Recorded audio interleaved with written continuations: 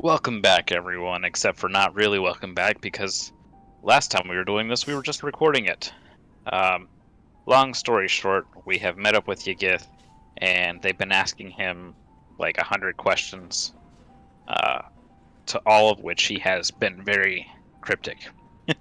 The most recent one was answering what Stormborn might mean to Rhiannon, and I'm just going to kind of repeat what was said because it was not caught on the recording properly. That was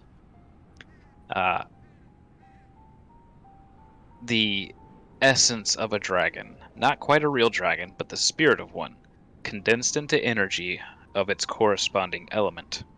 A dragon can choose to do this should it meet its unexpectedly, which would be meet its end unexpectedly. Which would be a storm soul in this case. A storm born would be of a blue dragon. Born would be, of course, a birth. Though why born, I do not know. This is very rare among dragons. I've not seen it in a mortal in a long time. This would have been the spirit of a dragon unborn or just being born. Perhaps your progenitor was near when one was born, but it died. From the inscribing, she was a dragon rider. It is possible, though unlikely, that the dragon was a broodmother. It would certainly explain the gift given, yet taken. So that was addressing Rhiannon. So we can go directly into what Rhiannon wanted to say. Rhiannon's just probably just looking at the marks on her arms and just saying, "Can I talk to it?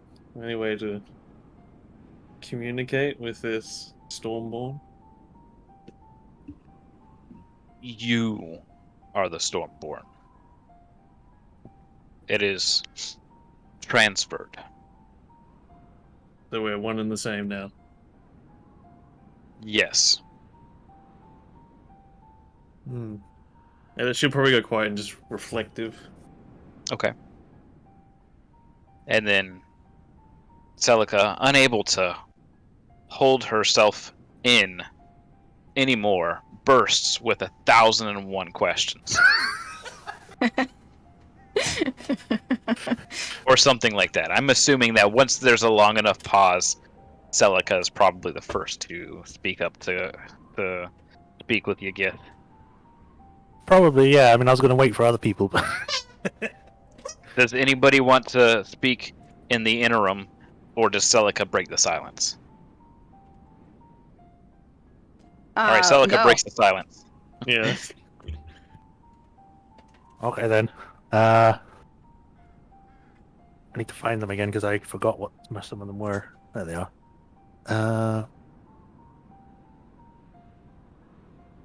Did you know that Shepherd had a reincarnated soul of an angel? And how does that play into the prophecy, if at all? What now? I was not certain.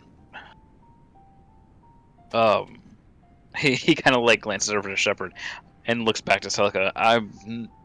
I thought that's what I heard, but I had only realized I could remake any connections with you very recently. I essentially pulled you here as soon as I knew the connection was solid enough. I thought that that's what I had heard, but no, I have no idea. If you maybe want to explain what that means, then I could probably answer that better. Me? Well, from the sounds of it, Shepard doesn't know. Oh, I mean, I did bring it up last time. She must have forgotten, or wasn't paying attention. Well, Athrix said that he sensed that she had the spirit, a reincarnated soul of an angel that died, and it was used to create her. Interesting. Specifically, a spirit of an angel serving Dol Hara. Yeah. I will have to look into it. Please look forward to it, TM. So this is news to you. Yes. The how Warforged work is still not quite understood, even by us. It's not entirely, I should say, natural. It, from the sounds of it, borders on death. But clearly, they are unique. So, no. It is something. Should we have the time, or should the need arise to look into it further, then I will. Okay. Well, there's that. Um, I guess the next thing I should ask: Am I still of use to you in whatever way? I mean, I don't have a mark anymore. I'm not really tied to the prophecy anymore. Am I more of a threat, anything now, or what? Well, you're still tied the same way. The prophecy stated that marked they come. They need only be marked to initiate this threat of prophecy. So perhaps you have already served your purpose, though if so, it favors the Lords of Dust. However, if you haven't fulfilled your purpose, then it is perhaps a thing that is yet to come, something we don't see clearly now.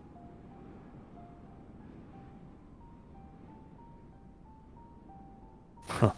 So question 1, no news. Question 2, bad news.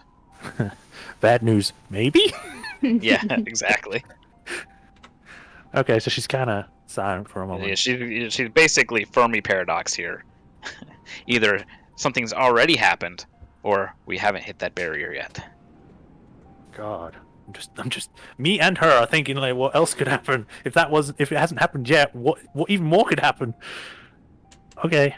So yeah, she's just silent for a moment, but then she's like, "But what does that make me now?" As you can see, it's just literally a bone arm. Am I some sort of undead or something, or worse?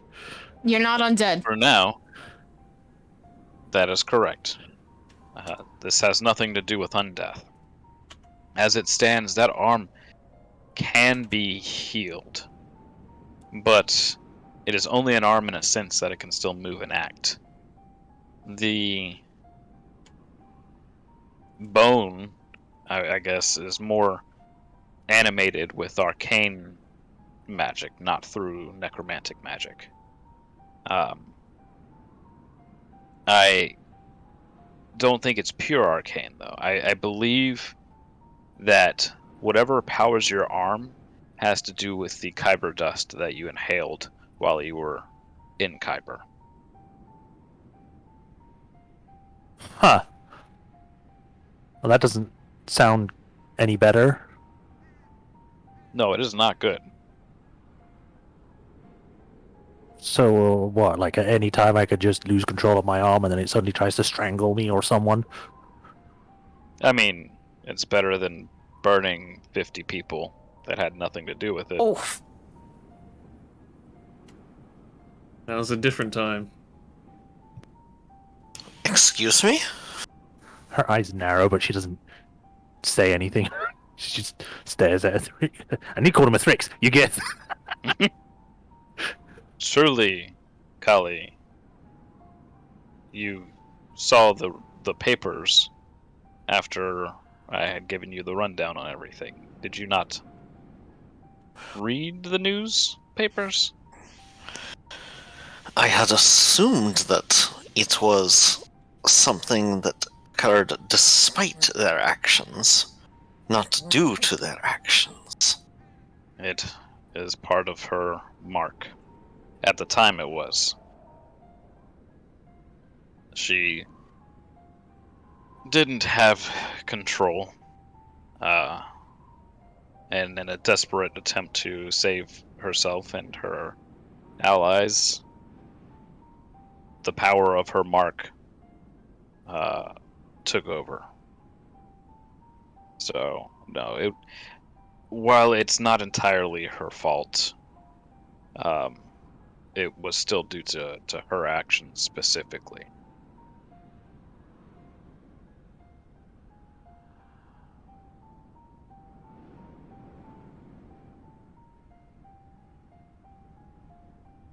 Well, guess I'll be good. Cold hard silence. Yeah. Time to be hitting the old dusty trails. He just goes, okay, bye-bye. Teleport this all away. Did you have more, Celica? I think Celica is trying not to punch everything and everyone near her Including you, yes. right now. Yeah, especially you, Gith. Yeah, mostly you get. It's like, yeah, just divulge everything when I was. I'm standing right here. Yeah, like, Celica doesn't have any other questions right now, but she's avoiding looking at Carly for the moment. She has been halted. Celica, when you get to Sharn, seek out help for your arm. I'm sure you'll find what you need there while you're looking through whatever House Cannith is doing. That is most important right now. We need to understand what they're doing and why. I would love to look in on them, but they are out of my range, for one. And two, they are very well protected against scrying. So, with this said, what would you like me to do? The furthest I can send you immediately would be Rote, unless you have business to do still in your fort, which you have your airskiff there, or if you need me to send you to Star Alaska to get on a lightning rail there, whichever would work best for you guys. Discuss it and then tell me what you would like. With that, he walks over to tend to some of the Kyber crystals that are part of this observatory. I am curious on one account. Yes. When we were in the realm of Kyber, it seemed that the servants of Tulureshka were... I am not sure if repulsed, but annoyed or at least irritated by the fact that I had these minor amounts of Bieshka ore with me. Are they in some way tied to the realm of Zoriat and the servants in the Del Kier? I don't believe so. I believe the nature of Bayeshk repels telepathic bonds and telekinesis, essentially. And that would be a source of annoyance for them. I feel like whatever might be coming from Zoriat is something else entirely when comparing it to what's going on in Kyber. Do you believe that it would be beneficial and of use to search amongst the hobgoblin populations within Sharn to see if any Bieshk weaponry or armaments remain? In all reality, while you might find some Bayeshk there, your best chance would be to visit the Great Crag and Drom. That's referring to for those of you that don't know, that's the capital city of Drom. Drom is basically a monster nation. It's not recognized by the Treaty of Thronehold.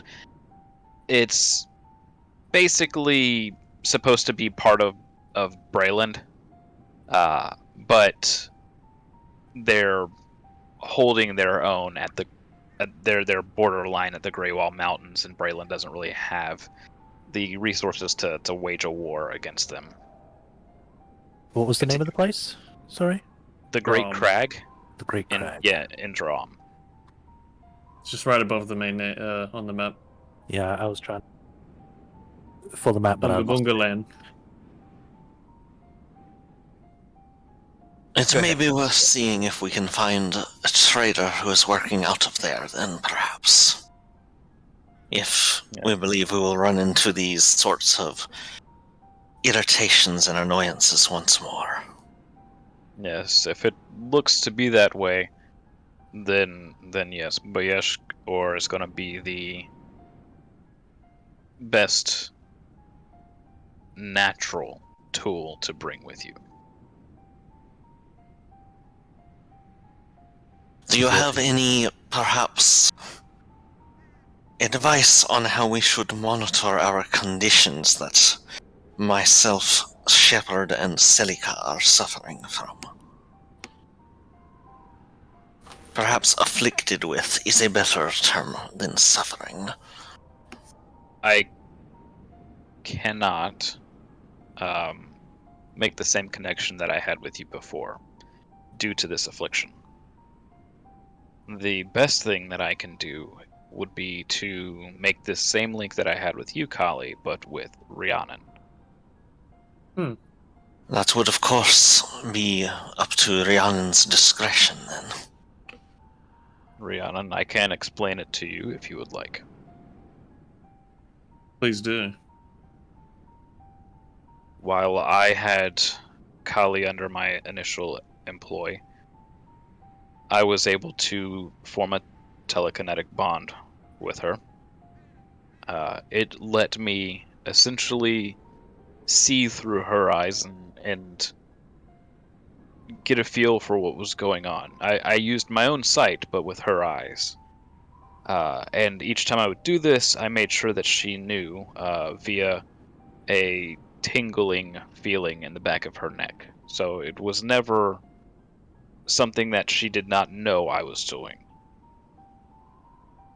This way I could monitor you more directly and essentially anywhere within all of Corvair, as long as you're, of course, within the realm of Corvair, not somewhere in Kyber or beyond.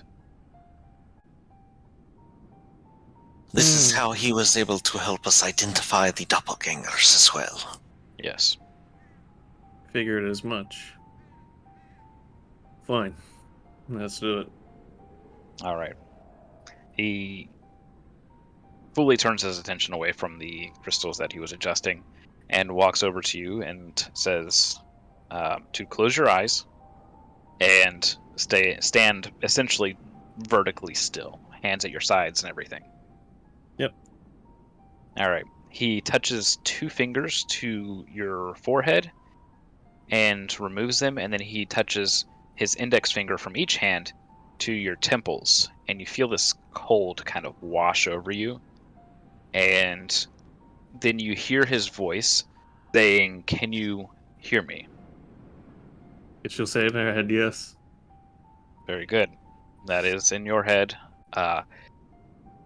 Then he says to open your eyes. Opens eyes. You feel a tingling feeling in the back of your neck, and he says, "Very good, I see myself clearly." And the tingling feeling kind of fades, and he's no longer watching through your eyes. Yeah, she'll clear her throat. She's ticklish back there. Might not get used to that. I don't suppose you will. That might have been useful to have when we first met you.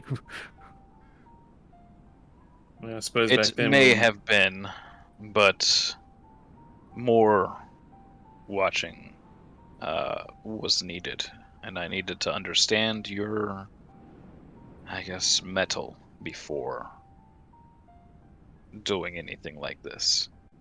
Whereas Kali comes from family that has served my family for many generations. Oh. So I guess that we've earned your trust now that you've seen what we've done so far. Because you haven't been this talkative before. Perhaps not so much trust, but your confidence. your moral compass is in the right place to do the tasks that I have set before you. Okay. Have you perhaps noticed any sort of resonance with your purified Kyber crystals and these eruptive ones that have been now identified as entry points into the realm of Kyber?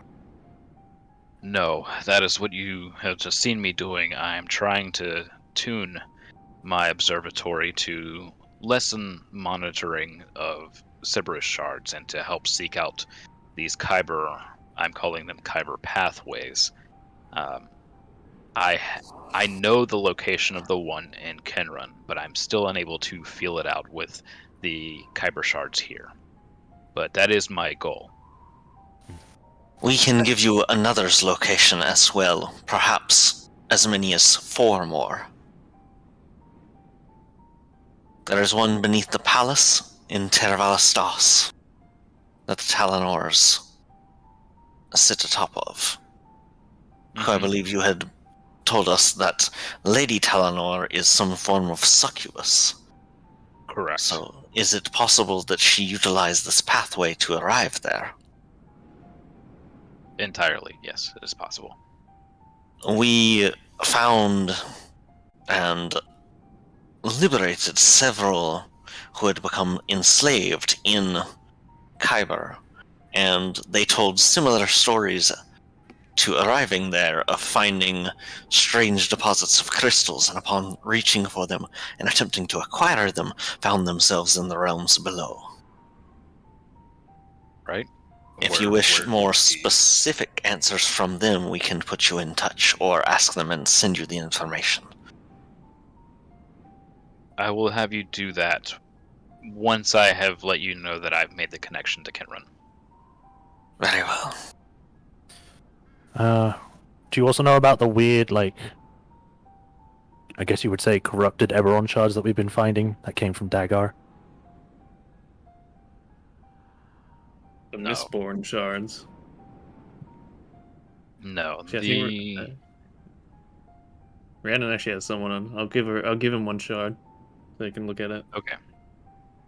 He looks at it and kind of has this concern washing over his face, and he says, "No, this is something new. If you do not mind me keeping this fragment to study for some time, All yours. I will try to discern exactly what this is." Just the one? I've got one too if you want that to check, or you're fine with just the one. I think the one will be fine, and you can use the other should someone else have a better idea of what's going on. I don't think that this is unique to the situation with Dagar. I think this may be something that the Mist or the Mornlin does to dragon shards in general. Okay. We're gonna ask someone in Sharn anyway, so probably a good idea. How surreptitious do you need us to be in regards to speaking to those of House Cannith? We don't want to let them know specifically that we're looking for answers, because I'm sure the other dragon marked houses are doing the same. We need to... He pauses and kind of looks up. How about approaching them to complete a job?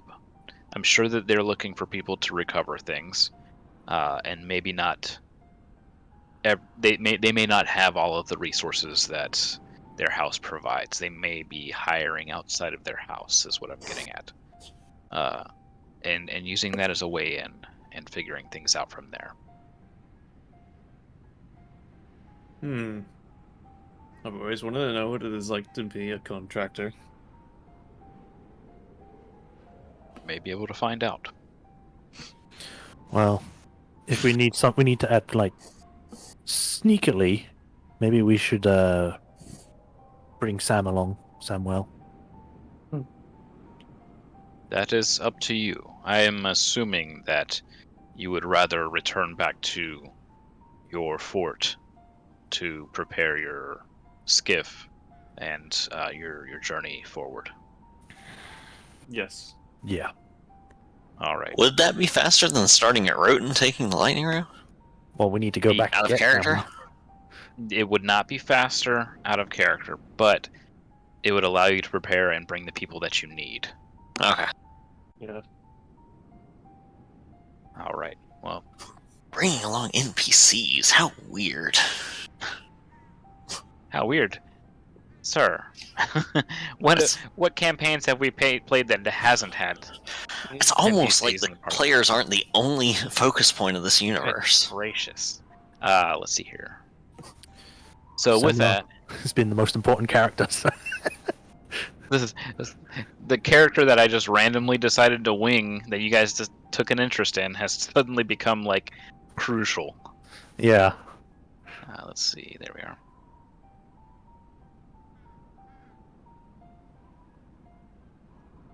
There we go. Let's do Alright, the so- time warp again.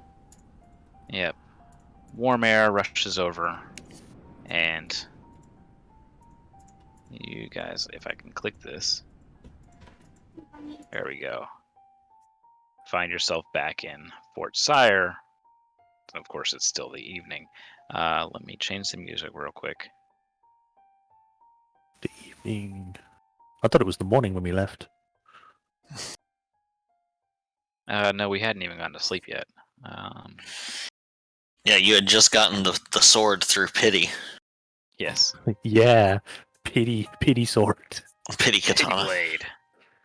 Oh man, everyone's invisible. It happens. Yeah, I'm working on it. Okay. I decided to move you guys before moving your tokens. I guess that was a mistake. No, you fucked up. This is No, it's oh, just everyone's been learning the spell invisibility. Just don't look a gift horse in the mouth. They're actually planning a big surprise party for us. Yeah.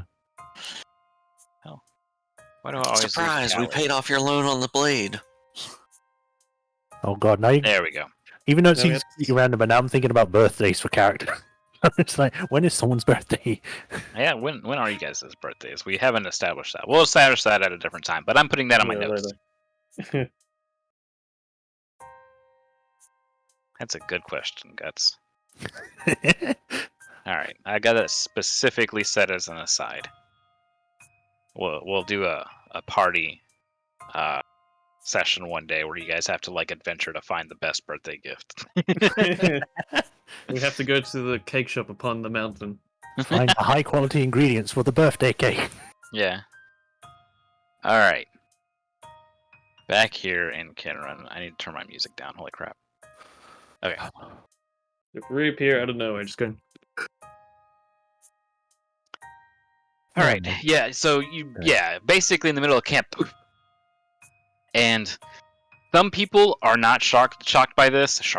Not shocked by this, but a large majority of people that are kind of busy throughout the evening are startled, to say the least, and quickly quelled by those of them that are kind of used to you randomly disappearing. Well, this happens all the time. Don't worry. And then no people. They're like, we don't know why it happens, but these are the people that are saving our lives, so don't question it. We care more that they save people than what they do. Yeah. That's one of the weird things about Eberron is that like low-level magic is super common, but then really high-level stuff like teleport is unheard of. Mm-hmm. I mean, when you have mage rights and people that can use runes and stuff, who needs it? Mm-hmm. But it's an interesting quirk of it that like none of them ever get up to high-level magic though. Yeah, it's just a wealthy spread of like third level and below. But then it's a desolate wasteland. And then there's nothing after that. True They all died. resurrection. What? All those people died in the war, probably. Ah, I guess that makes more sense for an Eldritch Knight then, because they don't get that high. Correct. Ah. Well, not to begin with. All right. So you guys are back. Do you want to do anything for the night, or would you rather let things go naturally to the morning and then you approach Samwell and everybody else? It might be best to approach Samuel as soon as possible so then he can get stuff ready.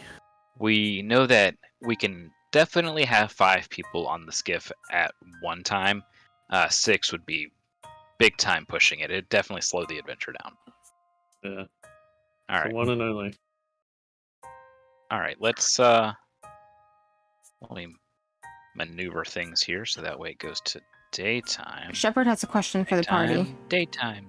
Oh. Okay. What are we doing? What? Did you zone out during that entire session? We're going to Sharn Yes. to... I'm not looking to the others, so I'm not the only one explaining this. Yeah. Well, it's Do you not remember either? No, I do. I'm just seeing if anyone else is, because no one else is saying anything. You're doing fine. Go ahead. Okay. Well, we're going to Sharn to investigate, like, House Cannith, as well as to check out these crystals in the university, as well as delivering my sister's papers. She's like looking at Syria again. As well as... What was the Do other you thing? recall what we're investigating? Why am I being questioned? She asked. Yes, but now you're being extremely vague. I'm not... What? How can I be vague? Were you not paying attention either? I was. So what are we investigating? We're investigating House Cannith and why they're hoarding supplies for themselves but not selling it. Cannith is hoarding supplies. No. Panic! Shepard's just like, oh, okay, I'll just follow you. Like, I believe we No, were as a also whole. asked to get more information on the Mist Eater as well. We could. You know, actually, Shepard, it might be a good idea to see if we can drop by the that artificer again to get you checked out, because you're acting more weird.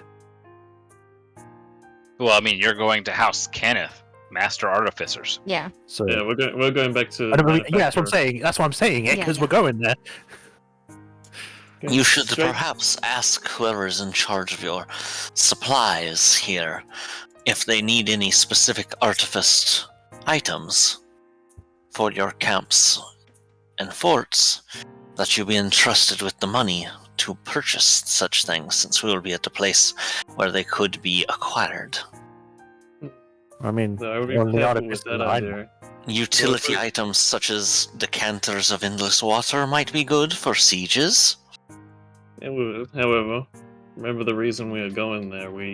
Let's not affiliate ourselves if we're going to be hired on, or anything they may need help with. Yes, but they do not have to know where you got the funds to buy a decanter or similar things. We're It's not not just as gonna... if you are going to go and buy yourself 8 siege engines. I don't think we're just going to go in there and be like, hey, can I have some decanters of water before we attack you?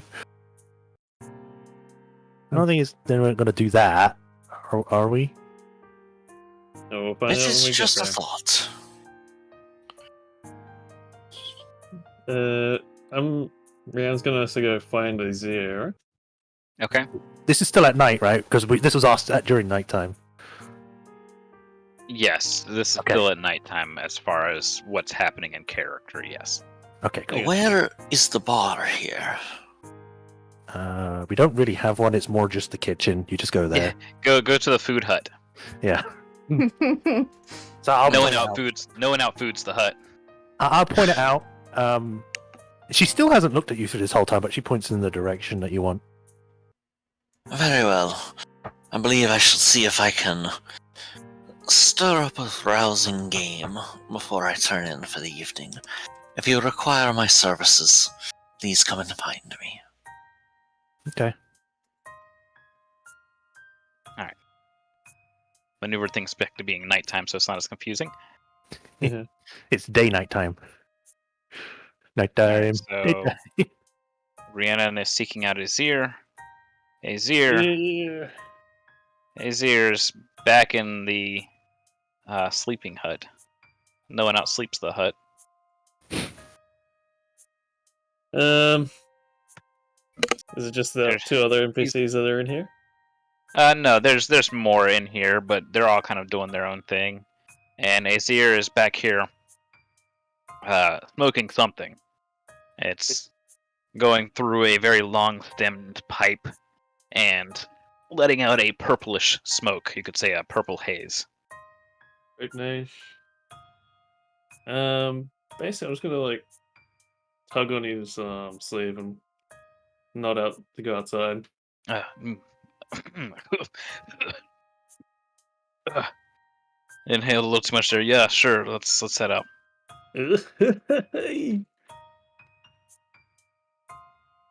So, He, sort of he'll walk around the pull side it- here, knowing that you guys want to have some privacy.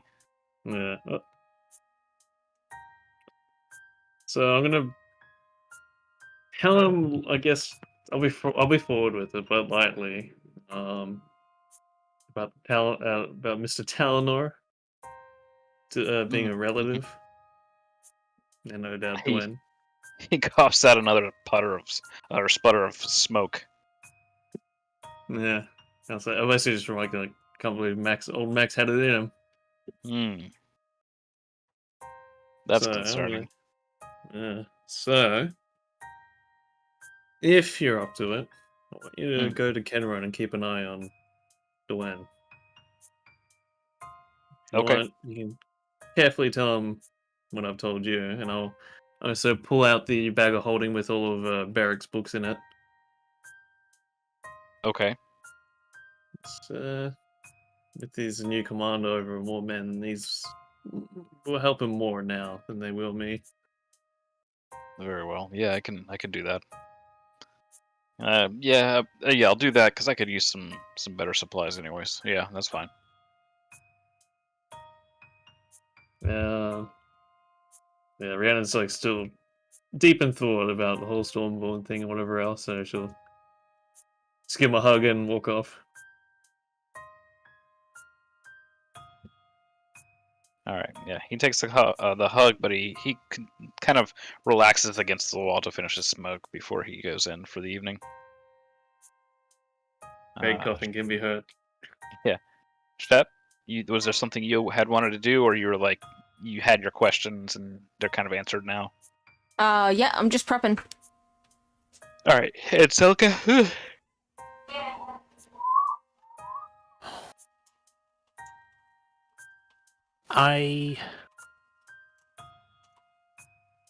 What time is it actually? Like at night? Is it like midnight or just turned? No, it's before midnight. We're closer to like maybe 9 or 10. Okay.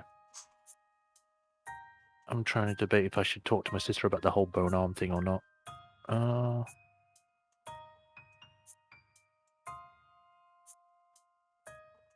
That's probably something you would want to approach her with some answers with first. Yeah. All right. I guess for the moment she's just tired. She's like a lot of stuff has just been dumped on her once more, Mm-hmm. and she just kind of wants to deal with that. So she's going to go to. Do we sleep in the hut? Or do we sleep somewhere else? No, you sleep back in the back right of this map. The 5 beds there. Oh, okay. I thought that was the princess's room. No, it's like a mixture of both. Basically, I'm only doing one floor here, but imagine like there's there's more to it than that. All right. So she'll go there, and before she goes to bed, she is going to slip on that ring that she got from Area, so then she can get that attuned for while she sleeps. Right. And she's also gonna do that thing she was told to do with the sword. Yes. Where is it? Polish, sharpen. Yeah. Polish, so that'd be sharpen, and tighten the leather hilt. Yes, and that'll take up roughly an hour of time. Yeah, and Enjoy then, your sleep. It'll be the last time you ever do. yeah, and then she has to do an extra thing where when she's done that, she has to unlink herself from her original sword, Grace, and switch over to Mantis Blade.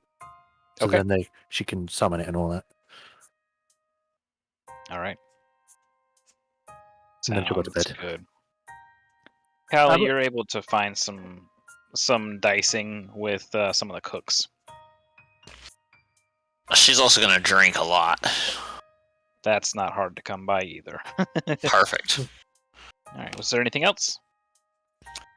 No, she's not gonna get.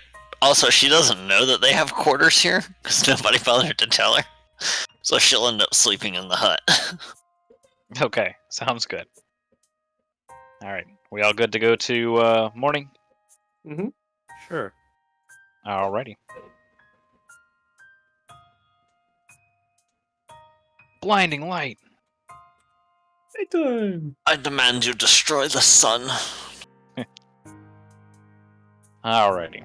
So the morning sun comes along, and you guys are kind of up with the rest of the camp. Who wanted to be the one that seeks out Samwell, or did you all want to approach him somewhat together, as Callie is still probably in the hut?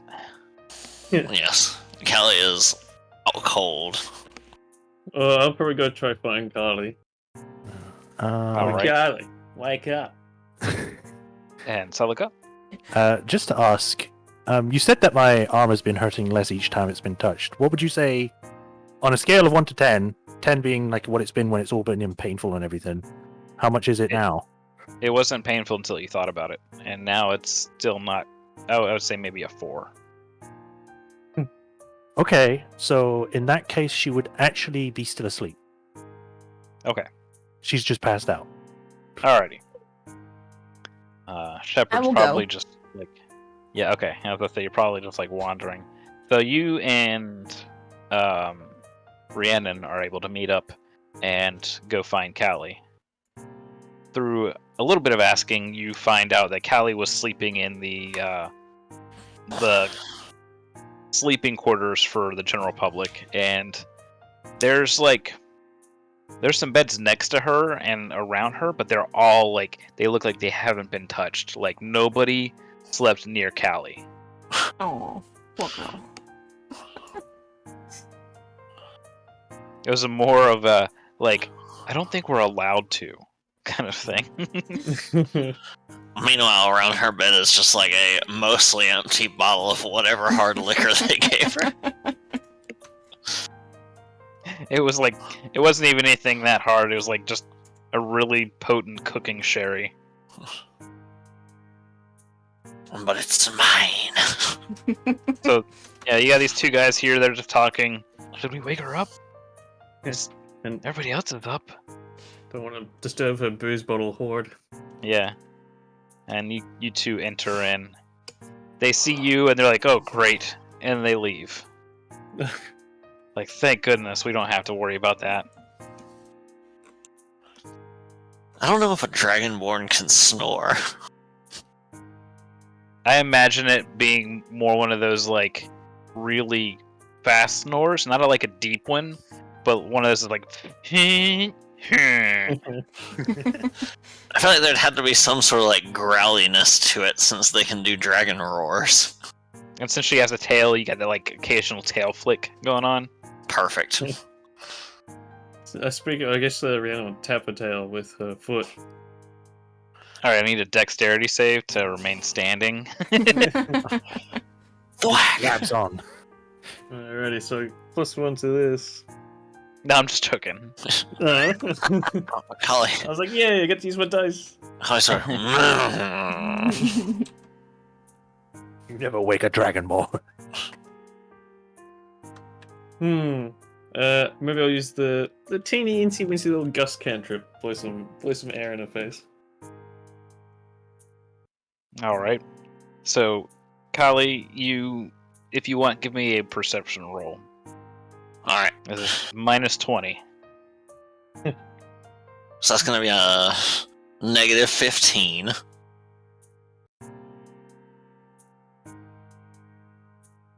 I Got a have 2 a plus a plan. 3. She's So- she's out cold. Negative 15 on that. Yeah, she is out cold. I pick the bed up, like Just tip from it. one side. Yeah, Okay, from there you the go. legs of the bed. There's- you're not. Yeah, you're not gonna not notice that. You get thrown to the ground essentially. Who attacks I was us? very tempted. I bit my lip while ow. I was very tempted to just start shaking it and yell earthquake. Oh. She like rubs her eyes. It is you. Why are you sleeping over here? When she's rubbing her eyes, that's when we see the second bottle. It was in her hand. No, Ermac, this is quite the horde you've gathered. What do you mean, why am I sleeping here? This is where people sleep. Am I supposed to sleep in the yard? Okay.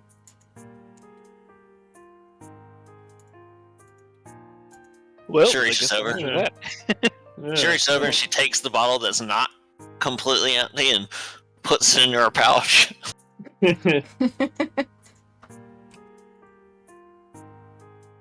Is there some different arrangements?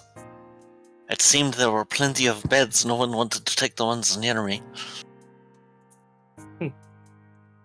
Well, She leans her head down and audibly sniffs herself. I do not believe I have some malodorous complexion. it's not that we can detect.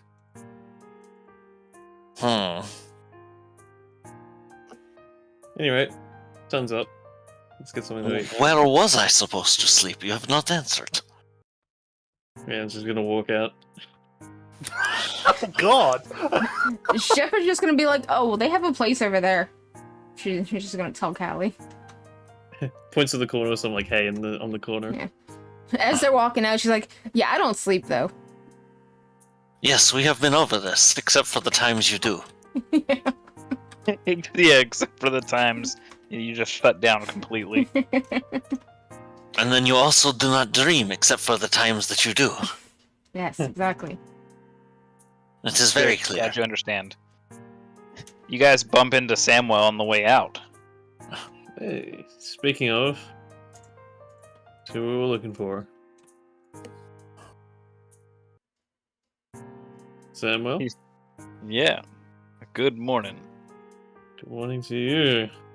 Would you like to come with us to Sharn? No. Well, that seems settled.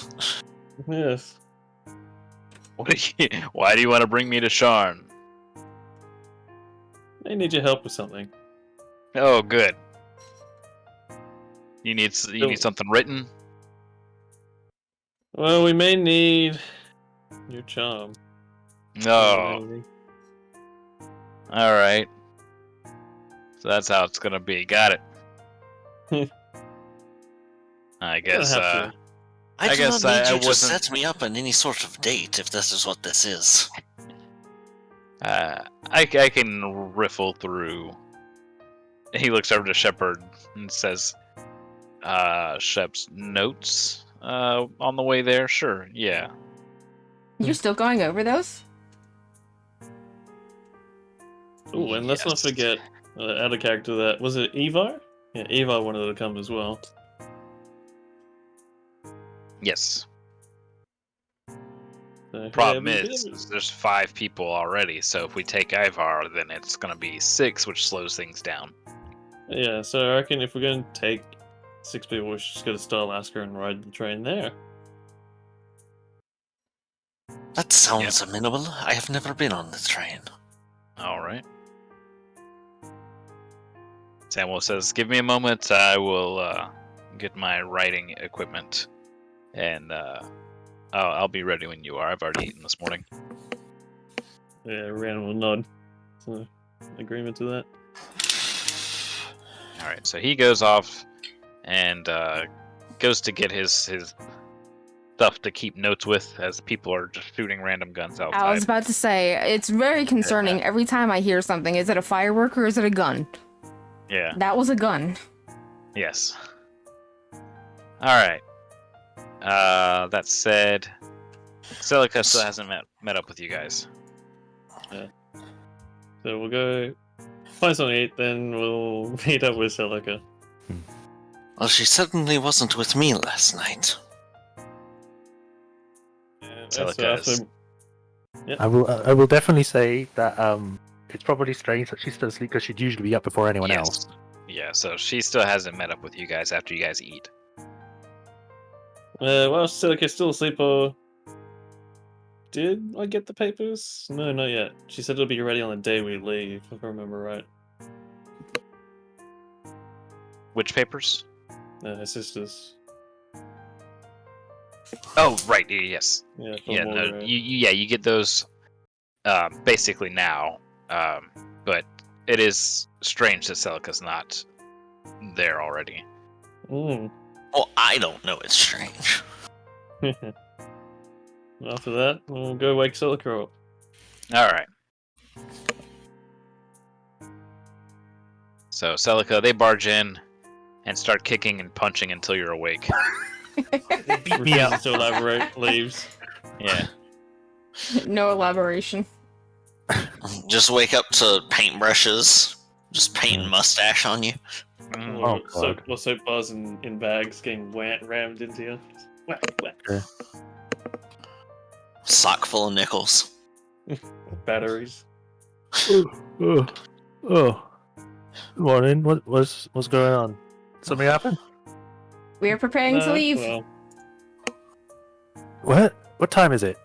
We're Like, about to in miss. character, out of character, We're what about to time miss is the it? flight. Where's your bags? Character, it's probably about like 8, almost 9. Do you have two forms of ID? Do you have your papers? She's like doing a double take. She's like, what? Sorry, I didn't know it was this late. Come She's on, like waiting on you tumbling now. out of bed. Yes, you are unacceptably slovenly. Sorry. Celica, as you're like getting everything and like still kind of coming to, you hear, "Don't forget me." What? Yeah, you just hear somebody say, "Don't forget me." Where is the sound coming from? Yeah, I'll see if I can find out where that is. You look back Oh, over to I see why your Celica bed. was late. You look over back to your bed and see the sword just kind of perched up against it. Do any of us hear it? No. You guys hear that? Was that just me? They Yeah, can't. Oh, great, she's gone crazy. Do you think it was perhaps the Buscetti? I'm surprised she held out this long before going crazy. They can't hear it. Here. Huh, have I actually finally gone mad? Oh, Have you? she's definitely bonkers. Well, she's now manifested imaginary friends from her childhood. We can probably get it fixed in Sharn. I'll go over to the sword and like pick it up. I was like, hello? Thank you. You can't talk. Why? How can you talk? She's speaking Well. to the inanimate object now. I could Yeah, always Rhea- talk. You just couldn't hear me. Random will lean Until over to Kali. It's like, this is like Bleach. you couldn't hear me until, well, I assume this morning when you awoke, after you completed the first ritual. The first ritual? You mean Yes. the The first Maybe of we should 4. have let her sleep. He says the first of 4. I'm just sit down on the bed for a second and say, okay. Do you have the sleep spell? I do. Shepard, Okay. wait, is Celica going? Is she sitting back down on her bed? Yes. Shepard's like, oh no, you're not going back to sleep. And she walks over to start picking the bed up. No, I'm not. No, stop. No, No, she did this to me as well. It I'm works. I'm already up. All right. It's just my sword is talking to me. Are you sure about that? Kali checks the bottle in her bag to see what it was she was drinking. I think her need Oh. is greater than yours at this point. So the first bottle that you drank was a very strong cooking sherry. The second bottle was just straight fish oil. At least you're omega-3 to high heaven. Well, I mean, she probably loves that, honestly. That's why she drank the whole bottle. Pretty sure Dragonborn's favorite food is fish. I would assume Joints so. are so smooth. Look at how shiny my scales are now. Oily, so rich and mustard. She will go back to the sword and be like, "So, you can hear me talking verbally. Can you hear me in my mind as well?" Can you rephrase that with a bit more intelligence? Sorry, I am still waking up. He's arguing with the inanimate object now. Can you I hear like me this sword. speak in my mind? I hear you just fine, yes. No, I do not hear your thoughts. I hear what you intend me to hear, just as you hear what I intend you to hear. Do you think feel this like is you're gonna part of have the to- manifestation of the affliction? You're Do you going think to we have are to all going to do this soon? work on your confidence. Maybe.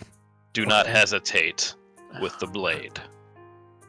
Hey, Blade, can you tell her to hurry it up? We can't hear it, But can it hear us? but we don't know it's real. Yeah, but he's Hurry just up. like egging it on. Hurry up. Oh, so it can hear Shepherd. us. Shepherd, have you talked to any inanimate objects lately? All right. I guess I'll talk to you later. She's looking at a chair when you say that and like Yeah. has to break her vision. Exactly. I was about to say, I'm in a long trance right now. Oh no, she already does with her reliquary. Fine. I'll talk to my sword later, I guess. I'm next in line. We can talk along the way if you would like. It's like a vision of a dark future. I just imagine Selleck is like looking back towards us and then back at the sword constantly while trying to get stuff together. Yeah. Alright, so what are you saying? Okay, I guess we could talk on the way. It's gonna be weird. People think I'm crazy talking to myself. Are you saying that out loud? I mean, I have to. I'm sure they already thought you were crazy. She's self-aware. Is that a good sign or a bad sign? I don't know. We'll have to find out. First question I have to ask though: Their coping mechanism. did Trade know that you talk? No. And the only reason why he knew about the first ritual is because the person who sold it to him was very well informed by my original owner.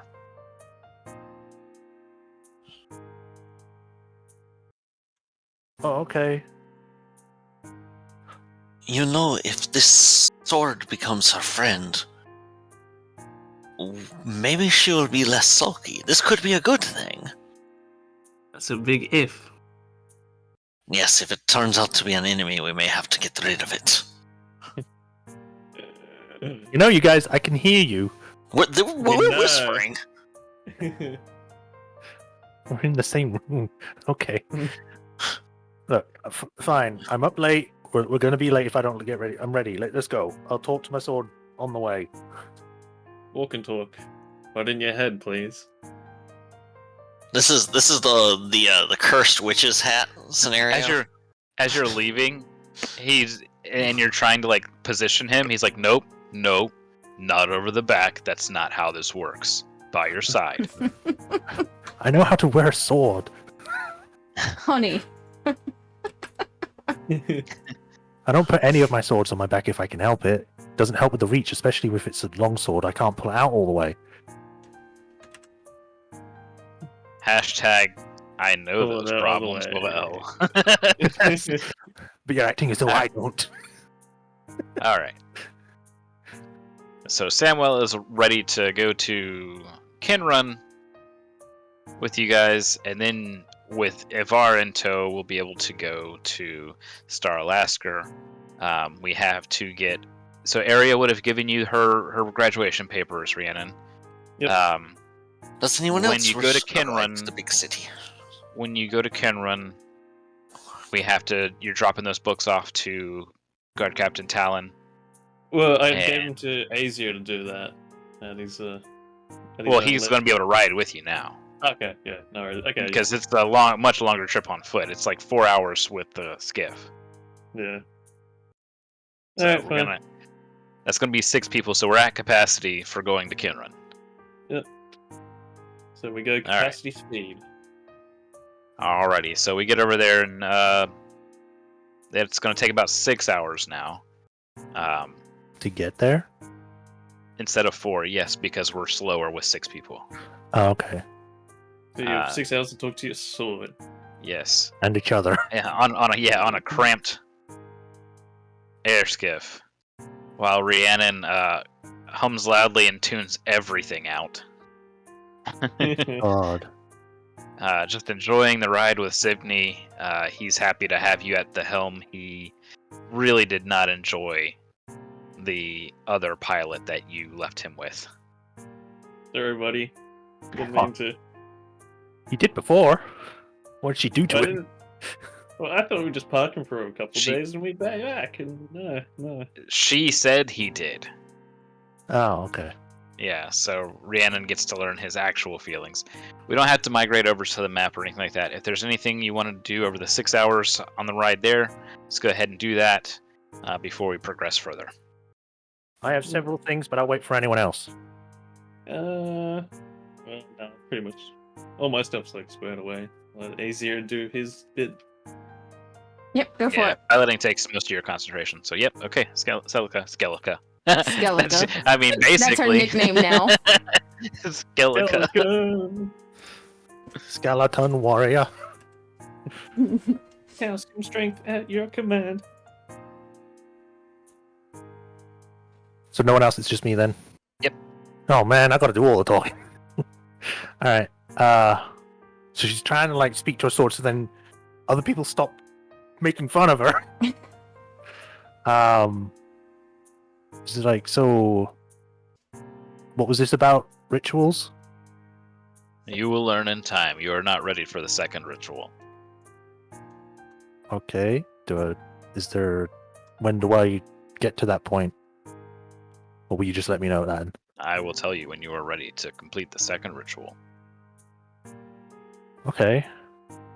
I know I've never met a talking sword or anything really before. Us Red Mantis blades are not exactly a talkative lot.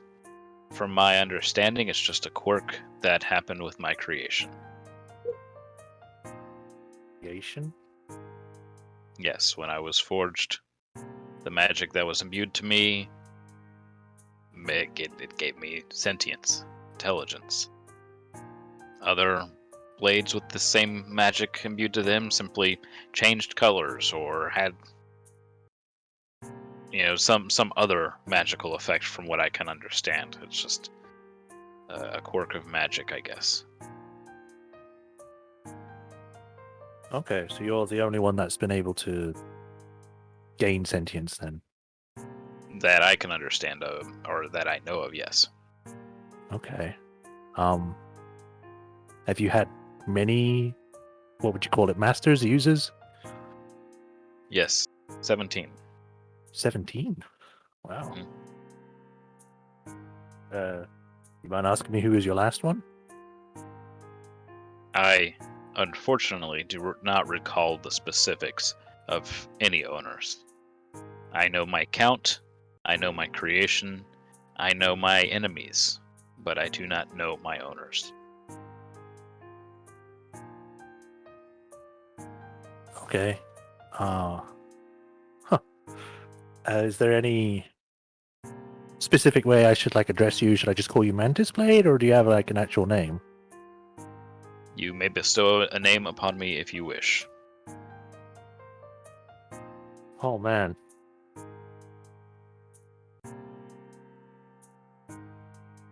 I was not actually prepared for him to answer that. So it's just, now you've given me a whole list of choices I have to make.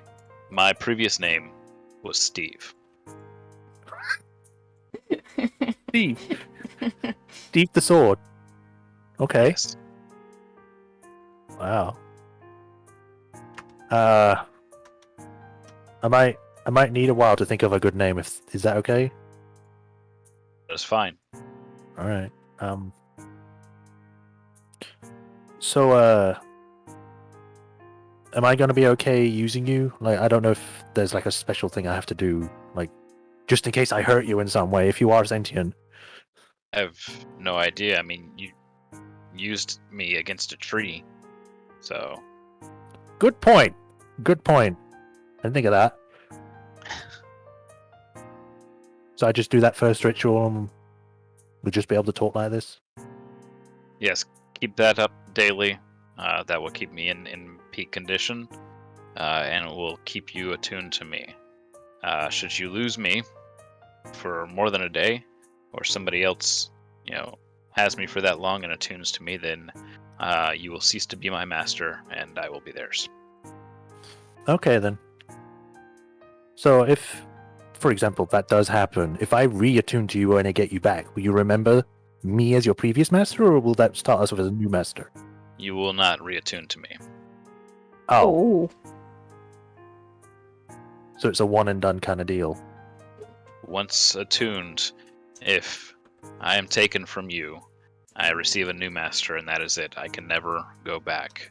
That's how the mantis blades work. The only way to get a mantis blade is to have one forged, or to kill another that is attuned to one. Huh, alright then. I guess it's a good thing that I kind of joined you with me through my rituals anyway. My own rituals, not your ones. Yes, the other magic that you channeled through me. Yeah. Yes. Okay. I hope that doesn't make you uncomfortable or anything. I cannot be uncomfortable. Well. Is there anything else I should know about you that I need to be aware of? Yes. I like long walks with my master under 13-mooned sky. Quiet moments next to a beach with waves lapping against the shore, and the smell of freshly burned flesh. No, I have nothing else for you. Okay. You had me worried for a second there with the whole flesh thing. The moon stuff I do anyway. Alright. Well, I guess I'll get back to you when I come up with a good name. You get no response. I think I accidentally turned him off. Crap! Where's the on button? Okay. So she just kind of think about it for a second and then I guess put the sword back in its position where she put it before and then try and... Okay, so a sheath reforms around it whenever you hold it to your side. That's so cool. And then we're in Kenrun, where we're able to I offload cannot Azir. believe she talked to the sword the entire trip. We're able to offload Azir, who will go visit Talon. Ivar will be eagerly watching for the skiff and basically run up as soon as you guys arrive. He's in a very pale version of what he would have looked like as a doppelganger, but with like hair and stuff. So he's like a human-ish looking doppelganger at the moment. There's like an uncanny appearance about him. Yeah, the eyes are probably a little too high up or something.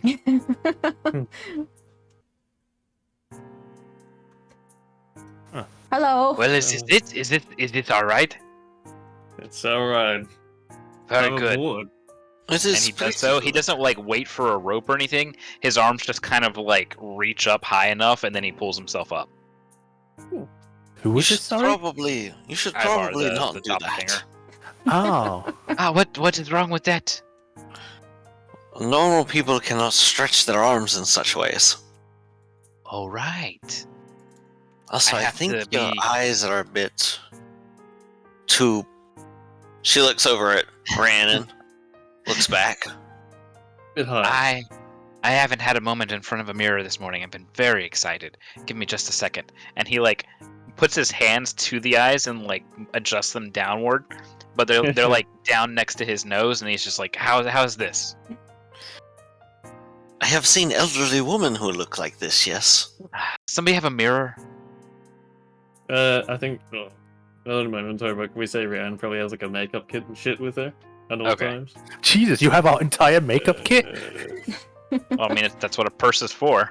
She is a noble. Alright, so he straightens everything out, and he takes on a much more human appearance. Very generic looking human. Somebody that'd be like, you wouldn't really notice them if they were passing by. He's the guy that you always see in those animes. We should Yeah, find he's a the main human character name of for any you. anime. Perhaps Hugh Man. I've used that before. It's not good. Hmm. We could just call you Steve. Or Steven with a PH. A bit more. Oh, But so Steven? Fativen? Steven? Yes. sure, Sound- sure. That sounds good. Steven. Why would you add a Steven. PH to the end of Stephen? Jimothy. I like it. Jimothy is very normal human name, yes. I have never come across that. Much better than Yef. I will be Stephen the Third. Marvelous. Okay, that's actually kind of cool.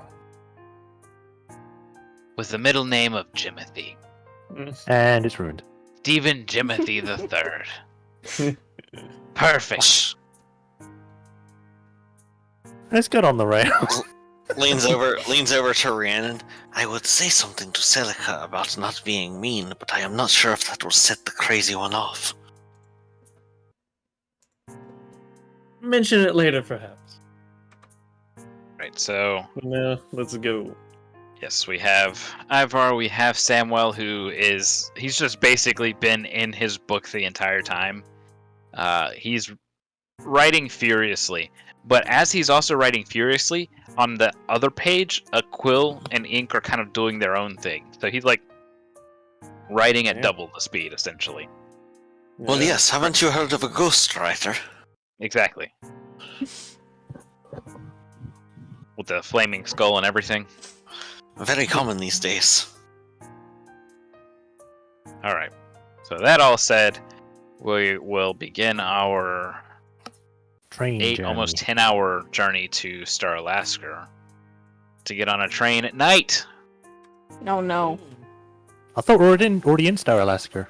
No, we're in Kinrun. base. We're in we Oh! left fort, went to Kinrun, exchanged people and papers, and books, and now we go to Star Alaska, which is we'll call it almost 10-hour journey. Okay. How much are these tickets going to cost us? Well, we know how much it cost last time. What was No. that? Nothing. Remember, Nothing. because you saved the rail.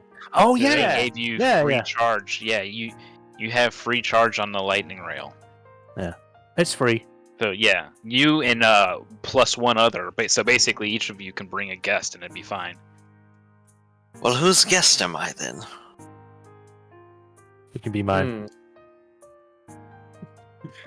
Kali actually looks fairly surprised that Celica is the one to speak up. I'm busy flying. Oh shit. Whoop. Yeah, I'm getting I would. the Star Alaska map. Yeah, I would say Load it that I would have talked to some people, but I'll save it for more on the train. That seems more thematically appropriate. And you have to have little train cars where only two people sit and you're forced to stare at each other. Awkwardly. Okay. They finally both start to talk, and Oh. that's when the lady with the trolley comes by. Would you like some snacks? This is Anything up the trolley? I don't think you guys have been here. No, since we haven't PC been to. Mm-mm. Since Ah. PC Oh, gave not me this Star map. Alaska, Oh boy! Oh boy! We've been to the old Star Alright. Alaska map. Yes. All right. I'm not gonna grab the air skiff because I don't want to increase any other load times. But Oh, we will God. be arriving here with air skiff in the Yes, we do upper not need to wards. increase your loads. They are quite sufficient. Oh. Let's get on one of the main road. There we go. This will work right here. And I'm going to fetch the correct players and NPCs first. Jackson, Jesus. please stop.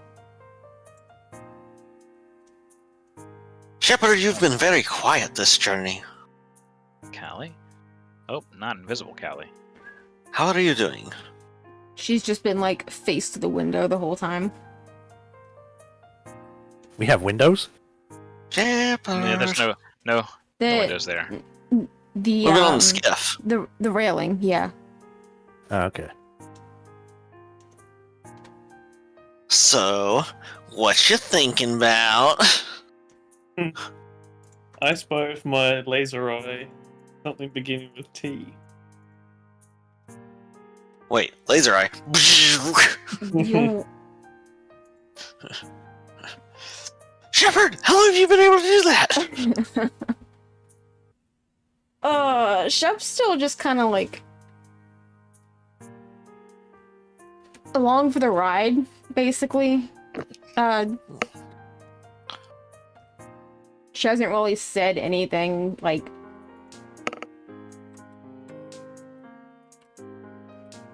What's the word I'm looking for? Doesn't talk. She's been very taciturn. I don't know what that means, Sab. This means you give grunts and short answers. Like, how you doing? Good. You've been very Is reticent. the person Yeah. who is reserved or like doesn't talk much? Yeah, well, she's just basically being like, all right, well, we got to do this thing. All right, let's do this thing. So focused. I would have thought that you would be in much more high spirits after recovering your friend's church. Oh yes, You I have was very happy seemed about that. you have seemed very withdrawn since then. Are you perhaps suffering some side effects from your affliction that the rest of us are not? I don't think so. Okay. Well, I've never gotten. I don't get sick, so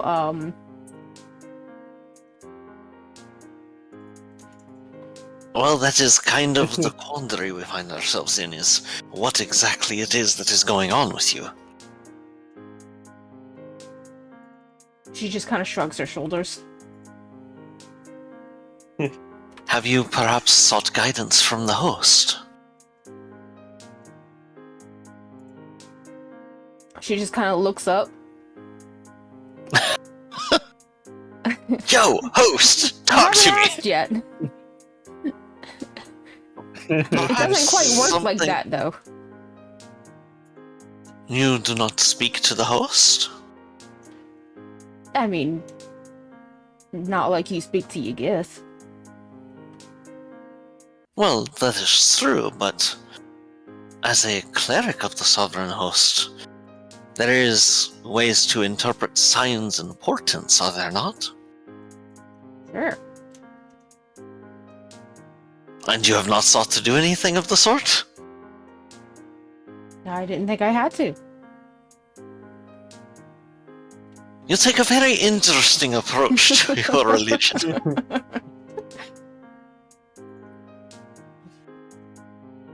Do you want me to check?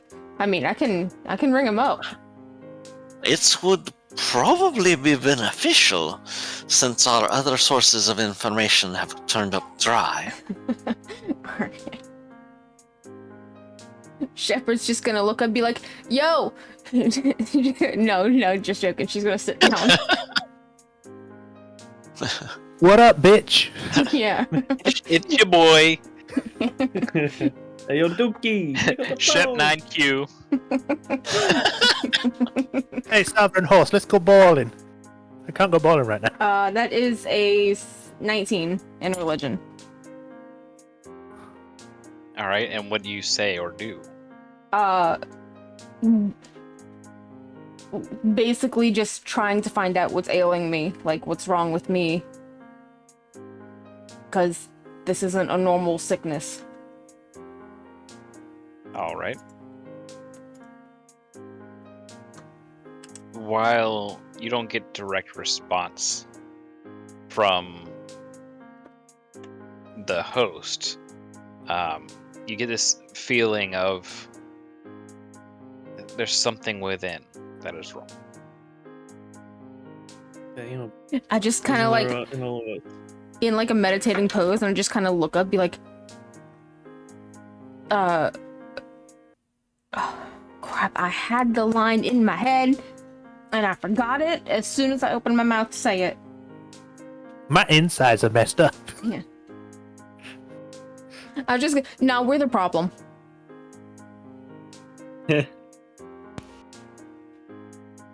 Well, that is certainly one way to look at it, I presume.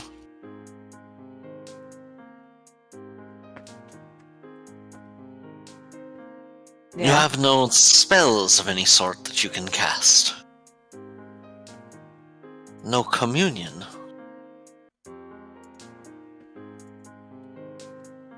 Let's see, because if I have some in my book, I can prep it. I don't think so. Well- I don't think there's any, like, discern... Because I was looking for that whenever I was trying to cure Celica of the curse. There's no, like, I can detect poisons and stuff, but, like, I would have detected it already in the room, because we were all in there. More, instead of a direct solution, which I think we have already exhausted our best efforts at, more seeking some form of guidance or direction is what I had in mind. You want me to touch you with the thing that made Celica spit out the black stuff? If you think that would help, I would not be averse to it, but I do not believe that I am afflicted by any such thing. However, if I am, I would very much like to get rid of it. Alright, so, Are you doing this on the Skiff? yeah, who had the eye thing? Because that's what we were trying to figure out. We all have the eye thing, Okay, we except all for have- Rhiannon. Okay. Okay, so Rhiannon's the only one who doesn't. Okay. Yeah, I'll try to remove curse immune.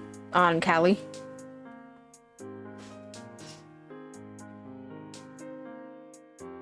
Which was it? Remove curse. Any curse that is on her, gone. She dies. Okay, yeah. No, it Yeah. doesn't change anything. Nope, you're clean. Well, besides the eye thing. Besides the eye bug. Yes. It is what I presumed, but it is good to know for certain, of course. So it's not a curse. It's not a poison. It's not a disease. Perhaps when you have deepened your touch with the host, we will be able to find out more. Mm.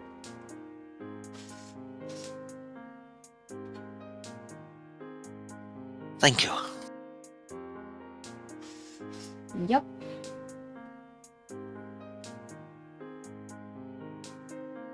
Shall we arrive in Star Alaska? Sure. Right, I believe Yeah. I've got the map loaded up for everyone. Yes, I thanks. see the gigantic map. Yes, Yes. so this is the upper wards. PC made all this, put it all together. So that way we don't have just like 3 buildings in a lower wards. Those if you buildings go- were important, man. Yes. It's great. The I lower love wards the are far to the left. yeah, I or love sorry, the far to the fog over it. So that way it like has the buildings in the distance and stuff. Start playing some Silent Hill music. Alright, so we arrive here in Star Alaska.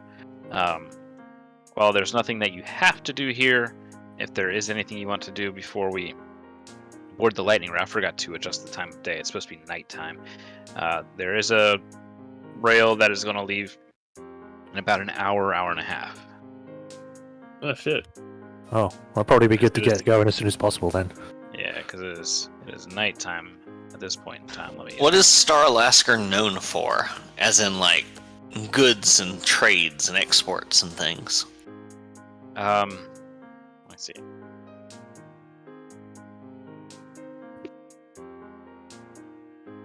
remember if it had I don't any know. specific.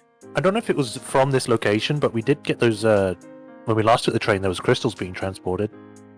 Yeah, that was to Rote. That was being transported through Star Alaska to Rote. Yeah, I didn't know if they came Um, from Star Alaska or if it was just from another place. No, it's more of a trade hub than it is known for any specific export. This is the joining point for the line from Zalargo and Sharn through basically to the rest of Braylon. So it's a big, I guess, just meeting point where a lot of trade is set up to be done or set up to be maneuvered, but in itself doesn't have any specific Like Singapore. export. Doesn't export Yeah. shit, but a lot of stuff goes through it. Yeah, it just has a lot of stuff that goes through it. Would you like to join me in finding some sort of night market? It was here though, if I remember right, where I had the Manticore one made. Yes. Yes. Yeah. Mhm. Okay. It's also Yeah. it's also where we got Shepard looked at first by that Yeah. old man. Mm-hmm. Exactly. Yeah. So there's again, it's got a lot of good Lot of stuff. things, but yeah, it doesn't have any specific trade or anything that it does in itself. I think it would be worthwhile to find a few things of not so much hard currency, but things that will hold value or perhaps can be used to get our foot in the door, start conversations, be That's utilized as gifts.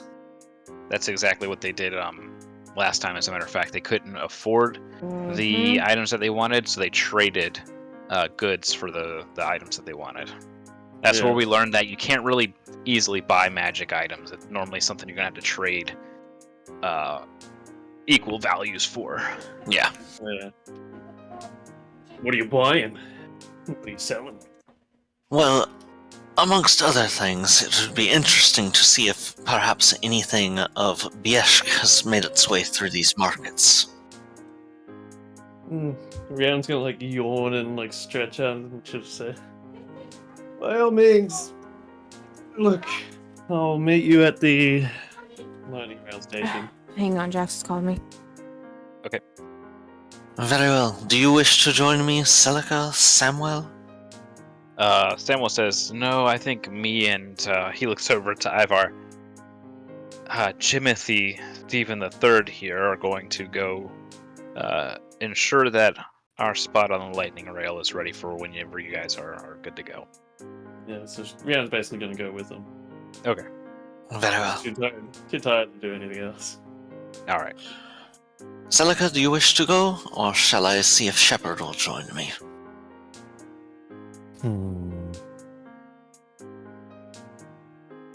Sure, I can come with. Then we'll have to wait for Shy to get back to see if Shepard wants to go or not. Yep. I realized that I probably should have left the lower ward separate, as a separate board. It's big. I got so zoned in making this thing. I was like, oh my god, it's gonna be amazing.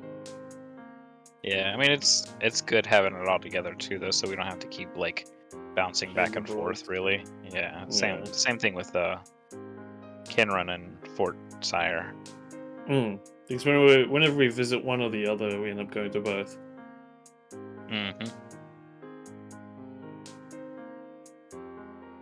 But I'll probably will update this board just so it has the lightning rail station on it somewhere. Yeah, I was imagining it up from here to the top right, that big manor. Yeah, Could be a good spot for it. Yeah.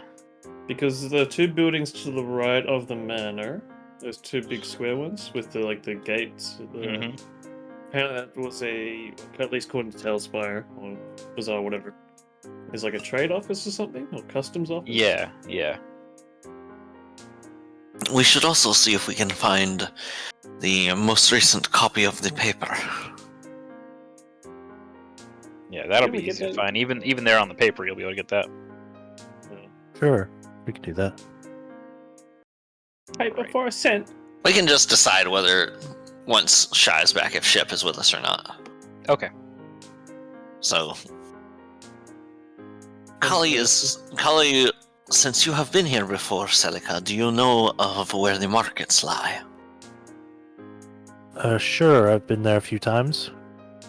Lead on then. Sure.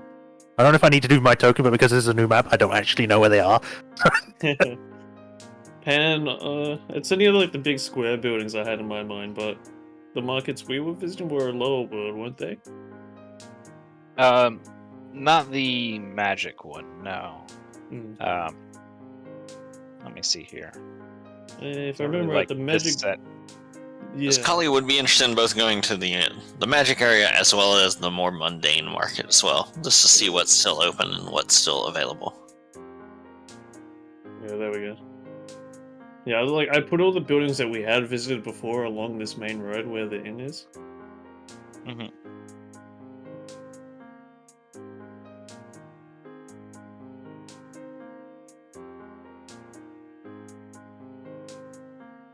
So yeah, Celica will take you Why there. is Cali so difficult to find on the list?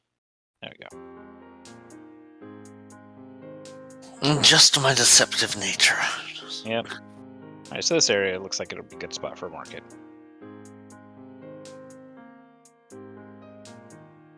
So Kali will definitely be in her like desert traveler form. And the market, I wouldn't say is bustling busy, but it's busy enough. It seems like it's mostly locals that are out right now, as much of the main trade was probably done during the day, and they're all kind of, I wouldn't say closing up, but they're getting ready to. Okay. Do you have any fondness for any particular goods or the likes? Me? Yes, you. Uh, A food, a snack, a beverage. I don't know if you're about to find any, but I kind of I'm back. I like the Ebonor wine. We shall see what we can find in that direction. So, Shepard, did you want to join Celica and Kali in going to the markets or not? Yeah, I'll walk around. Okay. Rhiannon, Jimothy, and Samuel went straight to the station. Done 16 hours of flying. Tired. Yep. So we'll look around and see if we can find anybody who's got, I suppose, wine or liquor selections. And then Kali was also interested in seeing what sorts of magical items, probably like more common or uncommon things, nothing crazy, because Kali knows she doesn't have a lot of stuff to trade or expend. But just see what's on offer for the most part. For the most part, it's not. I want to say it's not like magic items that an adventurer would have immediate use of. It's more like ever-burning torches, little animated fans that can keep you cool on a hot day, things of that nature. Mostly trinkets, I guess, would be the best word for them. That are still out for sale overnight. Things made by amateur mage rights for the most part.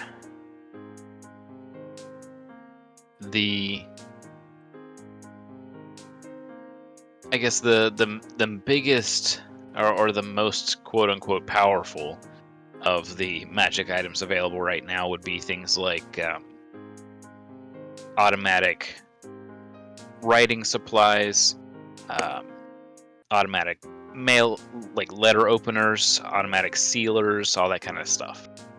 Things to help everyday life. Okay. Trying to think if there's anything of the sort.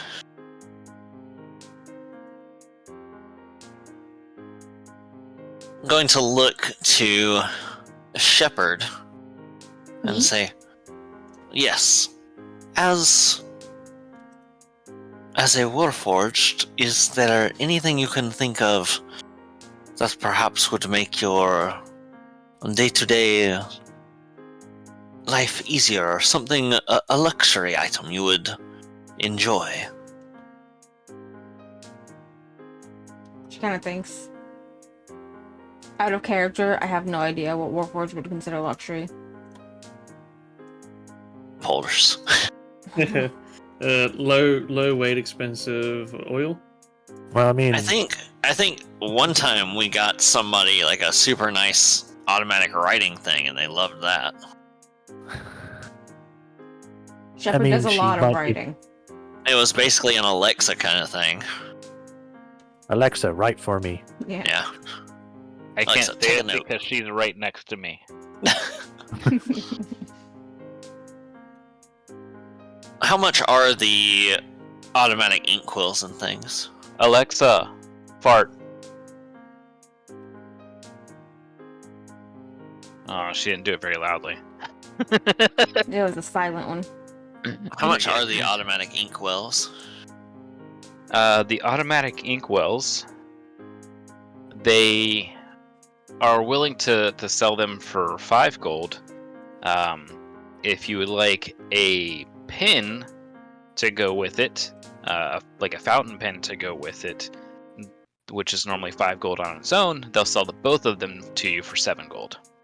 Shepard does not do much writing. Okay, that's fine. It's not specifically for Shepard. Okay.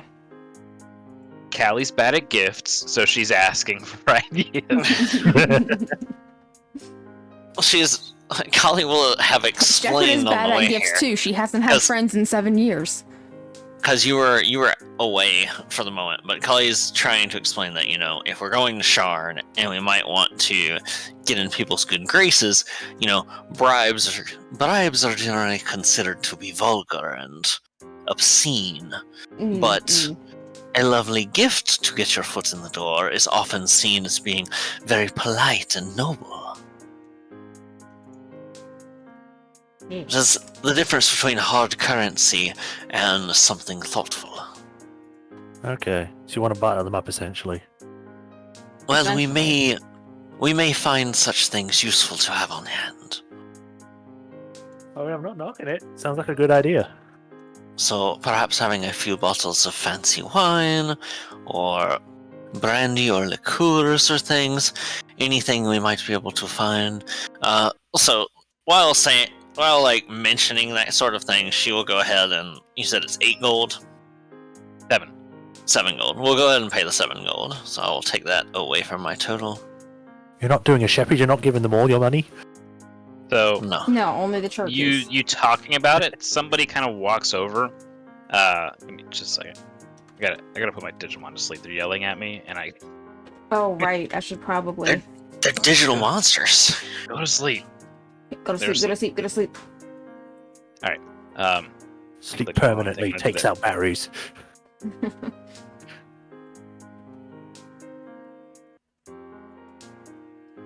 Okay, so somebody walks up, and they're like, "You had said you want a gift with perhaps drinks in it, yes?" So this person sounds sort of like Kali does. Very similar, yes. Yes, especially anything shipped in from the far east or other areas that are difficult to get to. Well, I have something that, while maybe not from East, should be appealing to someone with refined taste. If you will, come with me, I show you. So is this somebody who was at a stall or something, or just happened to be walking by? It seems like they happen to be walking by. Now that you kind of see them in the dark, they have very similar figure to Callie, but they're still kind of off in the dark, really not being hit Okay. by any direct light. Okay. Insight check. Yeah, I want to do that too. Well, I hope you get better than me. Shepard's already heading off in that direction. Yeah, I got a 6, so Okay. Collie doesn't see anything wrong with it. I got a 14. All right. He's a bit suspicious to you, Celica. He seems like one of those like watch peddlers, you know. So he's something's off, but you can't quite place it. You don't know if like it's illicit goods or if he's just trying to like scam you or something. Okay. I will like mention that quietly to Carly. Forgot her name for a second. Just, you want to keep your eye on this one. Very well. And just before they like leave the stall, Cully will like lean a little bit closer, like as she's wrapping up the transaction, and say, "Do you have recommendations for anywhere to acquire alcoholic liqueurs and such?" If you are wanting the best drinks for money, you will want to go to lower wards. Thank you. So Yes. that was from the guy who sold the inkwell. No, that's. I thought you were asking the other guy. No, that's what she's asking the guy who sold Okay, the sorry. inkwell, because No. she's finishing the transaction and says that quietly to him, so the other guy who Shepard was starting to Gotcha. follow doesn't Okay. hear. No, he is going to recommend. He'll kind of point it out here. Let me zoom out a little bit. The distillery that is in the center of the trade square behind this building here. He says they're probably not going to be open for very long. They are quite pricey, though. Very well, thank you. Mm-hmm. So as we walk, Kali will mention loud enough to the person they are following, Mhm. and say, "We do have a few more errands to run that are on a timed schedule, so let us be quick about it." Very well. And he kind of walks in that direction, anyways. Okay. And I'd we're gonna. do a perception check to sort of get a better view of this person. Mhm. A 16 plus 3 for a 19. All right, so we kind of walk by a standing torch, and you see familiar dragonborn features. He does not have a tail, and in the street torch light, you can see this faint kind of green sheen to his scales, and he's seen some battle for sure. You can make the outline of several like deep scars that had not quite healed across his face and one against his neck. Is he currently armed? He does have 2 arms. Do I see any evidence of like weaponry in their cloak? No, he does not Okay. seem like he is ready to start fighting. Okay, so they're not packing heat.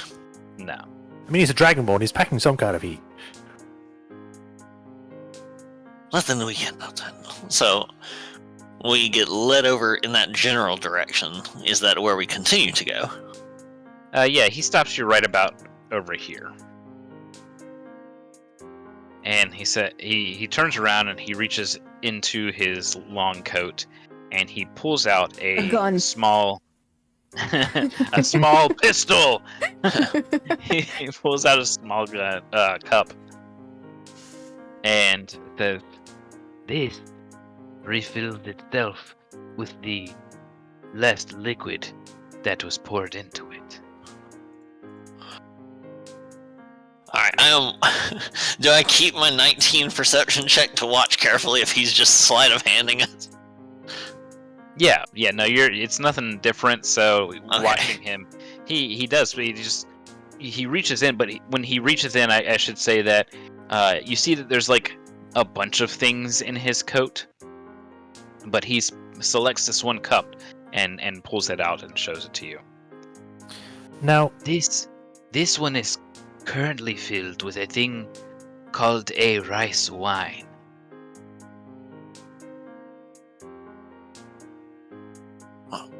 She's gonna lean forward if he allows her to and sort of sniff it. Alright, it fills itself up, and basically it smells like sake. Yeah. He says that It is something that is distilled in Droam. I hear it is made by the lichens that live there.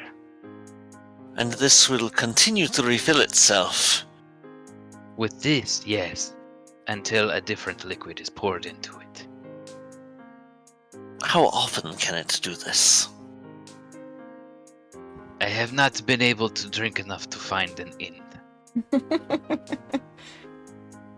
Now, I want to look to Shepard and see if Shepard thinks this guy's on the level. I will do an insight. what is your passive insight? Let me check. I just rolled. I won't touch it. Passive insight is 16. Yeah, so that was higher than theirs. He's shifty, but not in the sense that he's lying about what he has. It Okay, just my rolled this might insight be is illicit. 21. Okay, so it seems like this may be illicitly attained goods. Gotcha. While he's not lying about the effects, he's not like trying to cause you guys harm or anything like that. This He's not on the up and most up. likely wasn't. Yeah, most likely wasn't acquired by legal means. So not too bad. That's what Shepard knows. Mhm. What is? How does Shepard convey any of this to Kali? She doesn't. It's Shepard. Stop, criminal scum! You violated the law. Your stolen goods are forfeit. Shepard, knowing that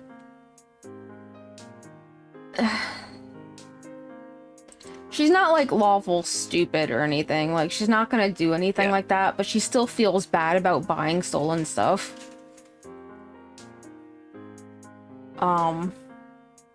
She's gonna wait to hear the price before she says anything. So for now, you sort of give like just stone look. Mm-hmm. No real indicator. How much do you wish for this item? I do not wish for a price. I wish for a trade. What sort of thing do you wish to trade? Perhaps it could be a service.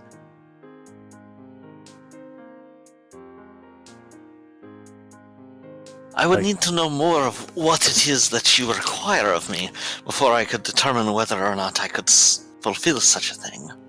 Well, it so happens that I may have seen your arrival on the small skiff. And I am looking for passage to Sharn. I would give you this for such passage.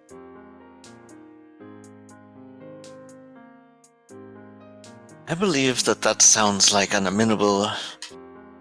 Well, I never got a response as to how much it costs to ride on the train from anybody. Yeah, I don't know. But is that generally public knowledge? It kind of is, kind of isn't. Let me pull up my actual chart here though, because I have it somewhere here. But I would know in general like what kind of range, whether it's like a couple silver, a couple gold, or like dozens of gold or something. Yeah, let me see here. I mean, if it is too much, we do have another person that does have a free person they can take with them.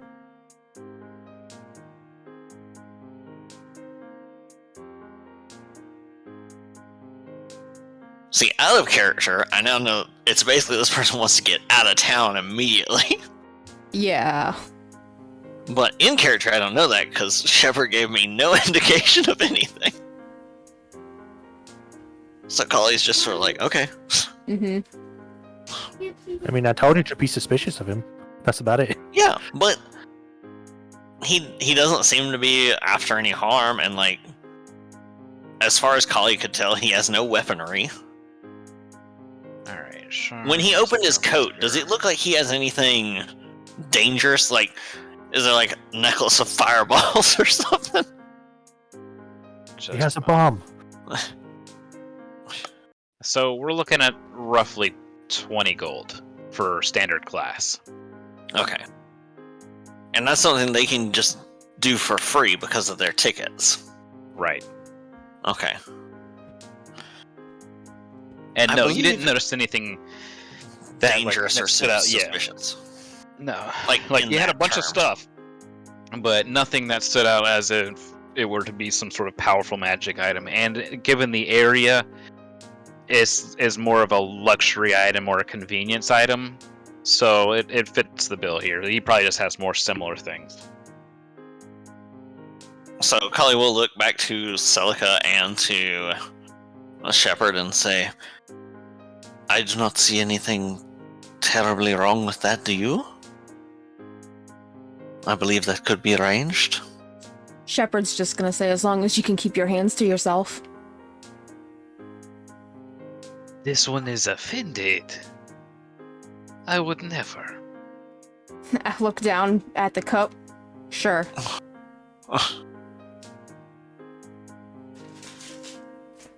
Wow. I don't have a problem with it. You want to ride on the ship or not? We're taking the train. Oh, ride on the train or not? You've ruined the Train. moment, Celica. The train would do nicely, yes. Yes, I could do this. As long as my friend Shepard has said that you will keep your nose clean and your fingers to yourself. Again, I would never. She has a keen sense for such things. And you would not lie to a representative of the host, would you? Are you a cop? Are you wearing This a is wire? It's entrapment, you know. You have to tell me if you're a cop. I mean, Actually, it's a cop. even if he I does believe steal you them- are misseeing my intention. I am not allowed to make the travel myself. I do not have papers for it. Alright. What is it in Sharn that you wish to find?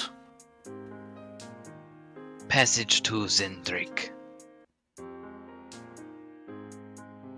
Oh, So Kali will just sort of like nod at that and be like, I see no issue with this then. I'm fine with it. Could I know it's a little late, but could I do an insight on the I would never, I am offended kind of thing? No, you don't have to. He's in a way he's acting, but he's also sincere. Like he may actually not have stolen this stuff. Mm-hmm. It's just how you were kind of viewing the situation. It made it Right. seem like his shiftiness was because this stuff was illicitly obtained. Mm-hmm. It may not be. It's him admitting he doesn't have papers is kind of a big deal. He's here illegally, essentially. Yeah. Can we get him onto the train with your passes that way? We don't know yet. Nope, no Most idea. likely, though. We can What try. we will do is we will try. And if it is unsuccessful, then we will not require you to trade the item with us. Is that fair? This is fair. I mean, Meet if we're us- taking, Meet us at the platform in a short time then. Do not be late. This- This one would like to go with you. I mean, we're going to be finishing up soon anyway and heading there. Yeah. Shepard Very doesn't well. We mind. have one She other. can- she We have can- one other stop. Yeah, she This can is look a fine. better eye on him. If you're going to be traveling with us for a short while, we should probably know your name. Yes. I'm going to type this to you guys real quick. His name is also Steve. Steve the Dragon. Stephen Jimothy the Third.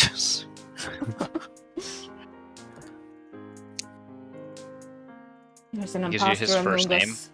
Which is Lish Valikt. But you may call me Lish. Leash Valikt.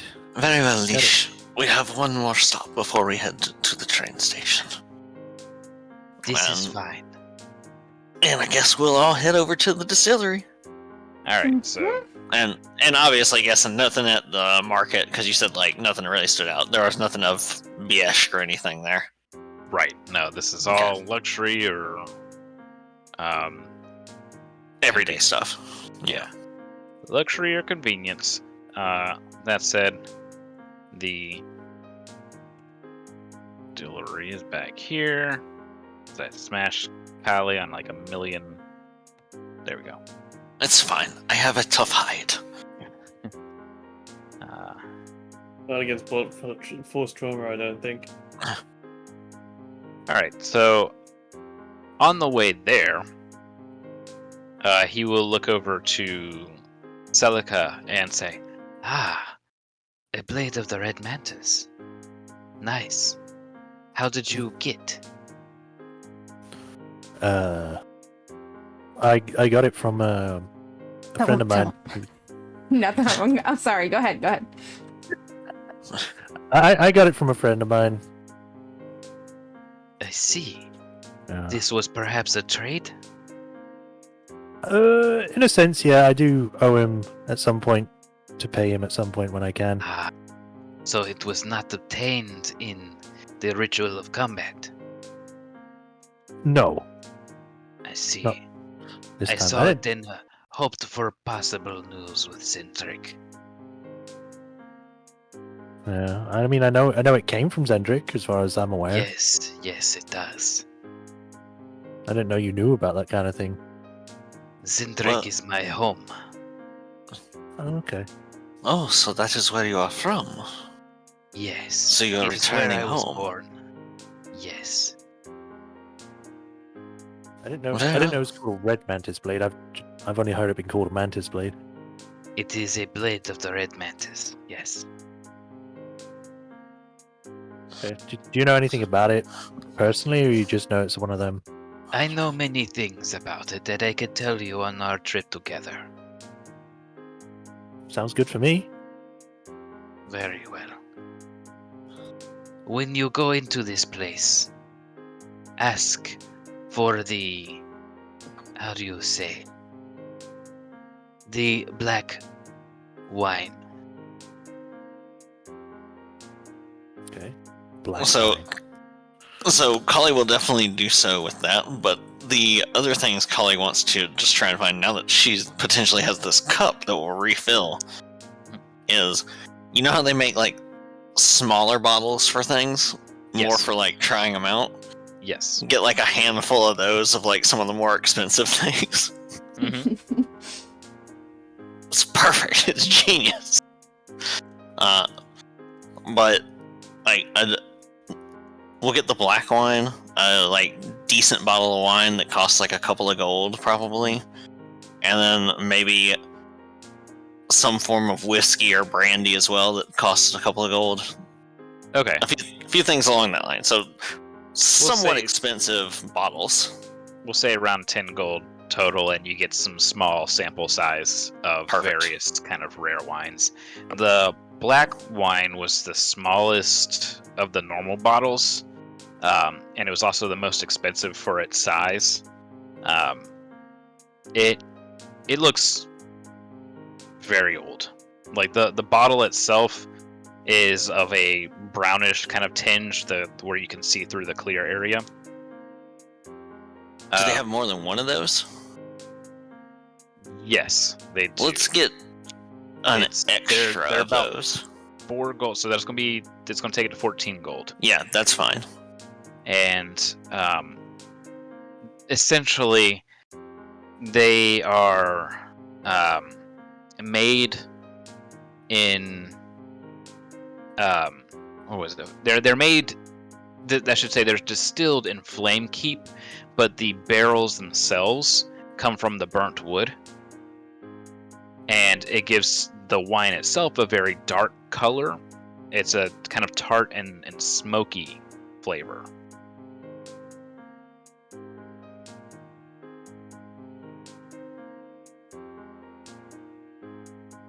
It's a very unique wine. Not so much that it's rare; it's just unique and not, I guess, brewed in commonly mass seen. quantities. Yeah. You could ask the wine Yeah. aficionado And a that's- bit. And that's more. It's more important to have something that's got a story, or That is so Kali true. will Will. even explain that. Like, it is often more important to have something that has some form of story or history to it to people who are interested in these kind of things versus having something that's just simply expensive. That's true. And she'll We're out have- here shopping for wine, and we have Celica right here. We're not even talking. I mean, she doesn't know, so it makes sense. Yeah. Shepard will, after, as Callie's doing wine tasting, Shepard's just like, Celica. Hmm? Didn't Yeah? you have a brewery? Well, I didn't own a brewery. I have a brewery. I pretty much owned all of them. Well, actually, I don't know. Maybe I own them all now, but yeah. Well, you pick the wine for us. Also, you need to pick a bottle of whatever it was that you utilized in that one endeavor that you were forced to give up. If they have it. Oh, they won't have that. But yeah, I'll give a perusing look, see if I can find anything that I know is good. That You might find a single bottle of Erebinor wine. Oh wow, they do have And some. you recognize the wax steel, the metallic kind of gold foil top to it, and the signature bright green glass that is blown for it. And you see your family seal kind of stamped down onto the wax and the gold foil. And they see you looking at it, and they say, "Ah, you know your wines. That is one of the few remaining Erebinor brews." I didn't think you'd have this here. We almost didn't. This arrived via a lucky, I guess, accident a few weeks ago. It cost a fortune to pry it free from the trader. They wanted quite a hefty sum, so we are charging for that bottle there 60 gold. I'm gonna give it to them. I didn't hear I whip out my coin pouch. 60 gold. you. So you're going to use up 6. Didn't you give away all your money? No. Yeah, She gave away the pouch, the entire pouch that Kali had given her. I have but she 80 didn't left. give away her own money. Okay. So you don't even give them a chance to like talk about it. You just like slam the money down. Yeah. it's like I like to think you I just did did not- finish. It's like it's 16, bam. I did not know Warforged could drink wine, but here you go. They very carefully get it from the top rack that it's on, and it's in straw. The base of it's like kept in straw, and still kind of packed with it. And they go to hand it to Shep. I just look over at Celica. You taking it? Oh, Shepard's like, it's mine now. Yes. Takes it and runs. As soon as Celica reaches out for it, I take it and hiss and run.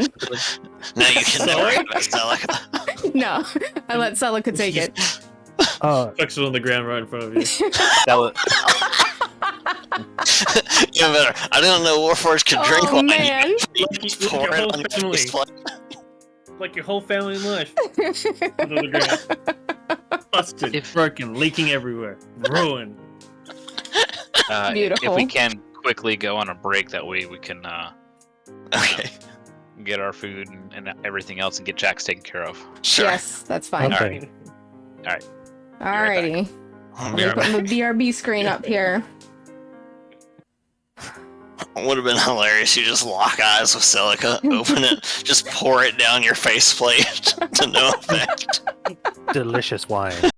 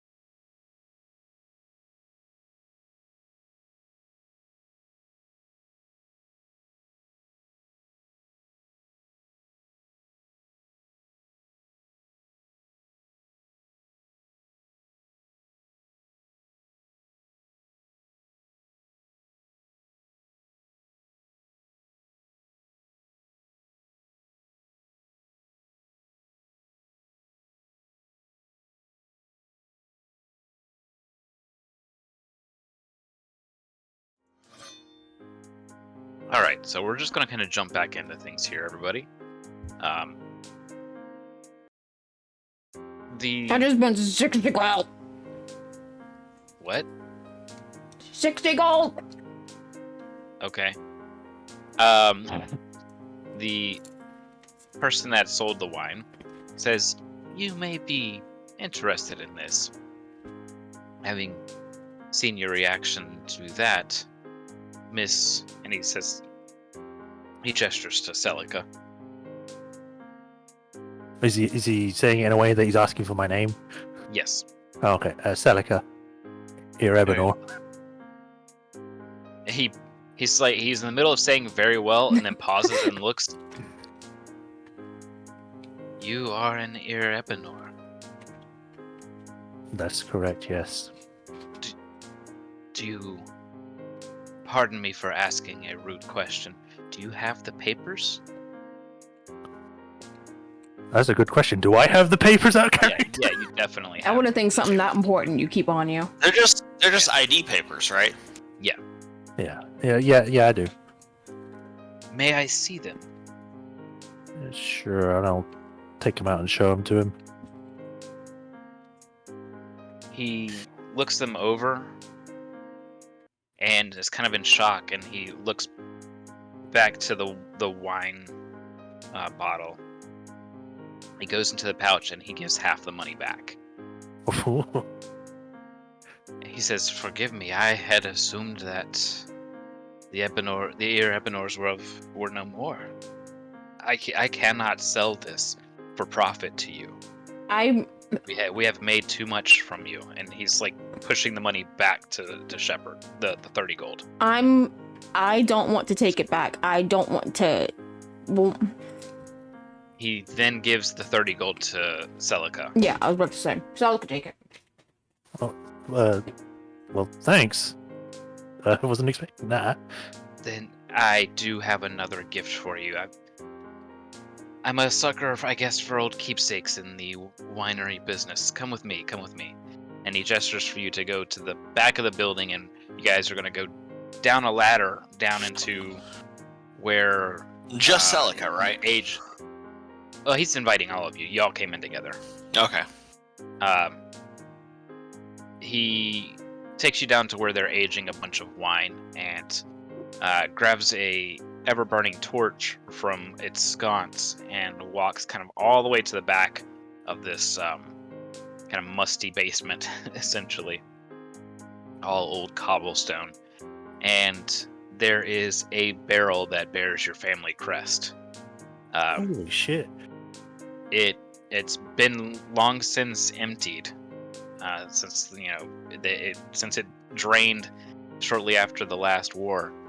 And he says, "This is yours. This belongs to you. It doesn't have anything in it, but I figure it bears your family crest. Should you want to keep it, I can have it shipped to wherever you call home if you would like." She's flabbergasted that he even has a barrel. I stepped away. Sorry, what did I miss? There's an Erebinor barrel down below. It's not filled with any wine. It's not filled with any wine. It's but just it has a barrel. The Erebinor crest. Yeah, it has the crest, the family seal on it. As a question, is it one of those like normal sized barrels, or is it one of those giant ones that have taps on? It would have been a tapped barrel, 55-gallon barrel. Fucking hell. Well, if Celica ever dies again, we know where we can put her. Yeah, that's her right casket there. right there. Alright, yeah, sure, could you send this to, I'm trying to think, would it be better to send it to Kenran or Nusire? Kenran. Well, New Sire's closer to Fort Sire. Yeah, I'll save Nusire then. Very well. I will have it shipped by House Civis in the morning. It's a pleasure to meet you. You as well, and I'll give him a handshake if he would take it. Yeah, he takes the handshake very slightly firmly, mostly delicately. Yeah. He seems a little bit more surprised that you have a strong grip. He says that if I stumble across any other bottles of your family's wine, I will send a message. I'll get it for what I can get it for, and I'll let you know the cost if you would like it. That would be that would be brilliant. Thanks. Very well. Are there any... Forgive me if this is rude. Are there any other survivors of your family? So far, I've found out that I have a few. Can I insight check real quick? Yeah, absolutely. You can go ahead and answer. Yeah. So far, I know of a few that have survived. 14. Wonderful news. Wonderful news. He's being genuine. Okay. Well, I have a business to close up here. It's been a great pleasure and an honor to meet you. Again, this building practically wouldn't be here if it wasn't for Erebinor wine coming from Sire. Well, I'm glad that we were able to help such a good business. He smiles and shuffles and ushers everybody back upstairs. And he also On says the it's a way- pleasure doing business with you for the other. Yeah. I would like to, because I spent 14 and I want to make my gold count even. Mhm. I want to spend two more gold if I can on just whatever, like a bottle of whiskey or something. Sure. He says give him a moment that he'll go back and see if there's something unique that he can find in that price range, and he does. Yeah. He goes off for about 5 minutes, and he comes back with a tan brown colored flask, and says, there's not a whole lot in here. It's a thing that the I want to say brewery, if that is what it is called, from Droam is shipping out a thing called a brandy. I'm not familiar with them yet. Seems new. It's new to me. I am not of the liking of its flavor, but you may.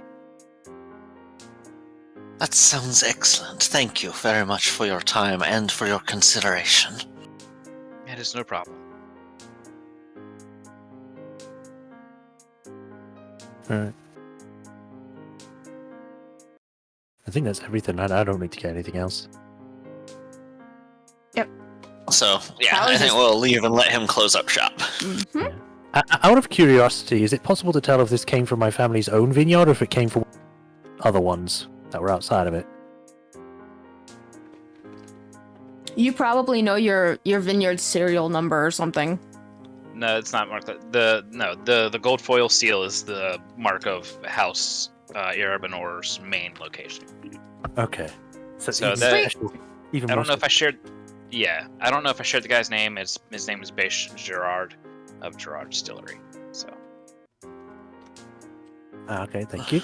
but yes, it is more special because it is absolutely that was from your father's winery. So after they leave, Kalia will look over to Celica and be like, I am very sorry that I so casually asked you to utilize what must have been a keepsake of yours that one time. It's fine. We kind of need it at the moment, and it was the best use of it at the time. I'm sure my uncle would have understood. I am glad we were able to replace it, as it were. Let us head our way to the station. Just think, you can now take that barrel with you all the time if you get like a portable hole, and that can be like your sneaking barrel, like your solid snake. Whenever you stealth, you take it out of the portable hole and slip it over. All right. Is that an Erebor barrel? So, in ladylike fashion, Rhiannon, you are kind of dozing off on one of the benches, waiting for Everyone else. not just everyone else, but for the train to like basically be finished cleaning for its next round of guests. Ivar has been busy with Samwell. He's basically just been like turning into anybody who walks by after they walk by. And Samwell's been getting a kick out of it. Samwell's been getting more of a kick out of the fact that he can like elongate some of his body parts to be really weird, so like he can have an extra long neck and stuff, and it's been very, very good time for Samwell. Teach me. After roughly an hour goes by, the party shows up, and there's another Dragonborn with them. No pets. Who's this now?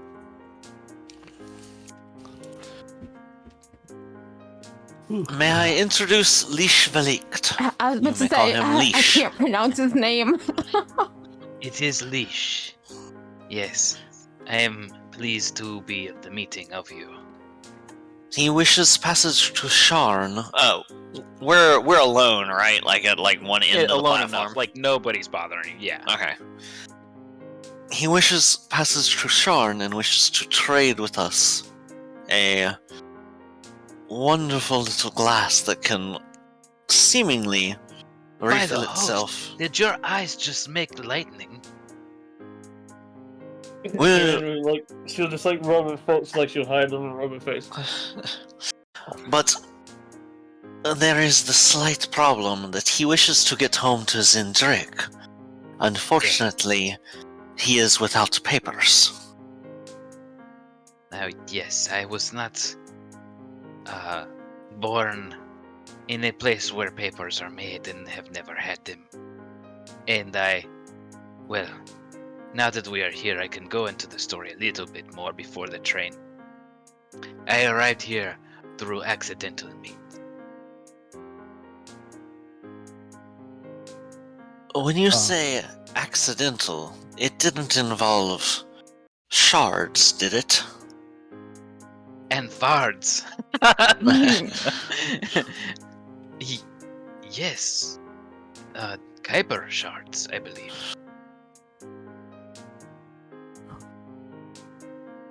Huh? Sorry? Not Yes, enough there. Yes, I definitely think we can help you out, especially in exchange for some information about how you ended up here. Our friend Leash here, who is from Zindrik, ended up here after an incident with Kyber shards, and wishes to get back home but has no papers. So, if we can get him to Sharn via your passes on the rail, which they should not request our papers for, then he should be able to find passage to Zindrik.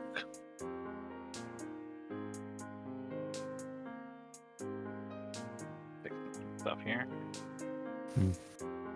That should be fine. I'm not sure. Because of what we've done, they might let him on easier than he would as normal people. You see Rhiannon's probably like just on the edge of like deep sleep. Mm-hmm. She didn't hear it. Half of that. She heard Zendrick and probably passed out after that. It has been a long day for most of us.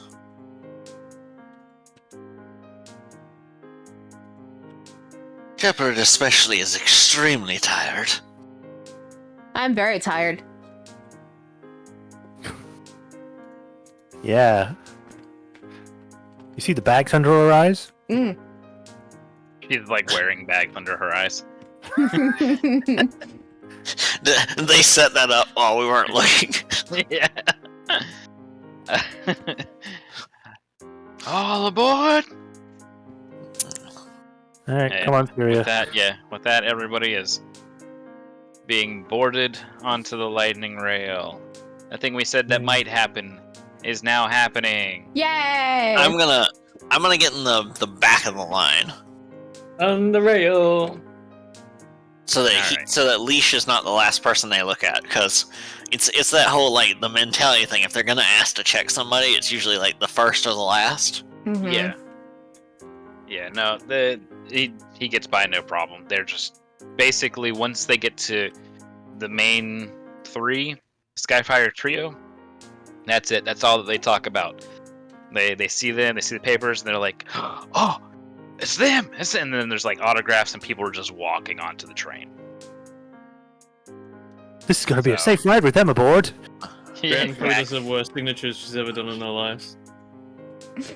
You just put S and you fall back to sleep. It was just, no, it's just an S, a really sloppy. Just do a Shitty S. lightning bolt. Yeah, that's sort of shaped like an S. Oh man, Lightning McQueen signed this. Oh, I don't know, We can that's- take guards. You're off for the night. We've got the Skyfire trio aboard. We don't need any protection. This is going on Cypress Bay. No. You know your terrible signatures, like, because it's rarer than your actual signature. Yeah. It's like a Yeah, Tell misprint. some more. Unlimited run misprint. This is gonna go for 1 million gold on Cubase. Oh god. Lightning rail page. Yeah. Yeah. Sleep deprived signatures. All right. So you guys get your quarters, and it's basically it will be a split between you guys and the 3 NPCs that are with you.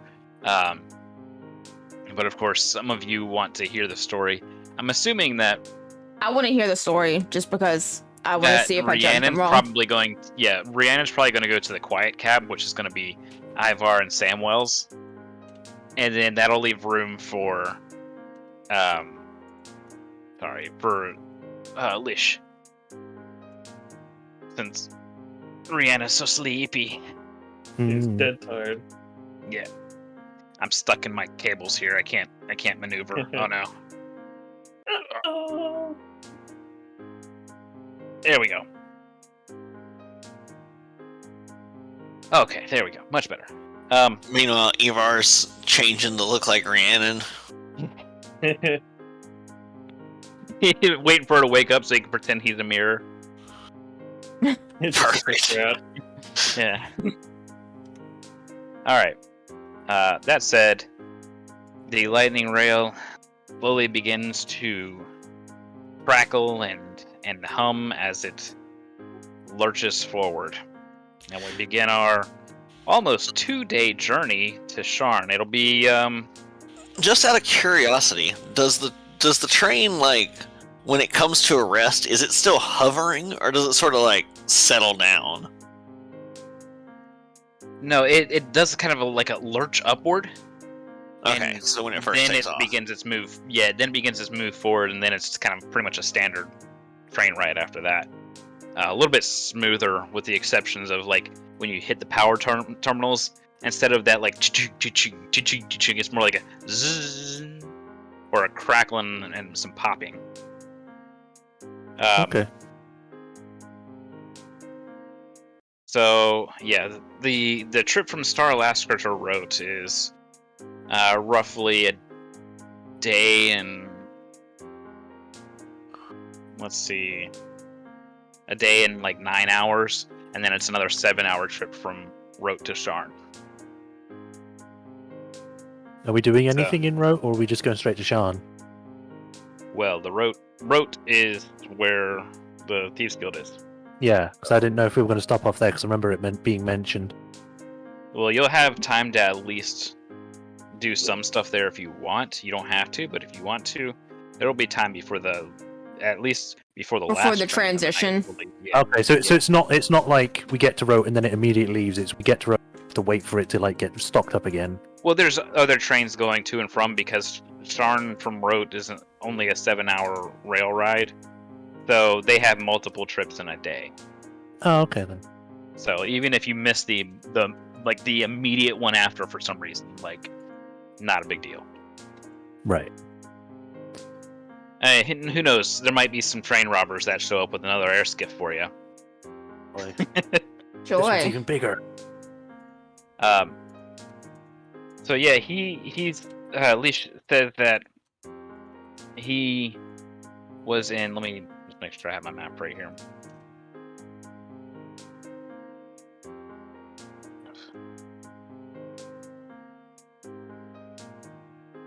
No, that's the wrong one.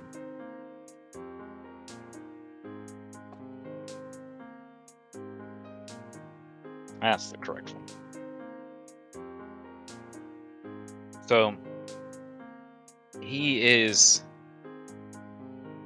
from a place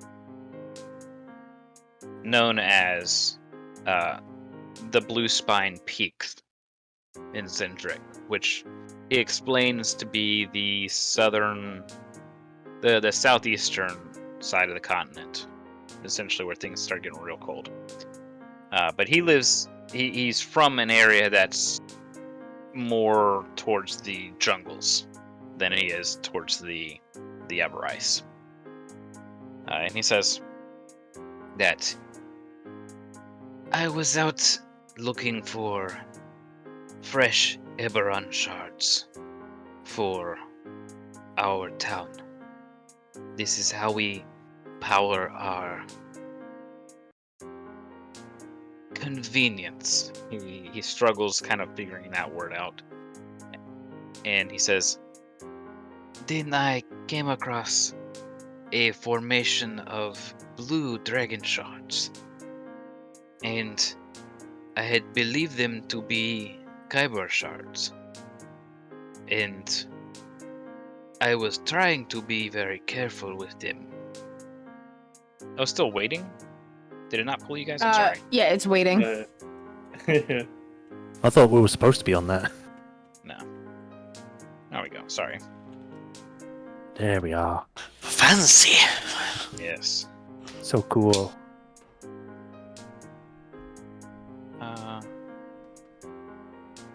Let me change our music too while I'm at it.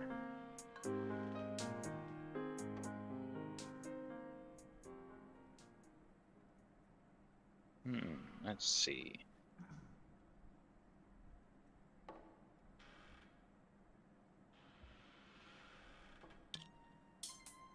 Do some of that Tervalistaz music for nighttime right now.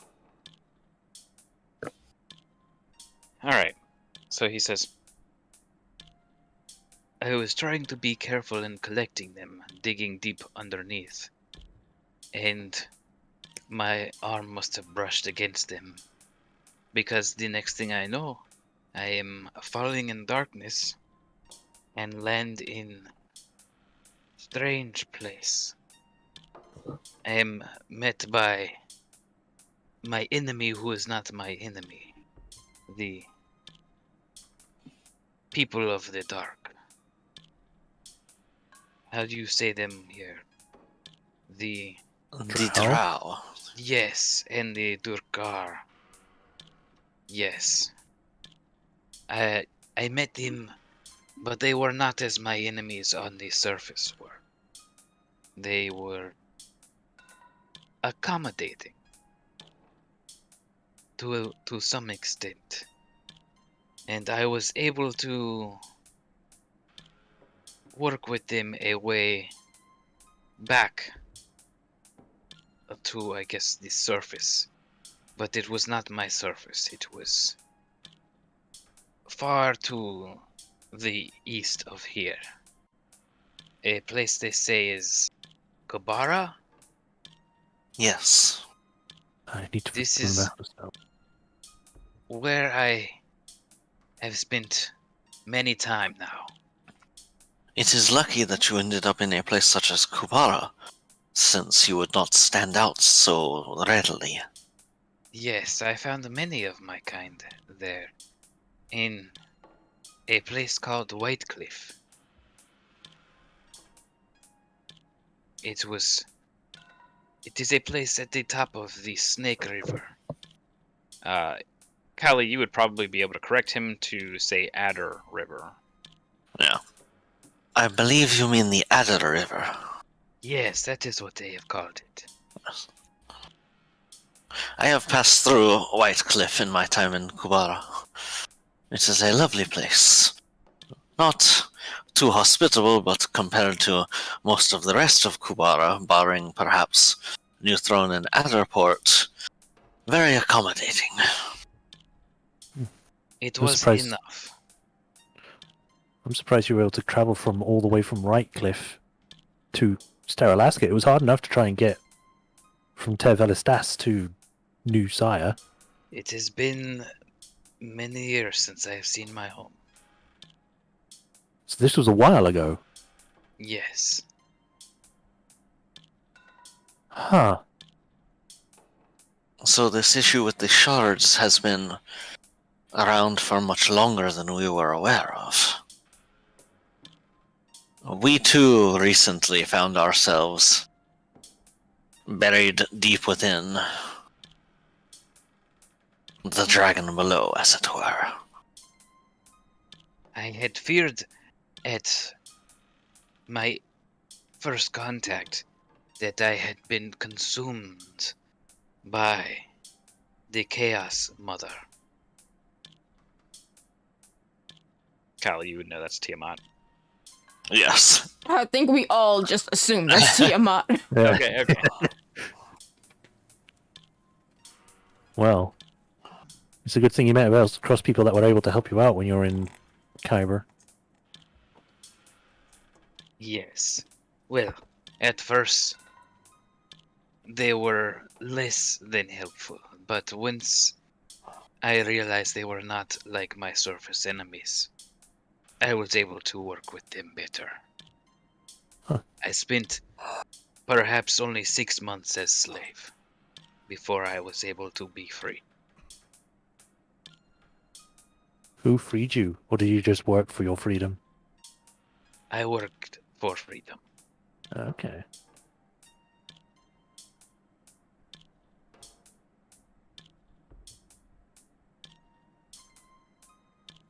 This is not, I guess, the end of my story, but it is the end of what I have to say about how I arrived here. All right. Well, we're glad to help you get home in any way, even if it is just this. This is a very large help. It reduces my travel time by a long while. Mhm. That's good. No having to sneak about from here to Sharn. Is It there was anyone? Sorry, go ahead. difficult enough to traverse the Mournland.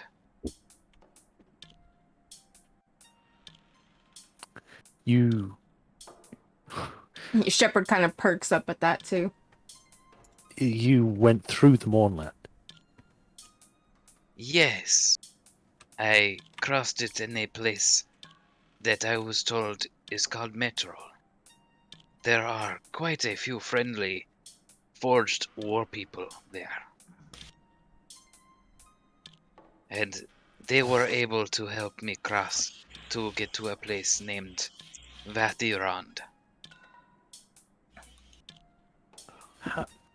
Seneca's just kind of like, what? You didn't have any issues walking through the Mournland? Like everyone else that's tried to go through has not come out. I had my share of issues, yes, but I overcame the challenges. It is no more Don't underestimate him. dangerous than the lands I was born in. Yes, as difficult as the Mournland has been explained, I believe that there are much more dangerous places in our world than the ruins of Sire. Yeah. And Zindrick plays a especially dangerous role in many stories. Wasn't one of your friends, she's trying to remember because she can't remember who it was that they were with, who was reading the manga books? Was that Azir? Yeah. Yeah. Yeah. One of your friends, Azir, I believe it was very enamored of the Centaur's books about Zindrick. It is- Yes, I know of these books.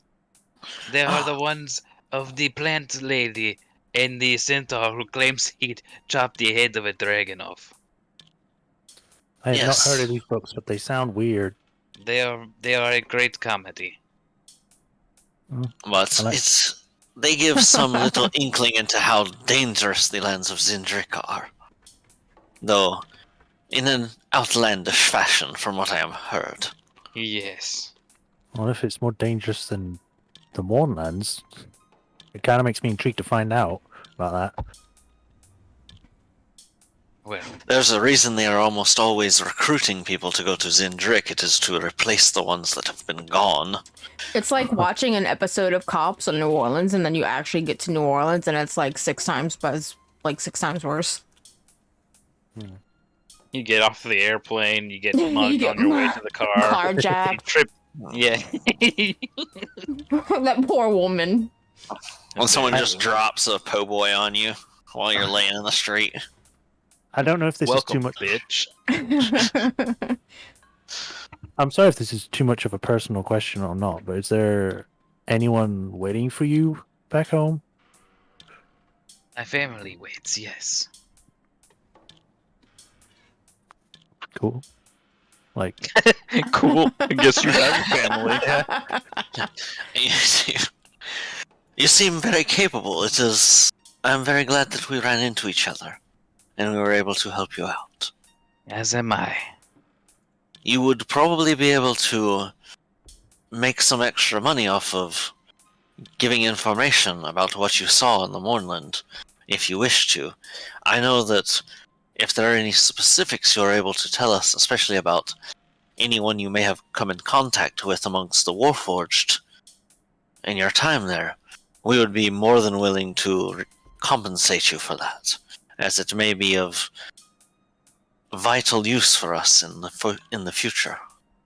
I saw not much of strangeness aside from the strangeness that is the Mournland.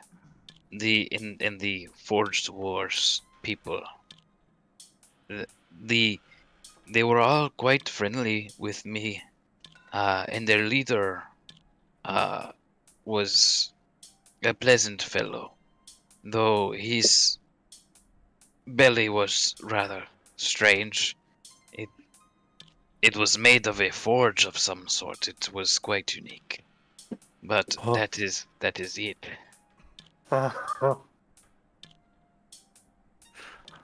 Sorry about that. I got dizzy for a second at that revelation. How big was this fellow? About this big, And he holds his hand about twice, like 2 heads above his own. Okay. I I am have to very do, glad like, you a- were able to make it safely through the Mournland to join us. Yes. Your story is fascinating. Thank you. I believe that, if need be, we should be more than capable of finding you passage on a ship headed towards Zindrick. There are usually, from what I am aware, adventurers heading there somewhat regularly. Would you be able to make your way home from... What is the name of the... Is it Storm's End? Storm's Reach. Keep? Reach Storm Storm. Reach. Oh, Yes. yes. Reach. Storm Reach, yes. Yes, I know the town well. Okay. Out of curiosity, before I forget, do I have to do? Can I do like a check on what you mentioned about this guy with the forge for his belly, or will I just know the answer? It's pretty well known that would probably be the Lord of Blades. Okay then. He's rumored to have a furnace kind of chest thing. Yeah. Can I, in my character's mind, do I know the cost of for a ship's travel to Zendrick? Depends on the ship, but yes. It also depends if you're signing up to do Yeah. a task. Okay. A lot of the So times, probably- if you're signing up to do something, they'll give you passage for free because they're like, "Well, you're probably gonna die anyways." Mm-hmm. Wow. Okay, and I was just wondering. So back to Lash. What was his name again? Leash. Leash. Leash. So you were a what did you call it? Like a shard expert or extractor? A farmer. Okay. So you're not like a specialist on shards then? No, I simply farm them to bring them back to again power our conveniences. Okay. I assume is it similar to how we use it, like we're using it for the lightning rail? In a way, yes. Are you wishing to go immediately straight home, or is there anything else you need to do when you are in Sharn? I am hoping to leave as soon as I can. It has been a long time since I've seen my family. Would it help if you were able to speak to them? I believe so, maybe? So, out of characterly, are you going with the same sort of rules that you've often house ruled in, where you can sort of cast sending on someone else's behalf? Yeah. Okay. So, and Shepard can cast sending, right? Yep. Shepard, would you be willing to allow him to send a message to his family? You kind of have to ask her again because she was kind of zoned out for a second. Okay. She was in, Oh. she was in Yeah. saver mode. Yeah. Would sure. you be able to do that? Sure. Excellent. She will do that. All right. Do you wish privacy to do so? Obviously, Shepard must be here, but if you wish the rest of us to step out, I would not mind. If you do not mind, yes. Absolutely. So, Kali will step out, sort of gesture, so come on. No, I want to stay. No, I'll go. I mean, you could speak through his mind, but All right. So to cast it on someone else, essentially, touching. Yeah. like- yes. okay. Simply that. All right. So you're able to cast that, and of course it's somewhat brief, but he's able to have a conversation mentally with a member of his family, and he seems very, very happy afterwards. He reaches his arm up to Shepard's shoulder to let her know that he's done, and he says, Thank you. I was able to talk to my little boy. Who may not be so little anymore. You're welcome. And he takes a little bit to kind of somewhat regain his composure and gestures for the rest of you to come in. all right. Were you able to reach someone? Yes, my son, thank you. Excellent. That is very good to hear. Glad you're able to speak after so long. Out of character, Shepard really wants to ask where that camp of Warforged was in the Mournland, but it's pointless to ask where a camp in the He said Mournland is. Metro. No, he said Yeah, he Metro. said Metro. Yeah. I must have missed that part. The keep nearly ruins of saying Metro, petrol. anyways. He's coming from Petrol. So you have questions about your Red Mantis blade? Oh yeah, yeah. Yes. How are they actually forged, if you know? I do not know. Oh, But they cannot be made without first killing a number of your enemies. I know this because it is my enemy who uses those blades. The drow of your land. Yes, So these are made by drow? yes. Oh. Alright. They are weaker than our kind are. And he's looking at Callie when he says that. So, they must rely on treacherous weapons like that to kill us when we have the power within us. The power that we can bellow out. They have to rely on that evil. So these swords are evil then?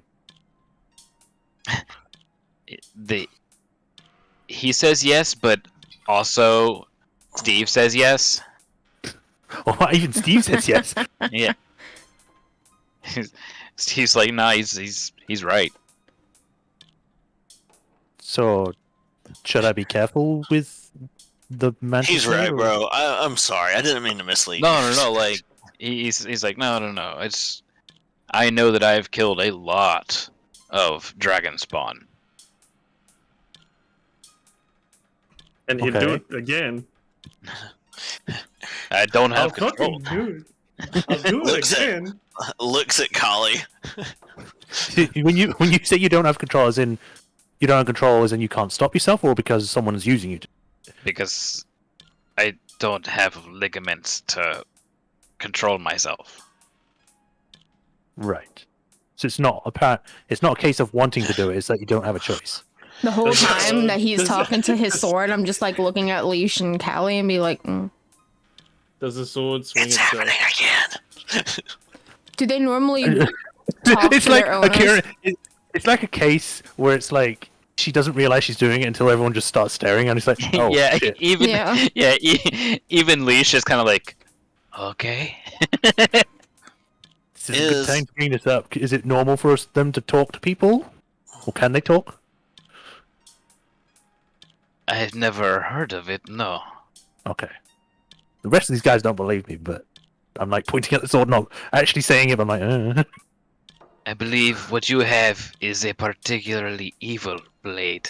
Perhaps its evil is corrupting you. another one. Okay, I do not feel comfortable with that comment. She seems to be a magnet for trouble. Leash scoots further away. I'm trying to think of a way of asking this without being insensitive about it. It's probably Is- going to end up insensitive. Is it like a proven case that people that wield mantis blades become evil, or is it just the people that have used them have been evil? Has it always been drow? How insensitive. I have seen people of your kind with the mantis blades before. They find their way to Zendrick off of those who manage to kill the drow.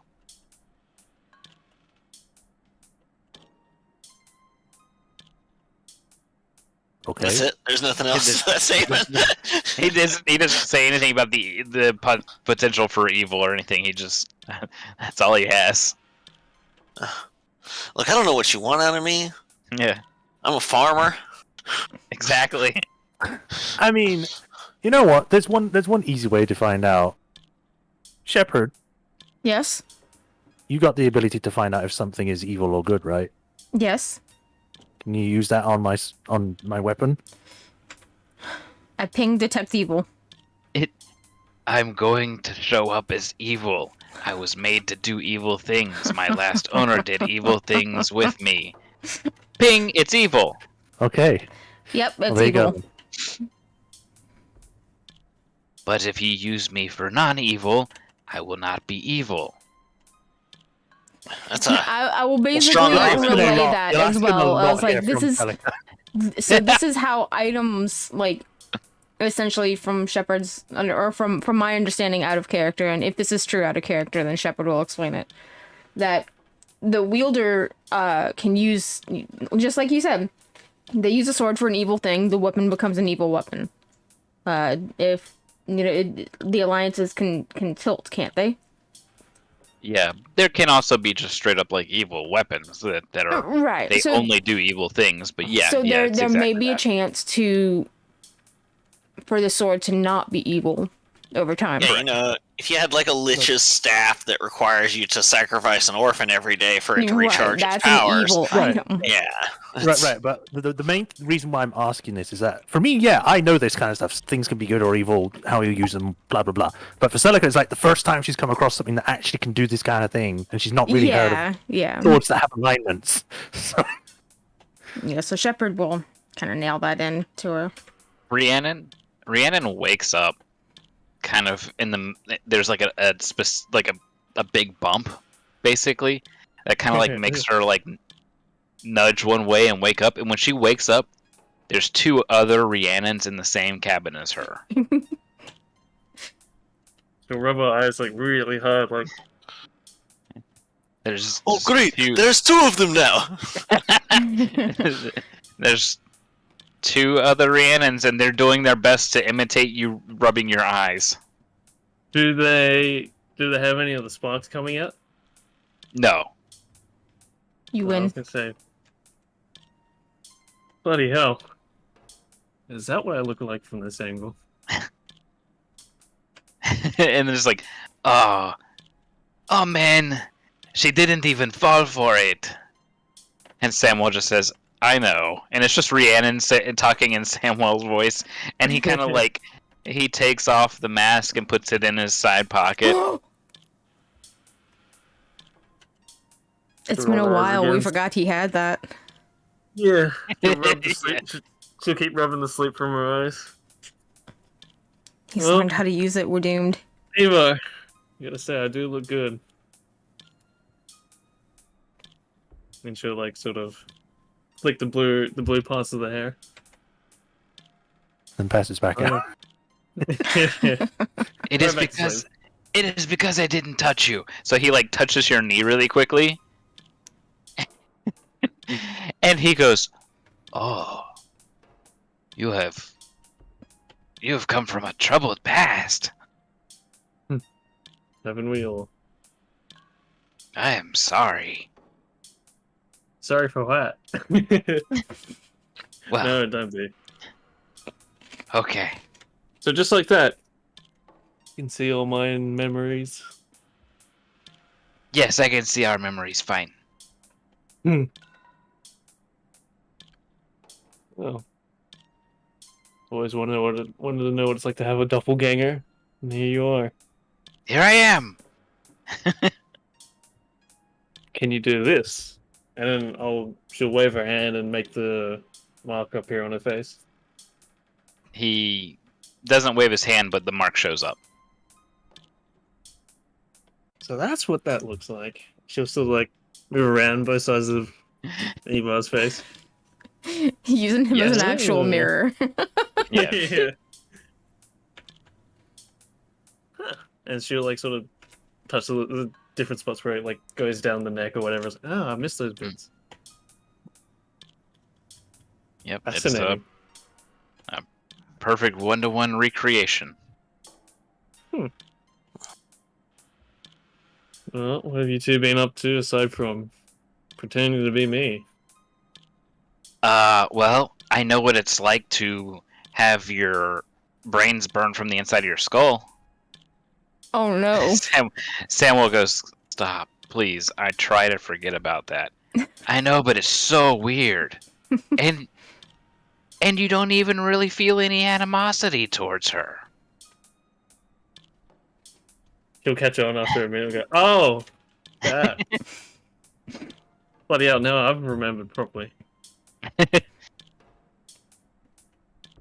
Yeah. Samuel just goes, "Yeah, it was an experience."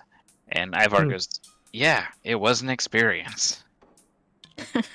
and then Ivar turns back into Ivar and goes, "This is always so much fun." I'll look at Sam and we'll look back at Ivo. Idea. So I can't do it yet. So, it's taking other people's looks and memories something you do very often, or only when you need to? I would not say very often, but almost all the time. Hmm. It happens if they bump into me, or if I bump into them, or if I touch their shoulder, or the accidents, they happen. Can't imagine what that'd be like. How many memories have you got stuffed away in that brain of yours? I don't know. You know, sometimes you reach over to grab a beer the bartender has you, and then suddenly you live through his entire life, his messy divorce, Suddenly you are the bartender. and then you need another drink. Feels as if you'd be. It is a thing where I don't always have the memories on hand. It is more when I become that person, I have better access, better clarity, but then I lose my own clarity and my own memories until I turn back. Not totally lose, but the clarity I lose. So I look to Sam as an extreme form of method acting. Sam's like, "You're not wrong." Tell us, Ivar. What's your earliest memory of your own life? How long have you been around, as it is said? Well, I could go back to my great grandmother. I remember when I was giving birth to my grandmother, and then I remember giving birth to my mother, and then I remember giving birth to me. So back that far. That's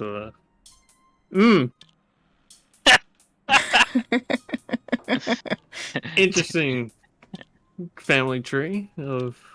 I do not remember much of being very little one, but I remember watching myself grow up. To rub my eyes again really hard. So can't imagine that. You sound like you're something of a walking identity crisis. No, it's fine. You sort yourself out eventually. So you have no. Meanwhile, Rihanna's like, "I am not going to be able to fall asleep. Imagine giving birth to myself. What?" 2 times over. So you have no original identity for yourself? Ivar is Ivar's identity. Ivar identifies as Ivar. For now. I'll look to Sam. And just like put my head on the table, or on like the little table they have like in the middle that you can pull out or whatever. Is this a dream or waking fever? Something. I can't tell the difference anymore. I've been trying to sort that out for the past 2 hours. He just like doesn't even look up, doesn't change his expression or nothing. He just spits it out.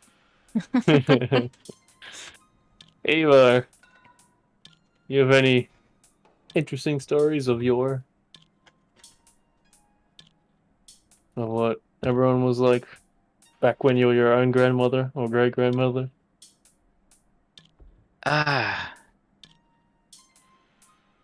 It is hard to say because things get fuzzy after a while.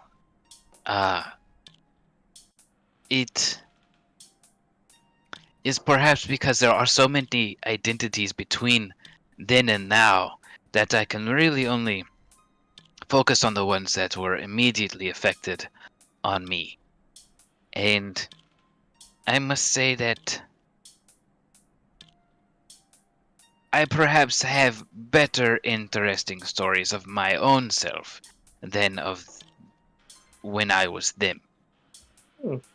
Like, when I was little boy and my older brother tried to convince me that my arm was broken when I had to pretend or become another kid. And he convinced me to walk around all day with that arm going backwards because I did not know better. Hmm. When mother found me, she corrected me, so I fixed the bone going the right way. But I was made fun of a lot for that day because one arm was normal and one arm bent backwards only. You'll shiver at just the thought of a arm being backwards. Oh, thank you, Ewa's mother, for fixing your backwards arm. She put her head Yes. like back down on the table. It's like, how will I fall asleep? And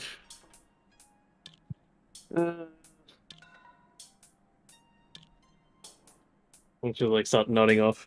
All right. Ivar will start trying to talk to Samwell as you begin to drift back off, and we go back over to the other cabin. Yeah.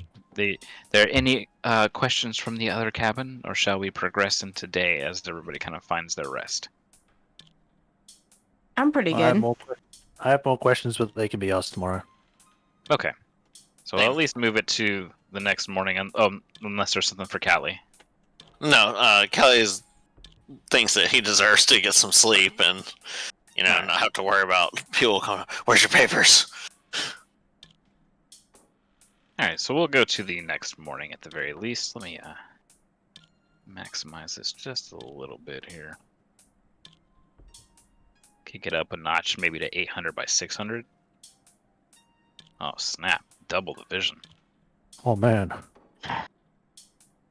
This will All right. probably actually be the first night that Celica uses that ring ability.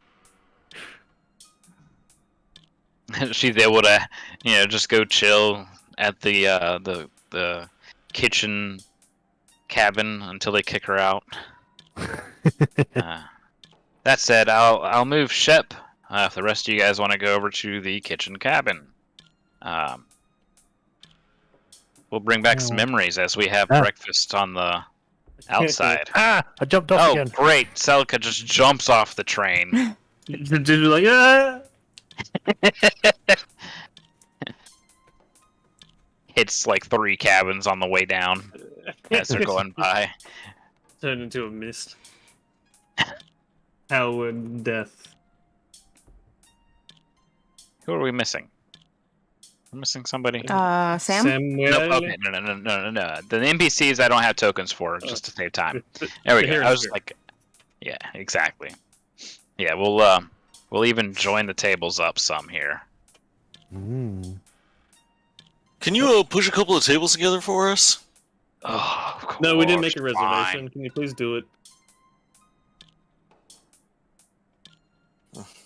It does not want to maneuver itself. Oh, maybe because...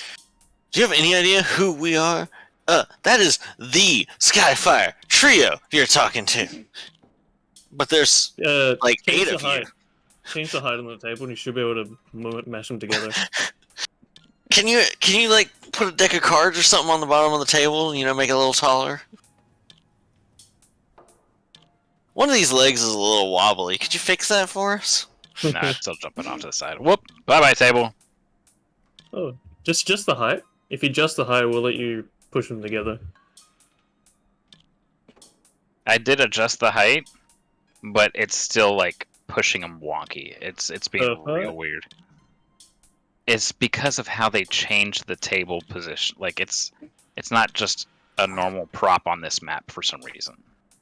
Huh. Yeah, it's strange.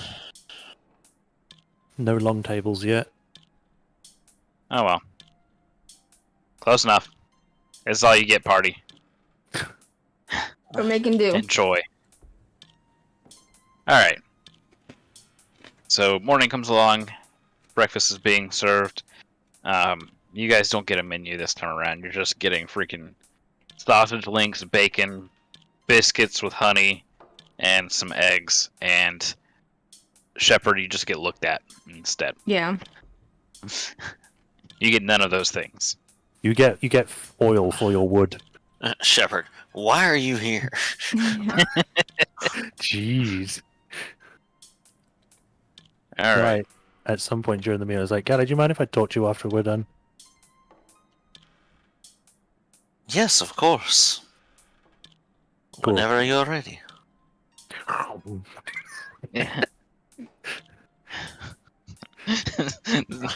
Very peculiar. Steve is just like, oh, that's disgusting. Hmm. And I've impaled people. Disemboweled them even. It's how people eat. I'm a very quick path to weight reduction. I have a broad definition of people. You are Alright. people. Everyone else on the other side of the blade are not. So That is certainly one way to look at it. the other three are content eating, having very light conversation. We don't expect to get to Rote till like late evening or early night.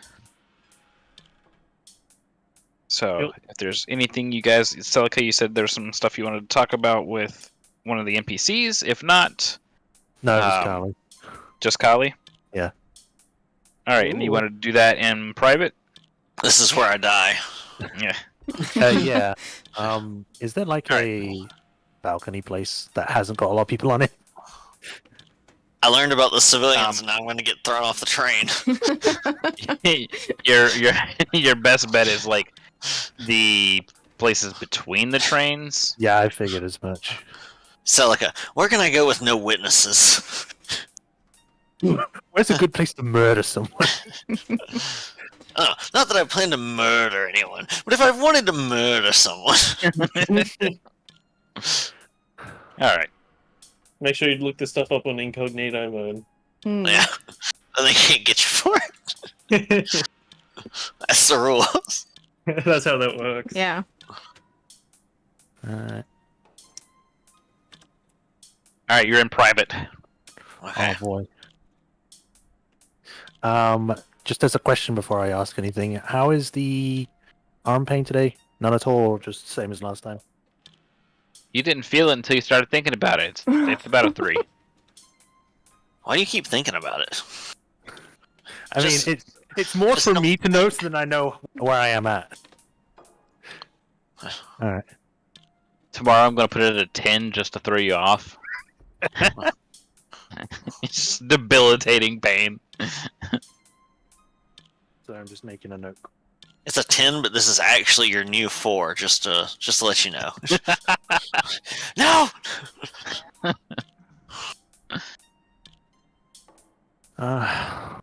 So she'll go to like one of the sides where there's like a breeze or something from the movement. Mhm. She's kind of silent for a moment as she's looking out. So, you're probably wondering about the whole thing with the caravan that you heard about. No, I'm not. Yes, one could say wondering is a correct way to put that. Yeah, I was Concerned, horrified. These are also other words that would work. yeah. I will just preface this by saying that I was going to tell you eventually. Just it's kind of a big thing to just tell someone. Well, yes. What with liability and such. Yeah. Urge to throw her off the train racing. Well, you're leading into this in a very suspicious sounding way, and not in a like, oh yeah, so there was this whole, like, this conversation did not start with, I feel terrible guilt over this. It's like, you're probably wondering. So there's a difference in why you're getting a bit of an attitude here. Yeah. I bet you're curious about all those people I killed. Funny story. You're about to be one of them.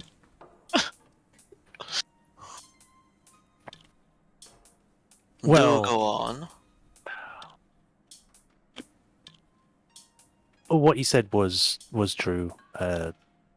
We were helping some refugees get to New Sire, and we got ambushed by some mercenary groups. I need to remember their name. Give me 1 second. Out of character, I'm saying this, not in character. That'd be weird. I need to remember their name, you know. I'm so guilt-stricken over it that I just... What were those idiots called again?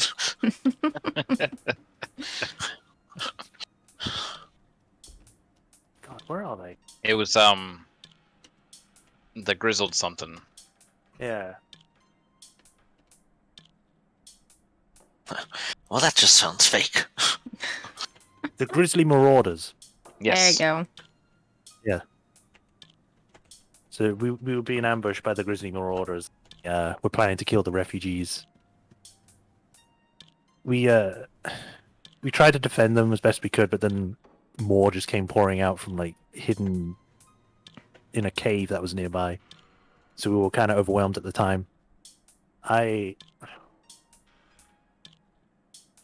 Things got bad. We were going to be overrun, and I thought I could do something, anything, and then I tried using the marking in that moment. I lost control of it. A lot of people died. Even the skiff we had went out of control because of it. And while I did manage to get rid of the enemy, also killed a lot of people that we were trying to help. And The someone that I sword. knew personally. The sword, the Red Mantis blade, falls to the ground. Uh-oh. Okay. I'm sorry. Did you just say that you were trying to protect a bunch of innocent people, so you killed the innocent people? Not intentionally. That would have been my Yes. question as well. Well, guess I'm staying evil.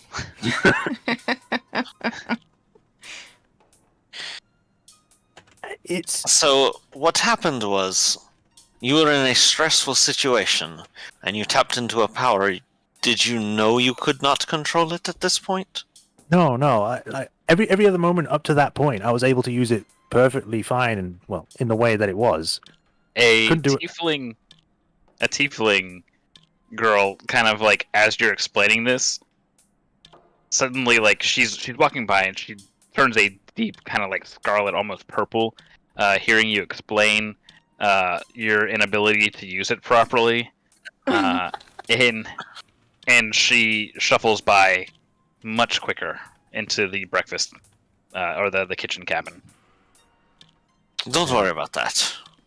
Okay. It was It- Nessa.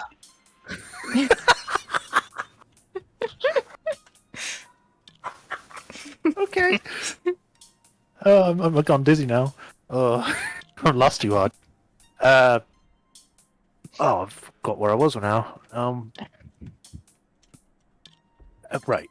So it wasn't something that I couldn't control, because I've been able to use it before and there was no issue. But in that So, in that this moment, mark was an aberrant mark, yes?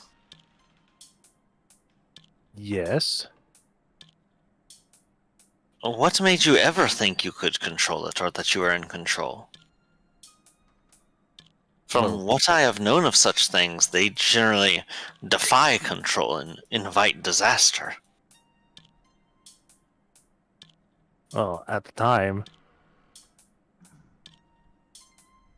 out of character. At the time, did I know it was an aberrant dragon mark, or just that it was a mark? Because I don't know if I got told that. When No, I met you were you pretty much under the assumption that it was aberrant. That's why you'd been hiding it so much. Okay. I just wanted to be clear on that then. I have, instead of raking you over the coals for something you cannot change, a better question. Why do you seek to reclaim something that brought you such misery?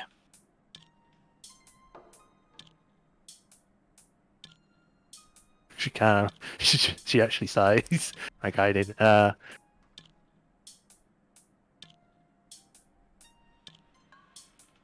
Is it not a blessing that it is no longer with you? It's You are suddenly reminded about the stories that you have heard / read about, where during the War of the Mark, dragon marks were being stolen and grafted onto others, and yours is no longer with you. So perhaps it is not so much that you want to have it back, that you are worried that a greater evil has obtained something that may be very powerful. yeah, that's what she's trying. That's what I'm trying to think of trying to say, but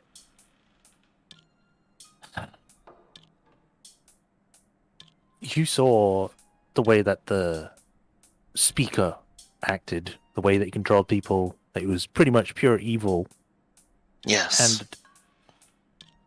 and I don't want something like that having something that's possibly that powerful, if not more, than I know. It's going to be more dangerous in their hands than it probably would ever be in mine. Cully almost says something, but then doesn't. You see her like open her mouth like she's gonna say something, and then holds herself back. And she goes, I can understand the desire to keep something of this nature out of the hands of others. But it seems you were unable to control it as well. So if that is the case, what makes you think if you get it back that you will control it now? Would it not be better to try and destroy it instead? I don't think it's something that can just be easily removed like that. If it could have been, then I would do that, but while I do agree that it's been kind of relieving that I don't have it at the moment. If it's still out there and someone else could use it for nefarious purposes, just do it for your evil. It's better to try and use something that was made by someone evil, possibly. I don't know how it was done, but How have you felt since you have not had it?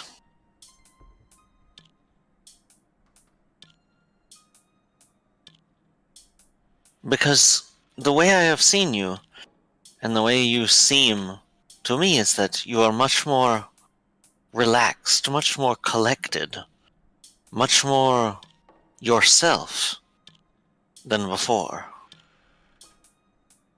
I do not know if this would have truly been the case, but the way that we had, for instance, the interaction with the gentleman at the wine distillery who had these memories of your past, I feel as if the you who I met initially would have taken umbrage with this man, that he had things that were yours and he did not immediately give them to you.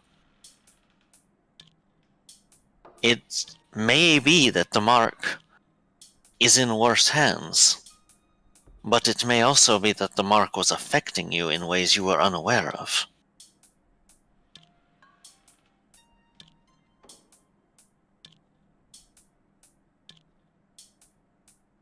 Have you thought about this?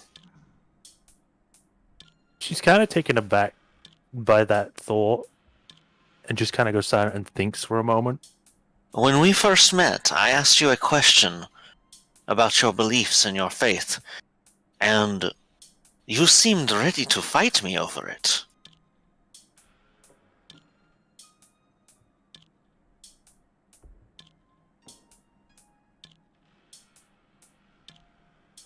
You seem a very different person now.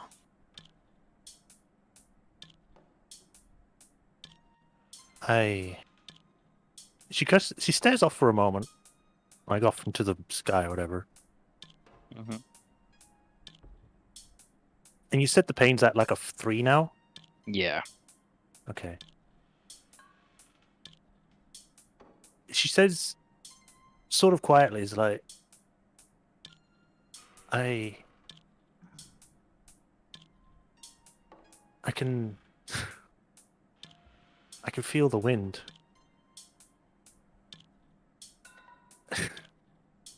Had you forgotten these simple pleasures?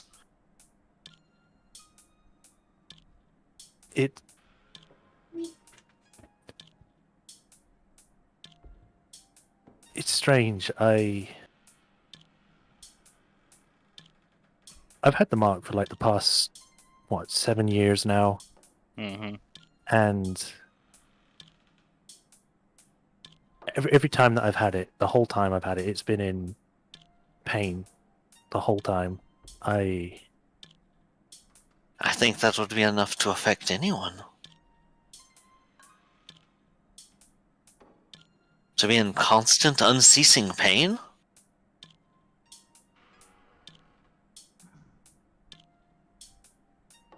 I don't. It's just now that it's so weird. I had the pain for 7 years, and it got worse after the whole thing with Dagar, and after it. Now that pain just seems The thing with Dagar, what happened with Dagar? What did you use it to do that it got worse then? Think about it. Yeah. When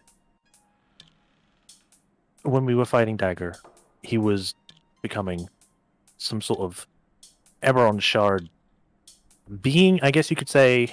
Yes. So I thought, because at the time I was reading it up on marks, and I read that you can use shards to empower them. So I was like, what if I use them all to destroy him or just burn it out of him? So I tried to use it, but the moment I did,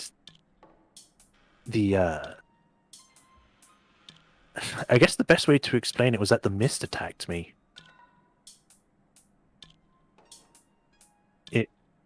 It tried to rip it off of me. So when you mist. utilized your mark for a good, noble purpose, forces of evil intervened. But when you lost control with it, and it caused you to do regrettable things, there were no repercussions? Perhaps this is a telling thing of the relationship the mark had on you, and what it may have been doing to you. I mean, when I first used it, it wasn't for a nefarious meaning. It was to try and save people. Yes, your intentions were good, but many people are tricked into doing terrible things through their good intentions. And it is much more efficient to damage a protector of good through their own attempts than it is to simply empower what is already evil. It is the nature of corruption. You know, it's strange. Now that the pain is gone, I can feel things again. Like, it's like the pain was so strong, it numbed me to anything else. Like, yeah, I can still feel it. It just wasn't enjoyed, if that makes sense. Even she's kind of not wanting to say it, but at the same time, she just goes ahead and does it. Is that even when I found Aria again, and she hugged me, and I was happy to see her, but I wasn't ecstatic. I wasn't as much as I would be.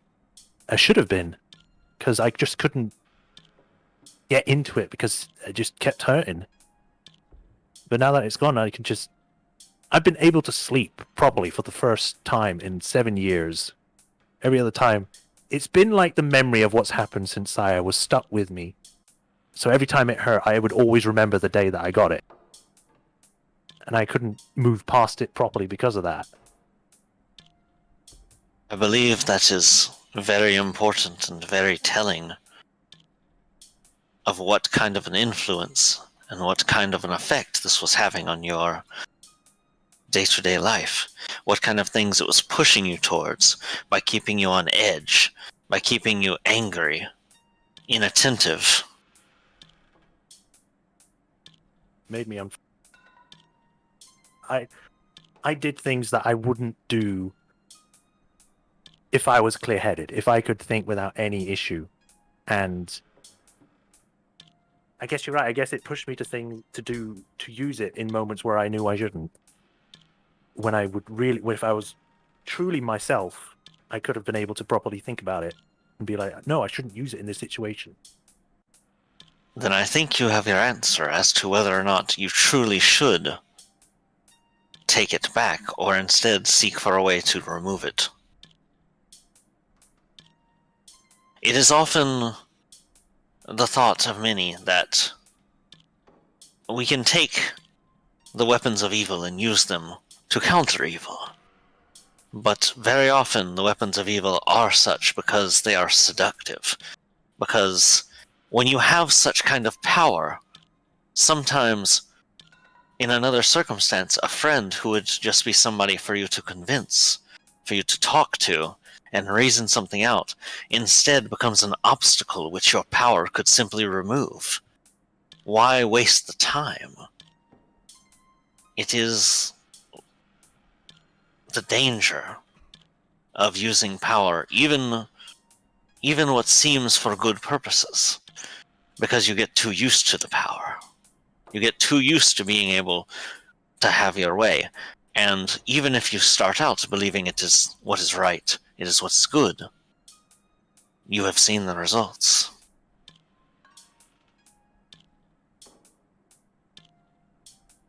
The way what you're saying just reminds me of, well, there's two things. The first thing is, there was a time before we fought Dagar, and I was looking for help, and I've forgotten his name again. Our character, what was the druid's name? Arden? Arden, that's it, yeah. I looked for Arden, the druid, in our camp for help, and he gave me some, essentially, drugs to try and get me to relax.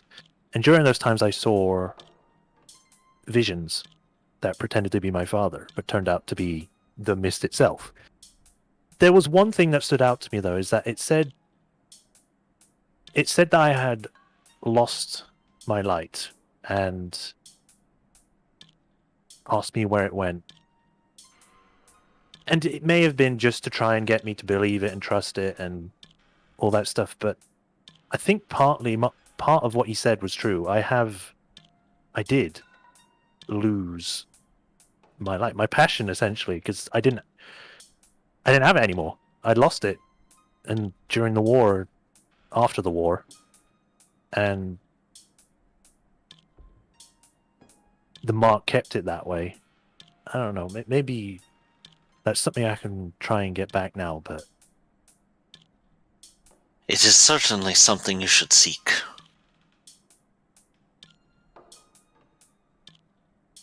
Luckily, those things we lose can usually be found once more. But it may be difficult. I hope. I cannot tell you that I do not think somewhat differently of you, of learning the circumstances of this. But I can tell you honestly and truthfully that I understand now how it led to this. And I do not blame you, as it were. Any of us can fall to temptation to try and do good, or to try and use what power we have in a dangerous situation when we possibly even know better. So, I do not judge you for this. It's fine. It was something that had started to be in my mind. when we were in the mountains, there were a moment where when Isara was looking through my mind, she showed me something that I didn't even know I knew. I saw my mother and my sister and me just playing, and it was strange knowing that I had a good memory at the time, but it's been stuck with me since then, and I don't know, it was nice. It was something nice I didn't think I knew I had. And it makes me question what I'd been doing up to that point to suddenly find something that good. I don't know. It's... To be honest, I'm kind of still overwhelmed by the fact that I realize how much everything feels and seems different now without the pain.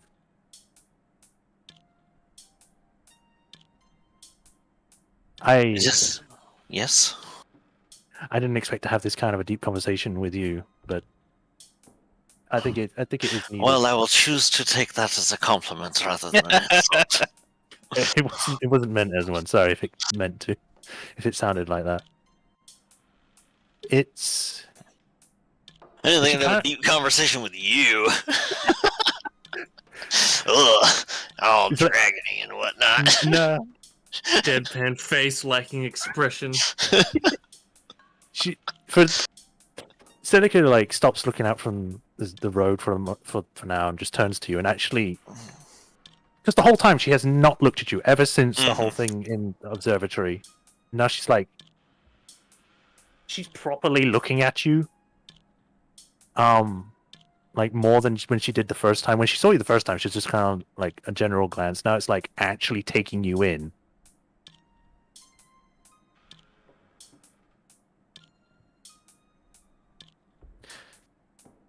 Wow. Yes. You look better than I remember. One deep conversation. Let's get married. She definitely sort of like tilts her head a little at that. Sorry, it's just...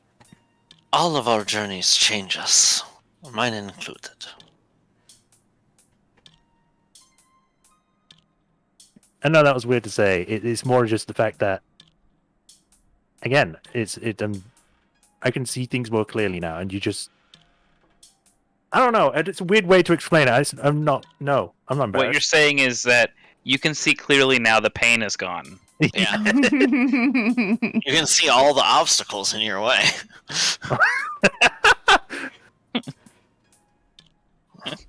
I understand what you mean. I do not always come across as a very genuine person for many reasons that I both enjoy, utilize, and purposely cultivate. But I am happy to be of help, and I am happy to have taken this assignment that has led me to work with all of you. I believe that you do truly intend to make the most of these situations you're in. But as I have said, intentions, unfortunately, at times do not matter. But it does matter that you are trying. That is what matters the most. Yeah. Because if you are not trying, it would prove that you did not care. It is easy for something such as... Well, I do not know if it's easy for one such as Shepherd, but it is easy for a being such as an angel to be good. It is easy for a being such as a devil or a demon to be evil. It is what they are. It is their nature. It is us mortals who struggle with being something that we may not naturally be. And as long as you are trying, it means that you have not given up. I believe that you are correct, that the mark would be safer with you, but you have to balance that out with the fact that you would not be safer with it. And that may perhaps be the greater tragedy.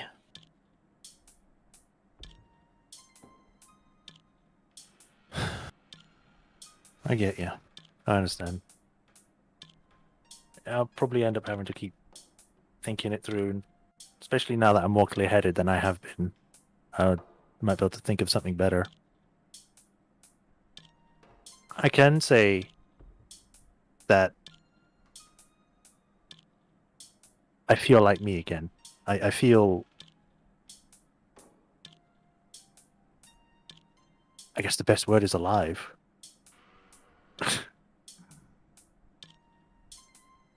We had an Now awkward... the healing can begin. We had an awkward first interaction, and now that I'm like myself again, I want to apologize for that, and I want to start over. I appreciate that. Apology accepted. Yeah. She like sneaks out a hand for a handshake. Is like, I'm Celica. It's nice to meet you.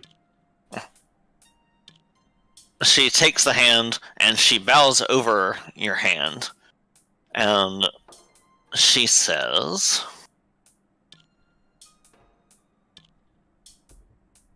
Kaliriat Huitaka is Tiltaka at your service. Now repeat that back. Yeah, I'm gonna need that written down. I will write it down in the Discord.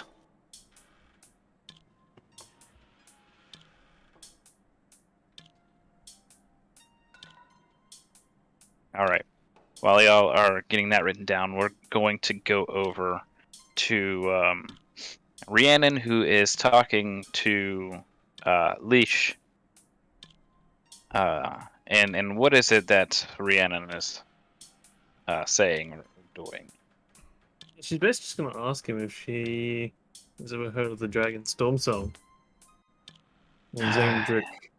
Yes.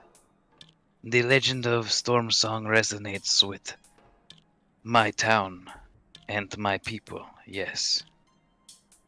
Can you tell me a bit more about it? Oh, you do not know the legend. She'll just shake her head.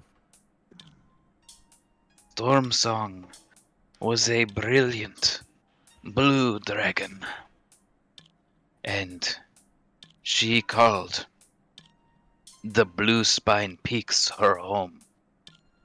It is said by some, of course, mostly by the humankind, that Blue Spine gets its name from the ridges and the peaks that reach the skies blue.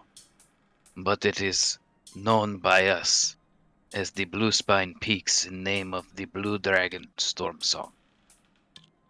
It is said that she allied herself with a hero of legend to fight against the dragon and the elves. The giants and the elves of old. It was on the Blue Spine Peaks in which the dragon became a broodmother dragon. She had 3 strong children, and one that was not born strong. Her equal in her eyes, the hero of legend, was hurt significantly after a battle, and unable to, operate normal. It is said by some that this hero was fading returning to the stars. And the child that was born weak was strong of spirit and would not live for long. So Stormsong transferred its soul to the hero. And the hero was allowed to live, though not quite as an immortal as it had done so before. The spirit would only last for a short time in our lifetimes, in the blink of an eye in dragon lifetimes. It is said she left Zendrick to make home on the continent of men, though I believe this to mean Sarlona. It is known here that Stormsong lived a very long life, but eventually returned to Argonessen and eventually returned to the land. Her children, or her children's children, still call the Blue Spine Peaks their home. Brianna will like not look at him, or she'll just like tap her fingers on the desk, or the table, I should say, and ask, "Is it hard to get to these peaks?" Treacherous to most anyone other than those who live there.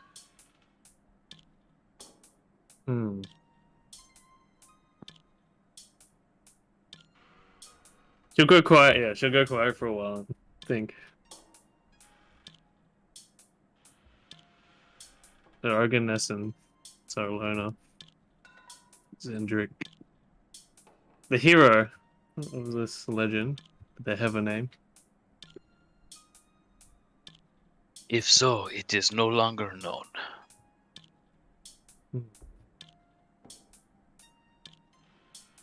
Maybe for the better. Fascinating. Is it a common legend still? Or is that only known to your folk? It is known in Zendrick, but specifically known best by the elders of my town.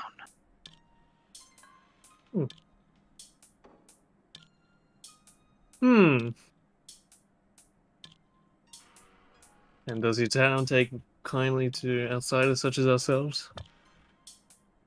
Got a It strong does itch to not. visit now. It does not, but if I were to go with you, well, things would change.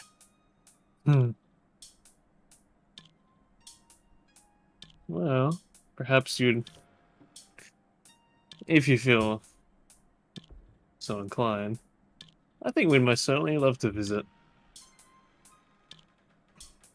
Do.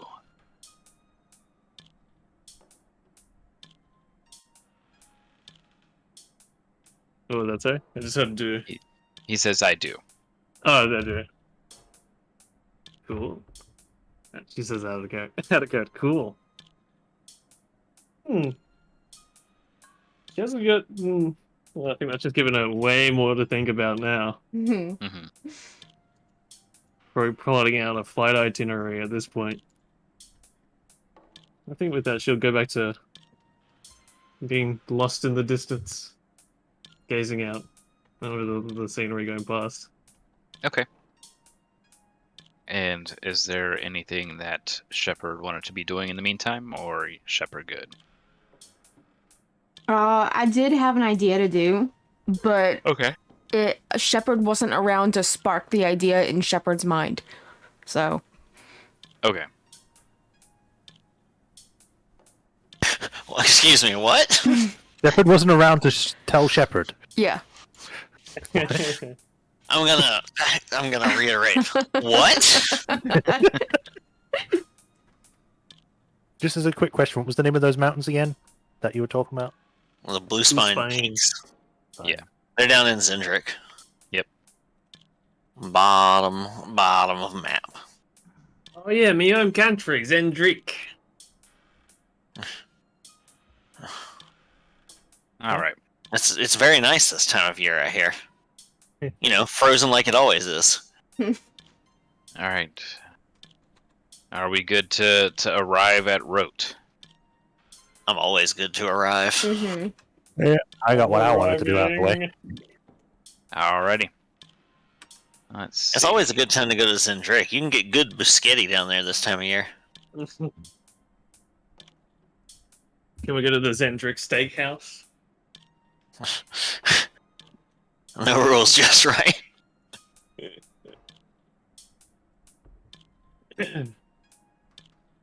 Oh yeah, bro. My whole family lives down in Zendrick. Hey, it's a bit cold, but you'll get used to it, eh? Piss off, ghost. Piss off, mist.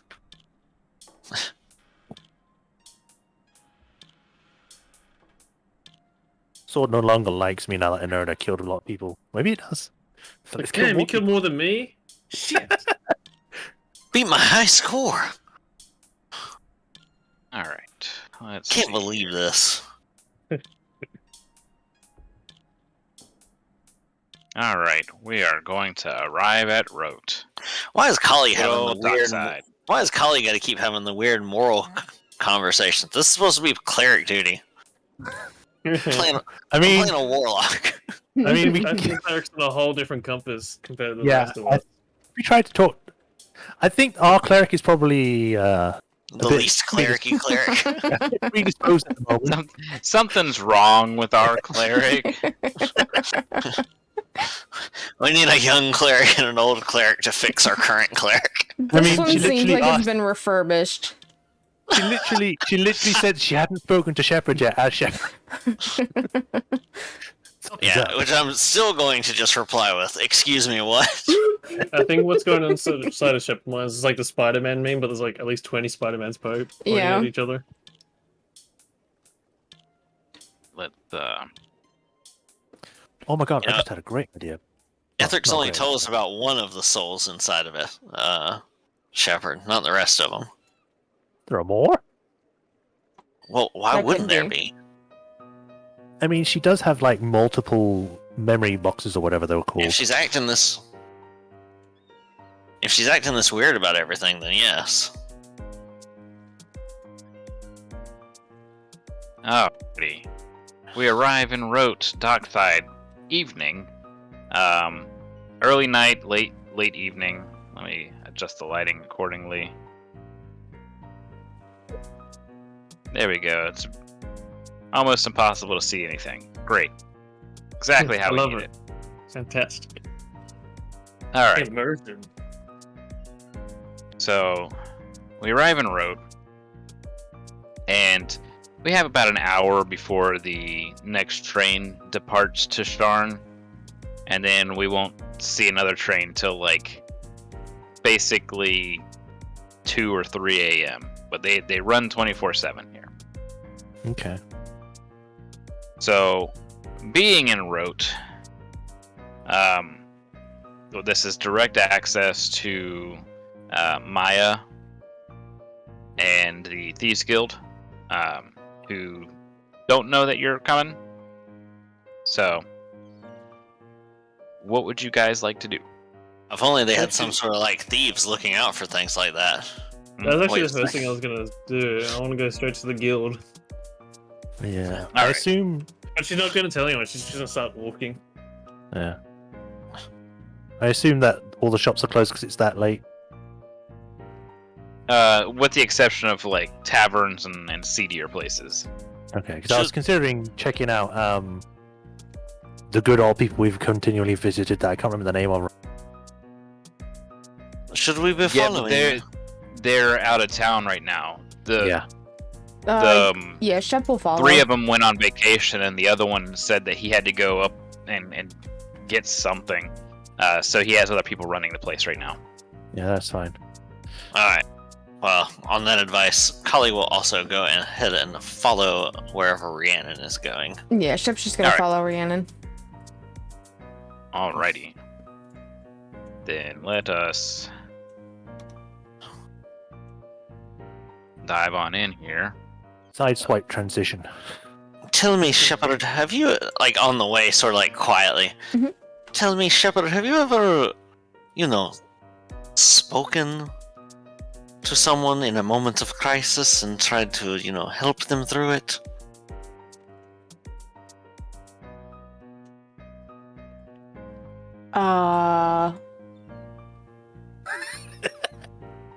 Probably. I don't remember. You don't remember? Normally I just act on it. Okay. Very well. Kylie's just sort of like at a loss. It's very frustrating to talk to It's Shepard, I'm sorry. It's like every time she talks to her, she has like a crisis because she doesn't know how to progress. Alright. It's just that Kylie keeps asking these weird questions and Shepard's like, what? No, I don't remember. Stop talking to me! I just do these things. I just do. Leave me alone, funny dragon lady! So we take a few turns and head down a sewer or two and find ourselves underneath a root. And Are we going the right way? yeah, we are. We find ourselves in Rote's underbelly, at least for lower Rote, dockside, and we head into the somewhat tavern-ish style of the Thieves Guild here, where we last left off with Maya, and she was of course alerted once people realized who was coming and where they were going. So as you guys come on in, she greets you and says that it's good to see you in person. Is there something that you came here for, or are you just passing through? We're just stopping by. Randomly, we're passing through, but I came to give you this. Help expand somewhat more. She's gonna give... give 6 platinum to her. Nice. Alright. Maya quickly takes it and puts it in one of the latching coffers. And she says, Good. This will help us hire a few more helpers, as well as continue to investigate what you have us investigating. So just give a curt nod. And she she you go. kind of responds back with a nod, and then nods to Celica and says Celica, and nods to Shepard and says Shepard, and nods to Callie and says Callie. Hello. Glad to see that you found them. Yes. And you are? Maya Braggy. I head things off in this department. Very well. Sort of like looking the rest of the party confused, but just at this point accepting that this is apparently her fate in life.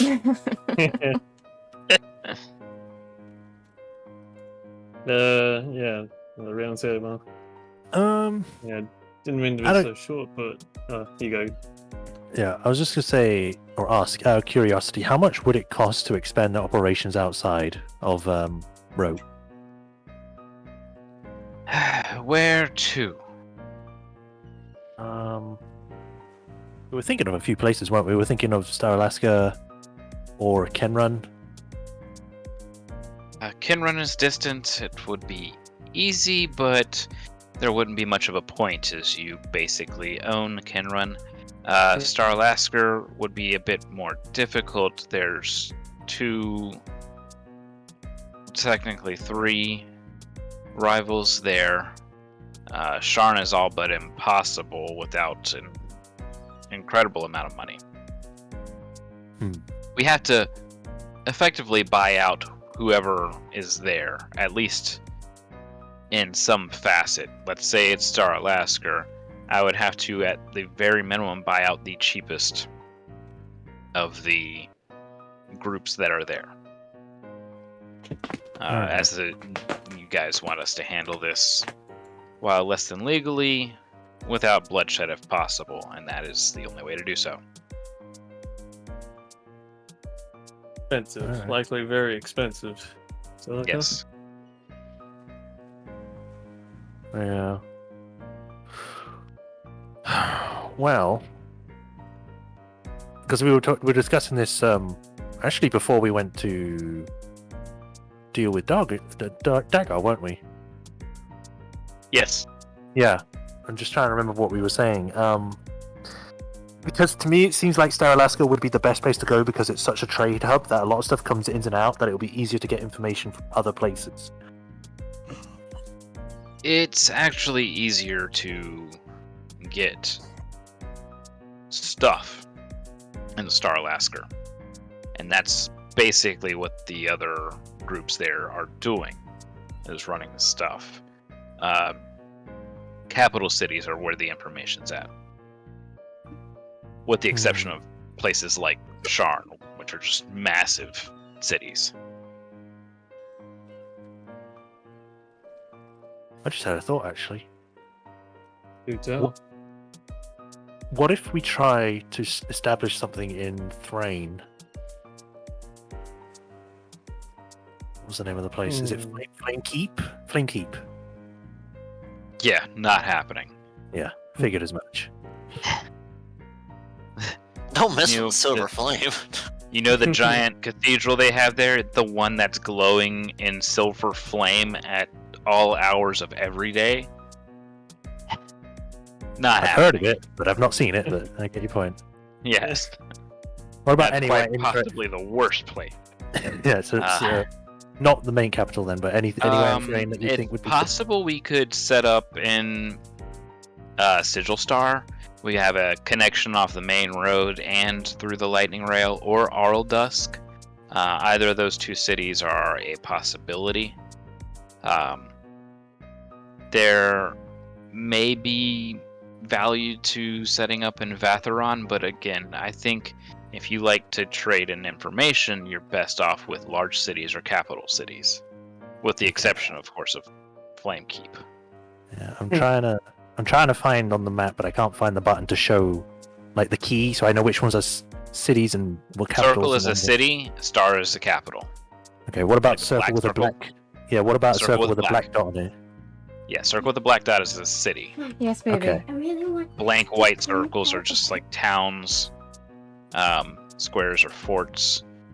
Squares with dashes through them are normally ruins. And then basically black diamonds are landmarks, and the black circles are places of notoriety. They could be towns, they could be landmarks, they could be all kinds of different things.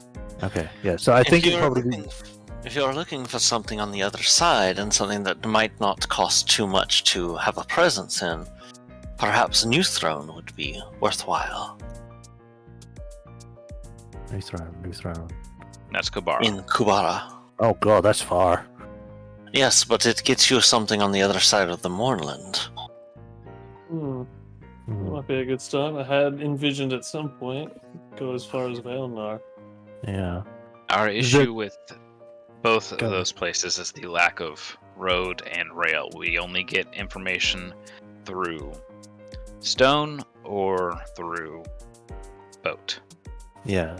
Like when we were there before, the only way we were able to cross was from airship, Yes. so it will be hard to get anything from there. The main reason why I was asking about Thrain is because we know there are stuff going on in Hang Thrain. on. Just a Sorry. second. Okay. That's okay. Hang on just a second. I don't suppose there's like a Sire River ferry trek that goes around the Mournland all the way to Gatherhold. Imagine that. Going on like a ferry trip with just big dead grey mist on one Sorry, I'm side. back. The Mournland cruise. Yeah, so imagine, do you think there's like a Sire River cruise that goes like, you know, from Flamekeep all the way down to like Gatherhold? Very, very scenic.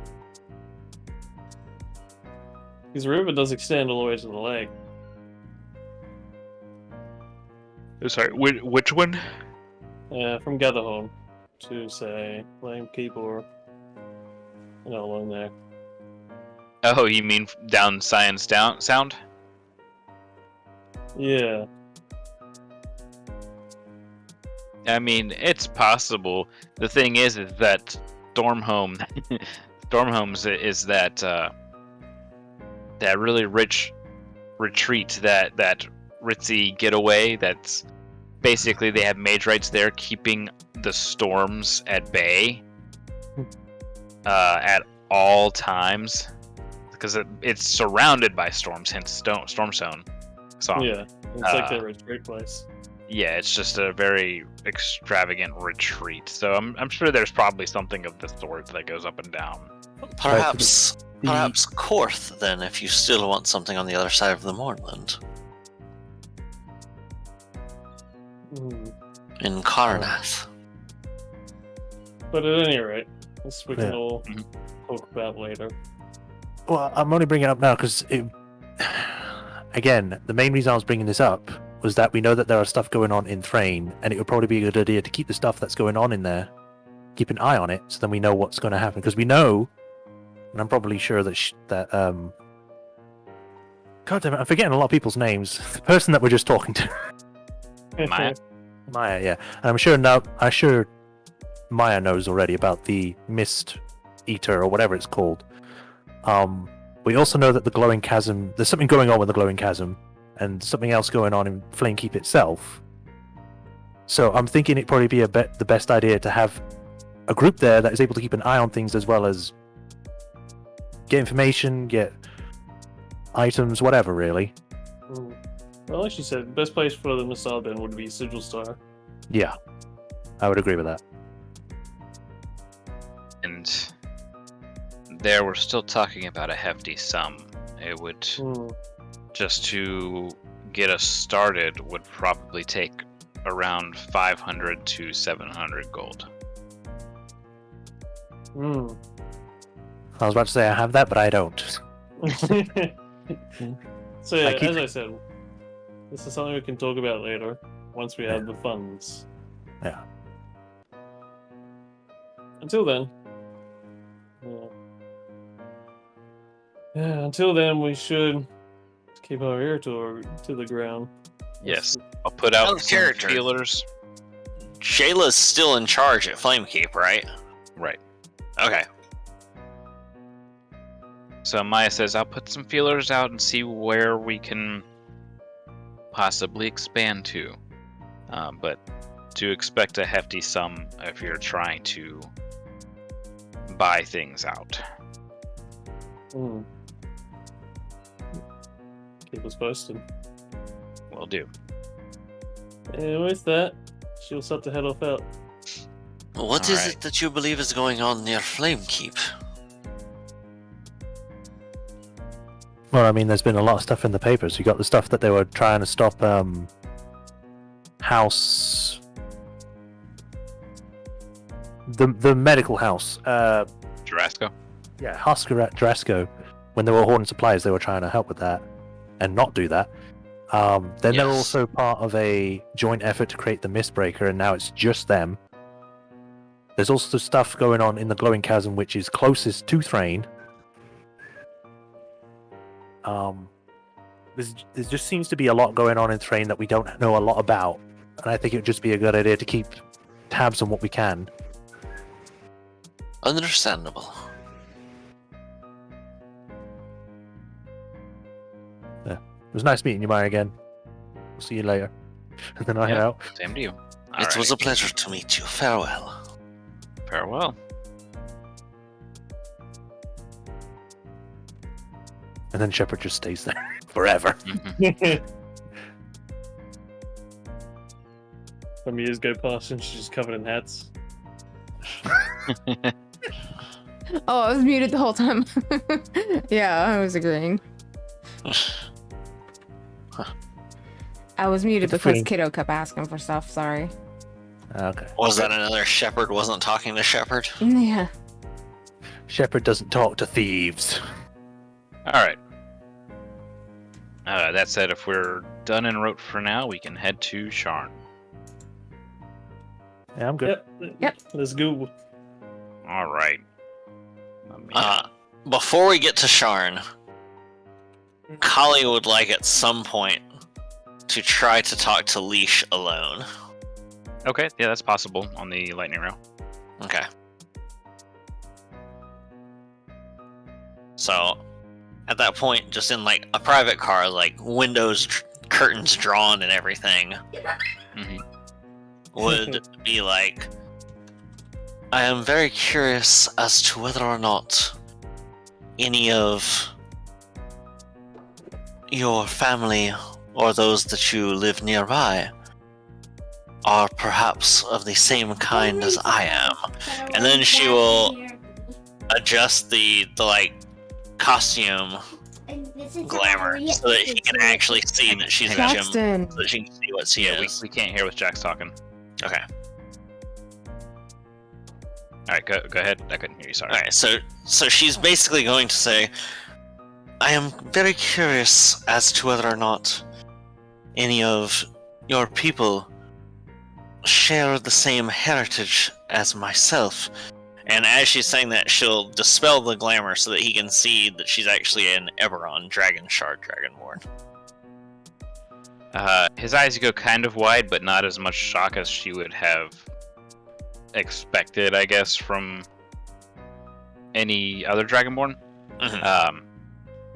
He says that you possess our leader's qualities. Interesting. The same coloration or simply the same Made sort of- of... Made of Eberron shards.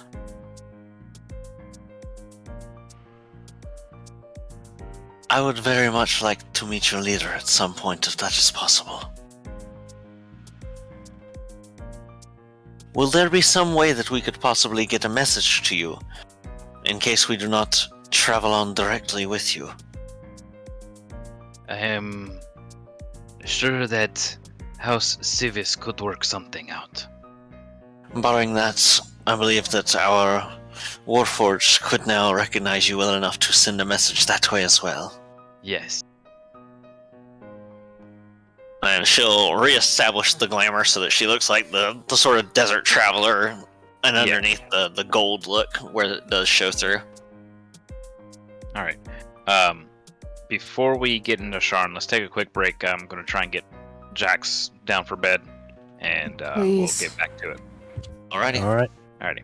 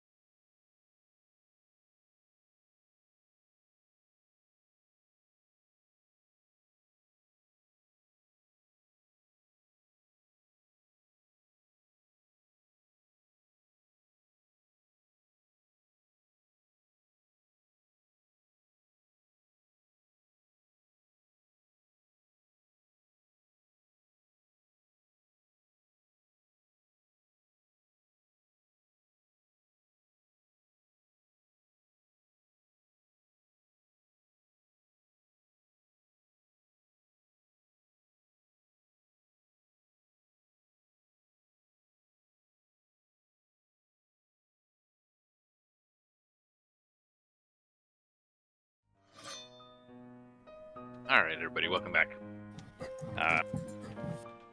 So our train will arrive, our lightning rail will arrive a little bit early in the afternoon, say around 2 o'clock in Sharn, in Terminus. Yay! Yay! I'll ask stewardess, can we be the first to disembark, please? I hate waiting. Yes, you can be first off.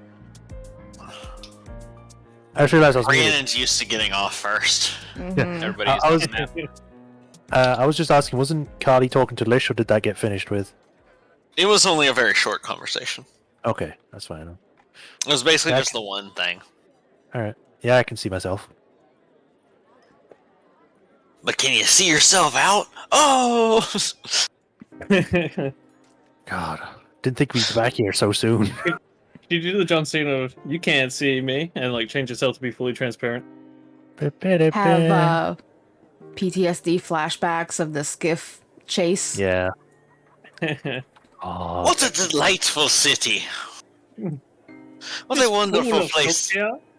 What a wonderful place to disembark at! Such beautiful colors, architecture. Everyone else all sullen and all I remember is Harvey. all sullen and PTSD. Kali's like, the smell of the big city, all of the different foods. And chamber pots. There are so many Magerites, and Sharn's literally so full of magic it floats. So we arrive in the port, in Terminus. Things go pretty much swimmingly for you guys, and anybody with your party. Basically, once they see the trio's papers, they're just like, all right, come on, let's get on in here. So much so that you're able to quickly get a skiff. In fact, you have to get 2 of these skiffs to venture through to wherever you want to go. The question is, where do you want to go first? I think the most important thing would probably get the stuff out of the Morgrave universe. Mhm. Yeah, we'll deliver that first. That's been paid express post, so let's do that. All right. Are we Great. splitting up with Lish before then, or is he I sticking with us? think we should try and see Leash off if we can.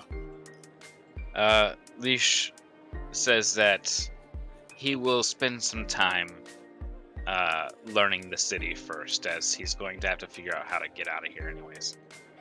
Okay. So We can meet up back at the tavern where we stayed before.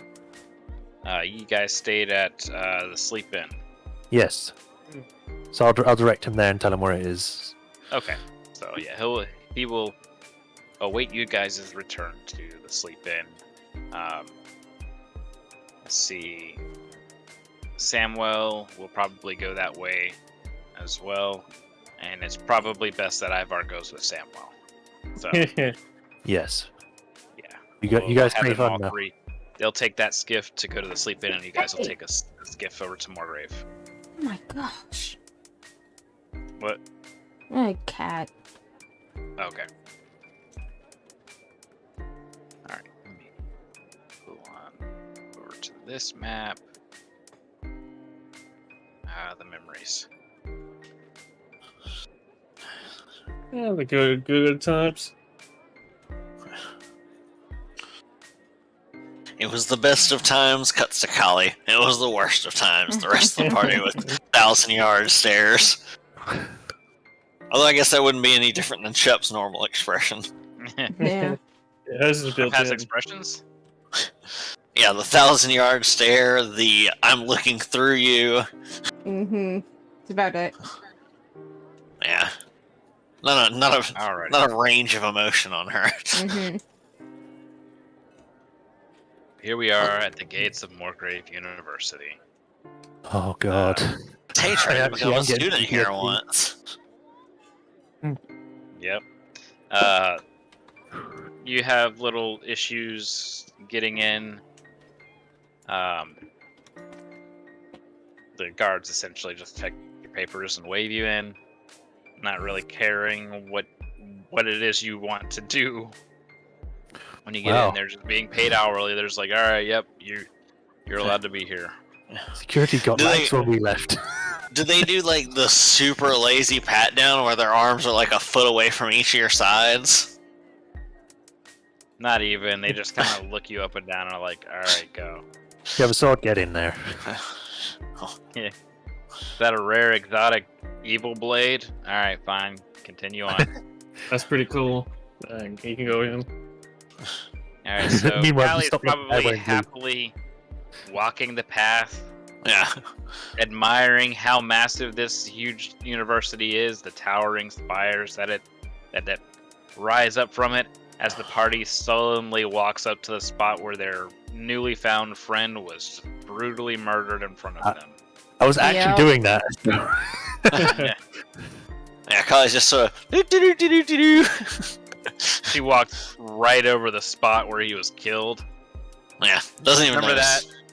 You Sore guys spot. saw him getting shot Okay, in the that's chest enough. and the neck. And as he's falling and you guys are ready to react, he just shakes his head no. So This that is way such you a don't get peaceful caught little too. area, isn't it? Remember It's that? quite beautiful. The gardening is lovely. Gardens Yeah. watered with blood. What? Nothing. An instructor kind of passing by just looks at the four of you and does what's double take. Excuse me. What are you here for? Molly! Brandon will pull out the letter and say this is a student's graduation papers. She looks at it, looks it over. Okay. Oh, Erebinor. Oh, Aria. She's well then. Perfectly. This Yep. is great to hear. I will get this to our dean immediately. This is fantastic. After the whole brutality that happened a couple months ago, it was strange to see her caught up in such a mess, but it was good to see her name cleared. Thanks Fresh for in our bringing, minds. thanks for bringing this to me. Yeah, I'll get this to the dean, and we'll send her graduation papers out to her. That's great. To her official we'll call it degrees Address. out to her. Yeah. Great. Before you go, Much do you know? appreciated. Is there any? Do you know of anyone here that will be able to? That is a shard expert, essentially. I'm sorry, a what? A dragon shard expert, Here at the university. either here in the No. university or in shard itself. No. Here in the university, of course, you'll find us instructors, but you're not going to find any experts among the students, especially in something as finicky as dragon shards. We mostly specialize in the creation and the study of magic items here. So things that we recover from Zendrick, things of that nature, yes.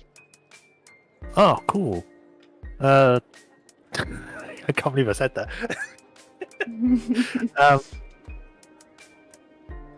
I guess I could. Yeah, I guess I could see if I can get this checked out, and I'll show her the sword. She If you. glances it over and kind of, she's already like trying to brush it off to the side. Hang on a sec.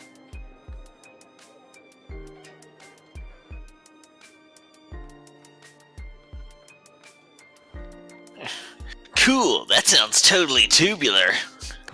All right. So she's like ready to just brush it to the side, and then she looks at it a second time and adjusts her spectacles. Is that a Red Mantis blade? From what I've been told, yes. And how much are you asking for it? not to be sold, just for it to be properly looked over. Oh. Well, I mean, what is in it for us? There's a mantis right on the blade. I mean, depending on what you want, like either knowledge, gift, item other than this, or maybe some service from us. She looks you up and down. No, I don't think services will do. You have something of equal exchange for the knowledge I could give you for studying that weapon? Perhaps. She looks over to Callie and what? Callie glances around to see if anybody else is looking. Yeah, I'm I'm trying to see if I know anything. And Callie will briefly adjust the glamour so it shows what she actually looks like for a moment, and then turns it back the way it was. I could perhaps exchange knowledge of myself with you if that is something that would bring a fair trade. You're just a gemstone dragonborn I am remarkable. with some glamour weave. If that is as simple as it is, then I suppose not. No, it is not. I'm sorry. Not to insult you, but it is not. Well, I am not a gemstone dragonborn, but a dragon shard dragonborn. That's what I thought I said. No, you said gemstone. Okay. I was like thinking in my head, don't say gemstone, say dragon shard. And gemstone came out. Very well. Seems we're quite unremarkable. Let's really off then. Okay, I mean, if at any point you do require services, like, I don't know, on an expedition to Zendrick or something, I don't know, just to pay it. We have expeditions to Zendrick. Right. Normally people come to us to sign up to go to Zendrick. I'm just saying in case you know of, like, a specific thing you want us to find, but if that's nothing, then... I think She kind of like sizes you up again, and she goes, "No, we try for something a little bit more professional." God damn, the savage. Very well. I'll just put the sword away. It was nice meeting you, miss. Then turn to leave. Runs This away Lord crying. Laura goes, "What a bitch." I didn't even bother trying a persuasion roll. It was clear we weren't getting anywhere there. Yeah, like I'll hold my arms out in front of both Carly and Shepard and just like, shepherd them back towards the gate. Let us be on our way then. You have been singularly unhelpful, thank you. I spit on your grave. Three. And she just waves. I'll say to Carly that was absolutely incredibly needless. But hilarious. Well, yes. like she when we first meet her, she seems nice, and then as soon as we try to... Remind yourselves, Did these you try people to are get something for free intellectuals. from her? Yeah, these people are intellectuals first.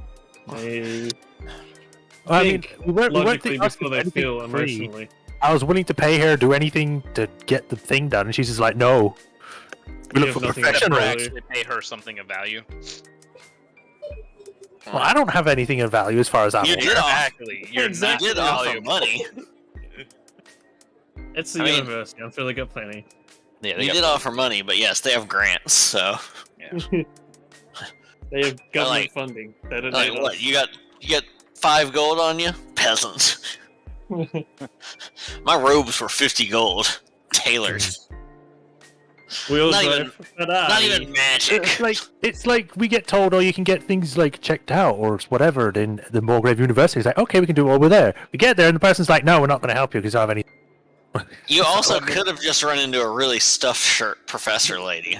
Exactly that. Karen there's- teachers. You could wander around a bit more, but who knows if you're gonna get like harried out or whatever. I'm sure they've got some of the like crazy Indiana Jones type professors who are barely ever there, and then they've probably got some of the ones who are here That's who exactly just how it like is. don't actually teach their classes because they're too busy learning everything they can, and they would be thrilled to share that with you. But you'd be there for 4 hours while they explained every detail to it of you. Well, you see, actually, the etymology of the term Red Mantis blade comes back down to when it was the Vermilion Manted Sword Clan, and this is actually quite fascinating. About 6 hours later, that brings us up to within a century of present day. Now this is when it gets really exciting. Just sit down and just keep listening. No, I know don't you leave, can come barely back. hold on to the edge of your seat. And we're all just skeletons.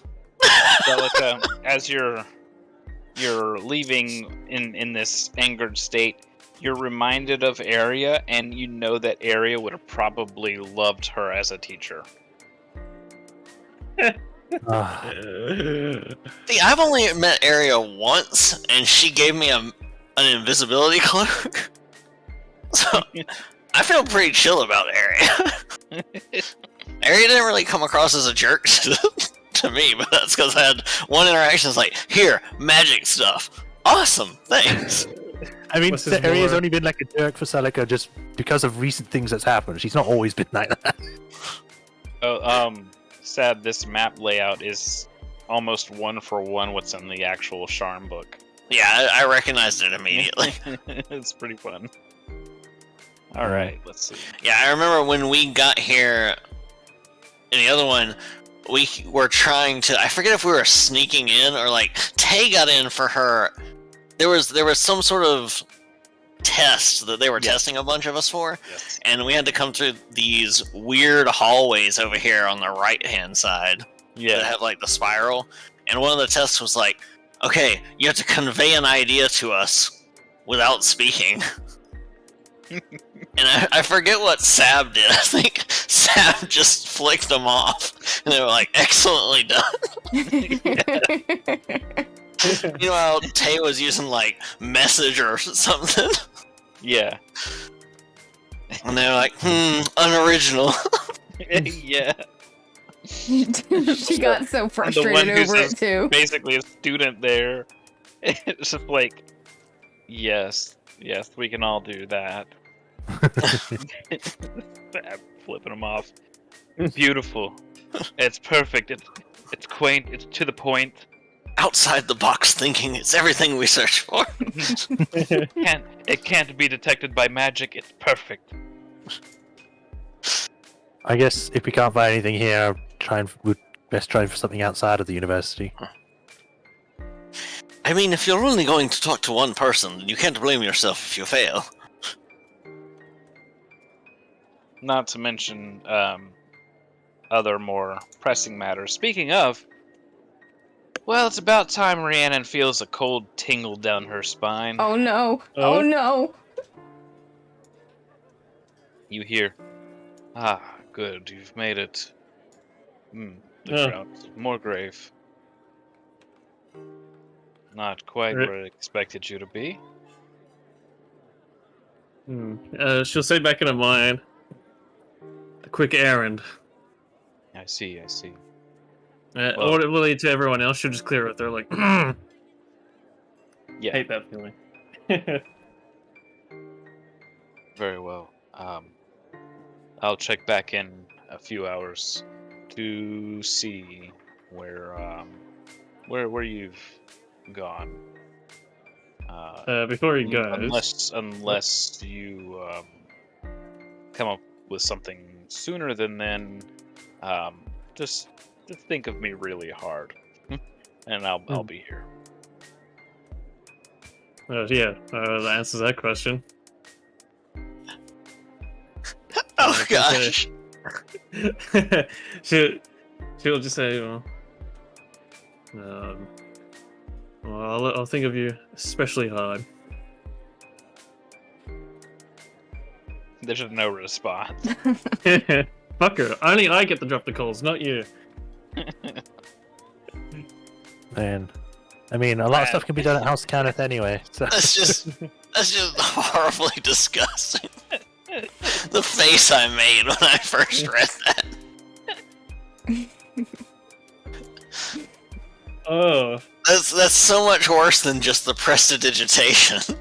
I just shit myself wherever I am and prestidigitated away. It's fine. out of sight and out of mind. But Glamourweave is just an illusion. it's always real. so smooth. It's real in my mind. That's what that crinkling noise was. Oh, God. Meanwhile, somebody with true sight walks into their bathroom. Ah! It's all over the walls and the ceiling. Oh, Game yeah. Soul doesn't exist in my reality. Could you remind me what House Cannith does again? They build shit. Only create all the things ever, like the best artificers that they Yeah, 'cause are. No. You just hold up. You immediately. You remember what House Cannith does? Just both Rhiannon and Kali go to either side of Shepard. No, it's not that. It's just it was for me. But because I was trying to remember, because someone said that we should also ask them about something else while we're there, but I can't remember. Cup holders. No. Yes. I Serious did say that, All right. and I am serious. And don't Well- call me Shirley. Mm. But no, we should ask about Shepard. Right. Because that's what Cannith the made all the episode is about. Warforged. That was it. But we Alright. should also see about, getting if you need magic items or things essentially enhanced, not really you don't get wondrous items per se from Cannith, but you would get things that are like plussed from them because they have a lot of artificers. Right. Mhm. And they can duplicate items that already exist, but you're not gonna get like a custom made thing. That's what Moorgrave is about all that. Yeah. They're about researching and making new stuff and, modifying it so that so you can make it cheaper but not have quite the highest effect. Cannith is like, we figure out how to do it, we make it. We make another, and another, and another. Alright. Well, I guess we can go head off there and see if we can get ingratiated.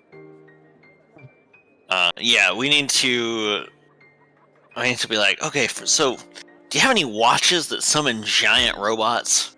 Because I need one for Shepard. We need a big robot in a gianter robot. And then we all need our own watches to summon our own big robot so we can combine into an even bigger robot. Why am I the left foot? This sucks. All right. Well. as you Cardatron. wait for a new air skiff to arrive. Are there any street vendors? Not here. Ugh. It's on.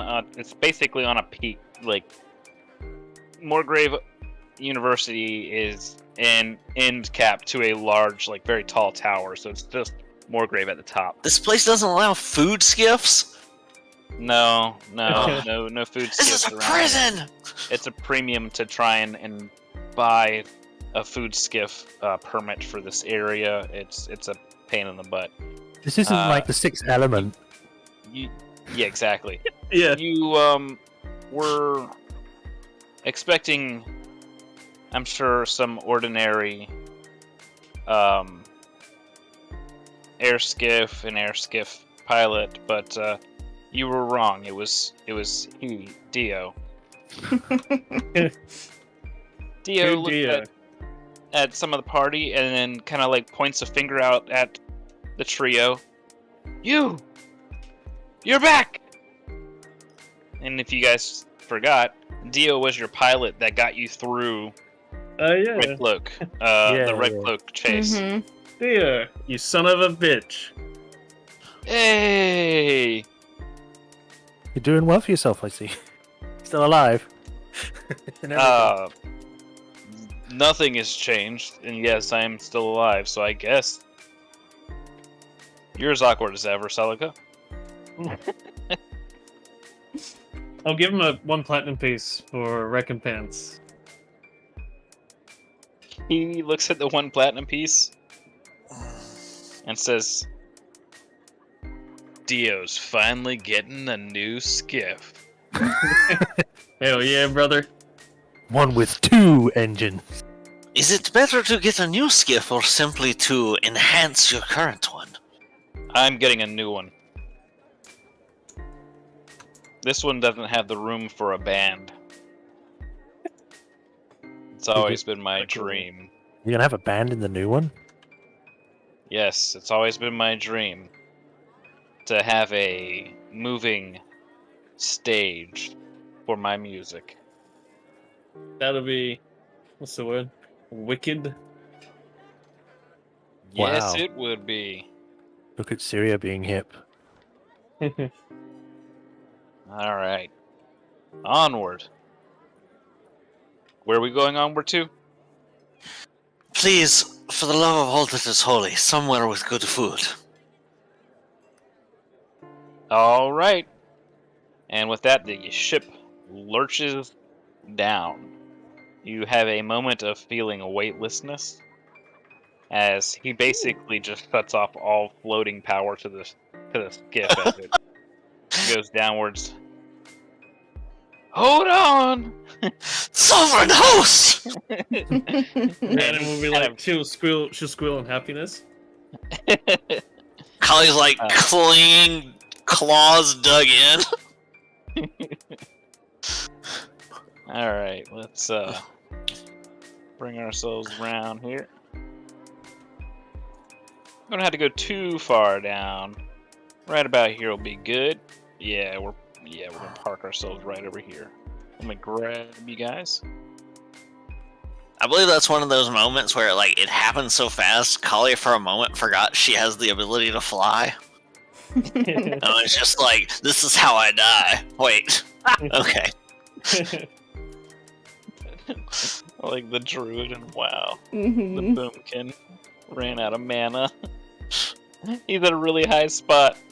He goes into his boomkin form instead of his flight form, and it left him with no mana at the time, so he just plummeted to his death instead of flying away. He's sitting there falling Thing is- for like 2 thing is- minutes.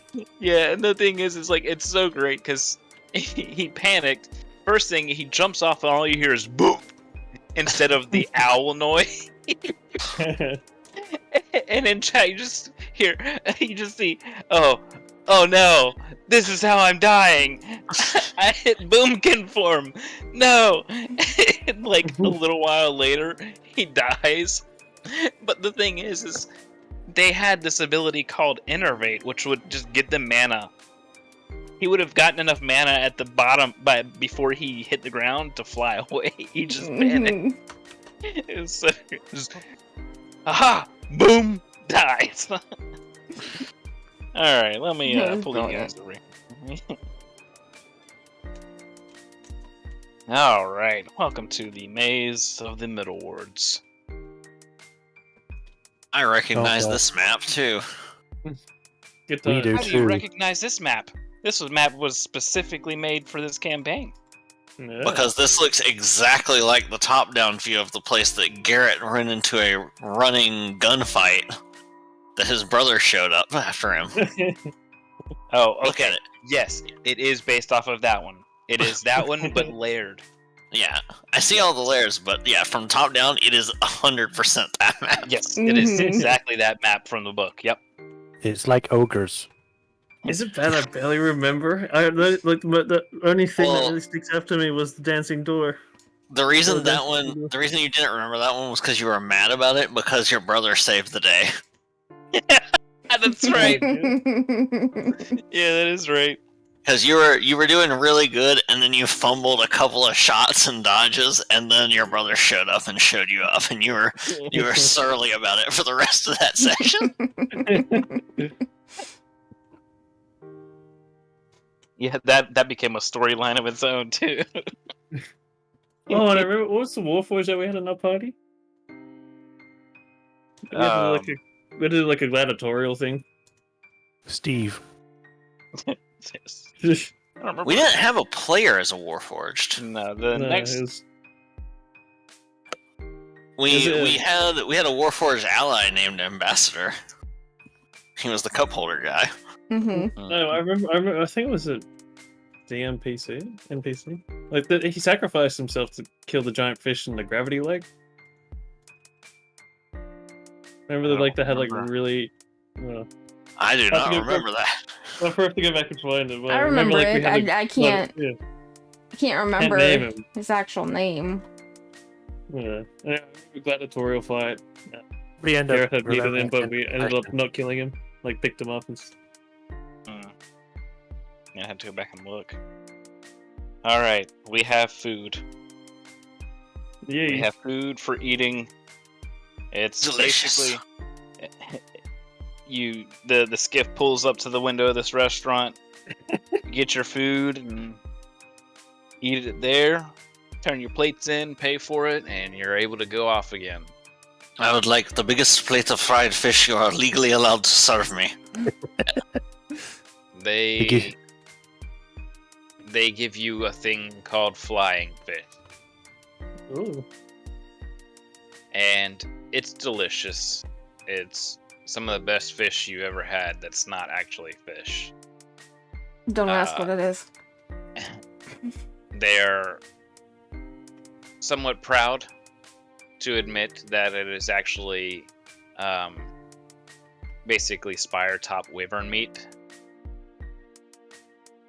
And it's delicious. I mean, they like to feed on fish too, so it has a similar taste. So, yeah, there you go. Grilled and fried spire top wyvern meat. Alright. That said, we can, I guess the next destination will be the House Cannith South Enclave to see what you guys can do. I'm Cleriath, and this is my favorite place in Shard. For some reason, I thought you'd throw back and say, "This isn't fish; it's fake fish." No, it was. I didn't realize I was muted. It was absolutely delicious. Yes. Especially the crackling. You just. Let's see. Every animal will get the same. I didn't know they served Kraken here. No, crackling. Oh my gosh, I forget you're British. No, I know what crackling is. Yes, I just the way you said it sounded like Kraken. British. Kraken would probably taste good too. Kraken calamari. Name this properly. I didn't. Okay.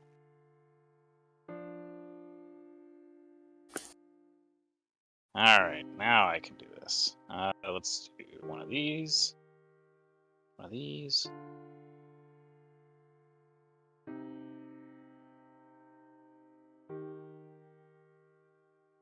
Oh yeah, I remember now because we were trying to move the skiff and we kept losing pieces of it because you had to move all of the stuff connected to it. Yep. It's fine. It's a Lego skiff. That's why he's got to upgrade. He wants to upgrade to the to the Technic version instead of the base Lego. And then there we go. Perfect. Or is he actually getting all the way to the upgrade of the Bionicle version? Clearly the Bionicles. Dio will wait here for you. The building. Because you have brought me to such delicious food, I will contribute to your flying stage fund. I will give him a platinum as well. Now you can franchise. He tries to say something, but his lips just quiver instead. Dio, we'll write a song about you. It will be, he looks you over, a song about your force of personality, and you being a dragon. I will call it Dragon Force. Oh, That sounds delightful. Make sure it's Fine. fast-paced. I will. Is there any other way to do a song? He And get back, he's got speed metal going. That's it. Where's this? Okay. The emblem over the doors is the machine bull that is House Cannith's emblem. I know that this over is a really top bad of some time to step cogs. away, but I'm gonna step away for just a second. Oh my goodness. This is the worst time to step away. I gotta pause everything. Wait for her to get back. What type of song do you think you're going to do for Rhiannon?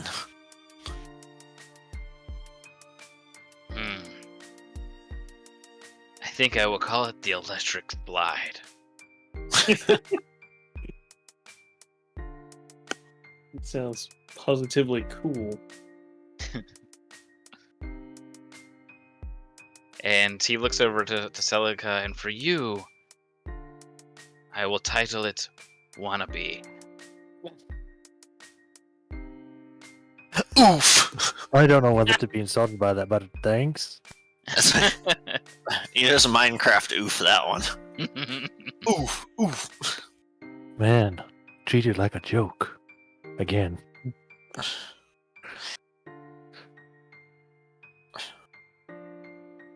You know, we completely forgot to go shopping. Are We are meant really to? bad at this. Well, I meant to. I mean, I had other stuff too, but we decided to come straight here because apparently everything else is a waste of time. Well, I don't think it's that it is a waste of time, but we do have our priorities, and I believe that, based on Rhiannon's little reaction, that we are on a bit of a time crunch. She like scratched, sort of lightly scratched her throat, but Scratched her he neck, did- yeah. Yeah, he did come calling. Yes, I sort of recognize that reaction from myself the first few times, before I perfected being able to not react whatsoever.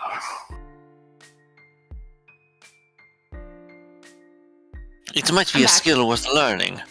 All right, Nothing welcome about back. I'm sorry. Okay, No forgiveness. so Are you prepared to meet your makers? the machine bull over top of the cogs are actively spinning. This is recognizable as the House Cannith symbol. As you approach the doors, they open automatically. Oh, magic. I've never seen such a device. Is there a suspicious black man on the ground that we stepped As on? you pass through the entryway,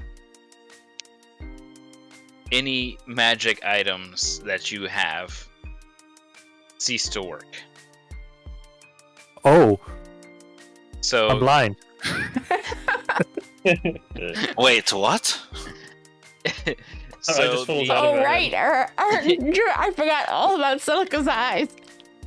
and What?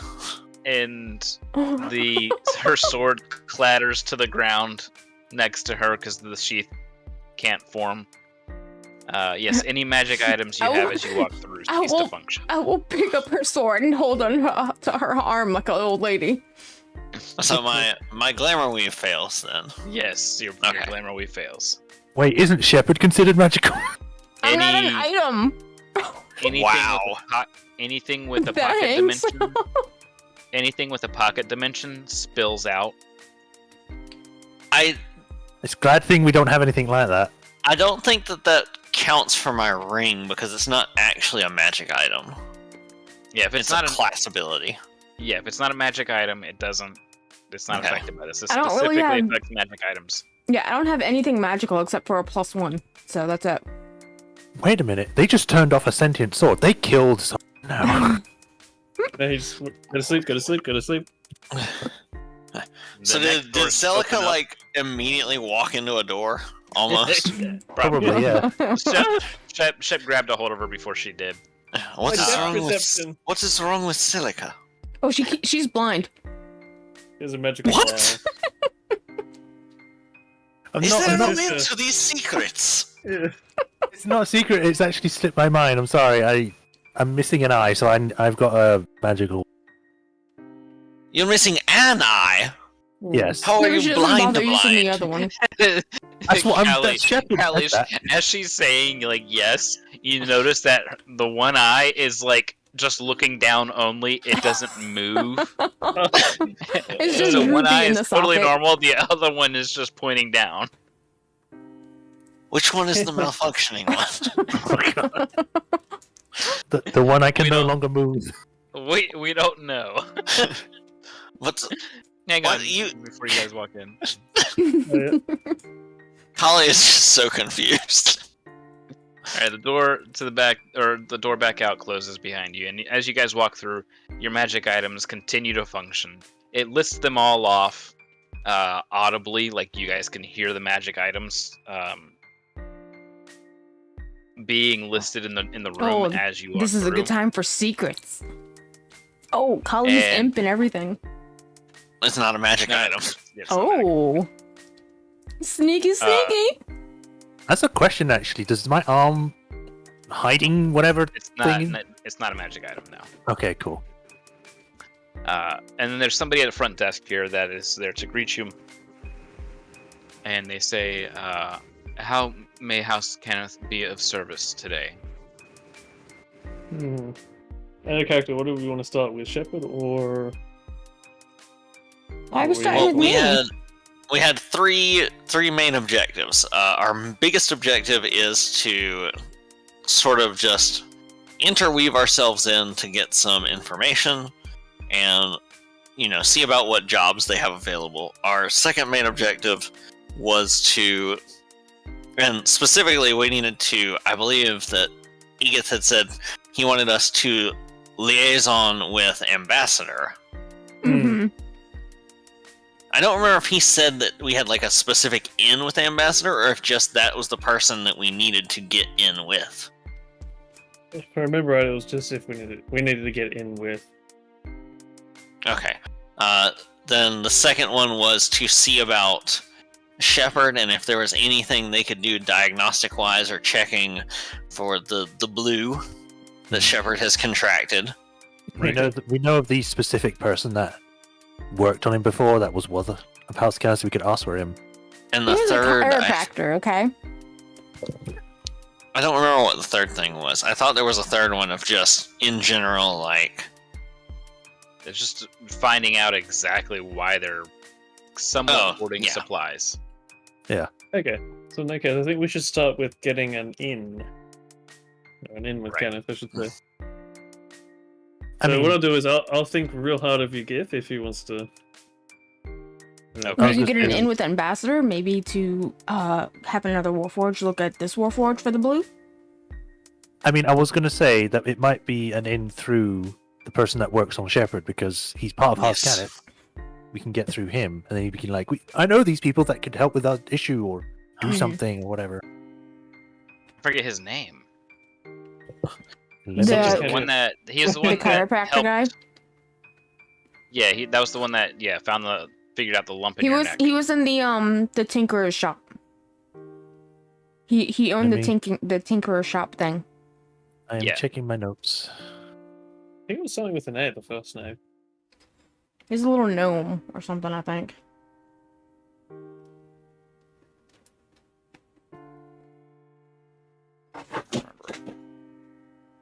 Out of character, is there, or, I mean, I'm just not saying this.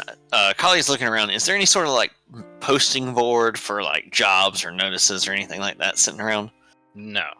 Okay. They have a bunch of stuff organized on their desks, but it's mostly stuff that they have written in these tomes. Okay. Oh, I also forgot, out of character, like, Collie would have wanted to pick up a paper and see if there'd been anything new development-wise about Cannith over the few days that we've been on the train. No, there have not. It's been relatively quiet as far as the papers go.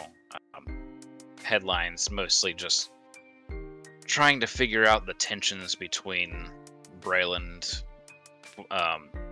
New Sire, and Kenrun. Lots of essentially, what's the word? trying to understand or figure out their expectations of what's to come, Mhm. and what they're trying to accomplish relationship-wise. Okay. So Well, the I'm really person you looking to said that settle was- down now. What you were saying about the guy having a name that was Shep's creator called Aegis or Aegis, or however you say that. That's Shep's creator. Yes. Yeah, Yeah. that's my daddy. Why are you gonna say it like that? I could have said it differently. Gavin? No, it's Because we got Matthew and then we got Gavin. it'd have to be Matthew. Gavin's your Because he says Matthew does bring someone that knew Aegis and once told that he made Shepard, made Shepard, and his name was Yeah. Gavin. That was someone who worked with cops. Yeah. So Matthew might be the one then. yeah. Matthew's the one. It I shows. should probably visit him while we're here. That's why we're here. No, the other guy, Gavin. Oh. Well, I don't know about Matthew or Gavin, so somebody else is gonna have to talk. I mean, I thought Syria was going to do that. If we're all just standing around here, Shepard's just gonna like, How may we be of service? she's just gonna like lean Rhiannon? in over the desk and like look at the secretary real close, and be like, I have something in my eyes. Well, before I say anything, is your guest watching? Has he picked up my call? Yes. Okay.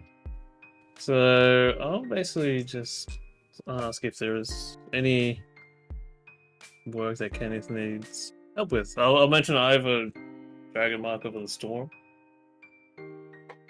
Uh, Out of character, before you mention that, couldn't Yeah. that be? Couldn't that That- make them that- less likely? yes. That's Yeah. Oh, really? inner house stuff. Yes. That you're essentially a rival to them. Yeah. Okay, so alright, in- back up. Kali Okay. might have to lead off then. I was curious if there were any jobs or services that we could fulfill or provide, as well as our friend here needed to be examined, preferably by another Warforged who may be an expert in such matters, over a strange affliction she has acquired. Okay. So first, you're here about the acquisitions job posting, and secondly, you need your friend here examined. Okay. Yes. And how soon are you trying to get this examination done? When possible. If it is something that could be looked at today, that would be excellent. But I do will- not believe there's an emergency over it either. I will mean, look I've- into see. We don't get sick, so I'm There. freaking out here. I'm freaking out, guys. Calm, He says there's a light flicker. Shepard, calm down.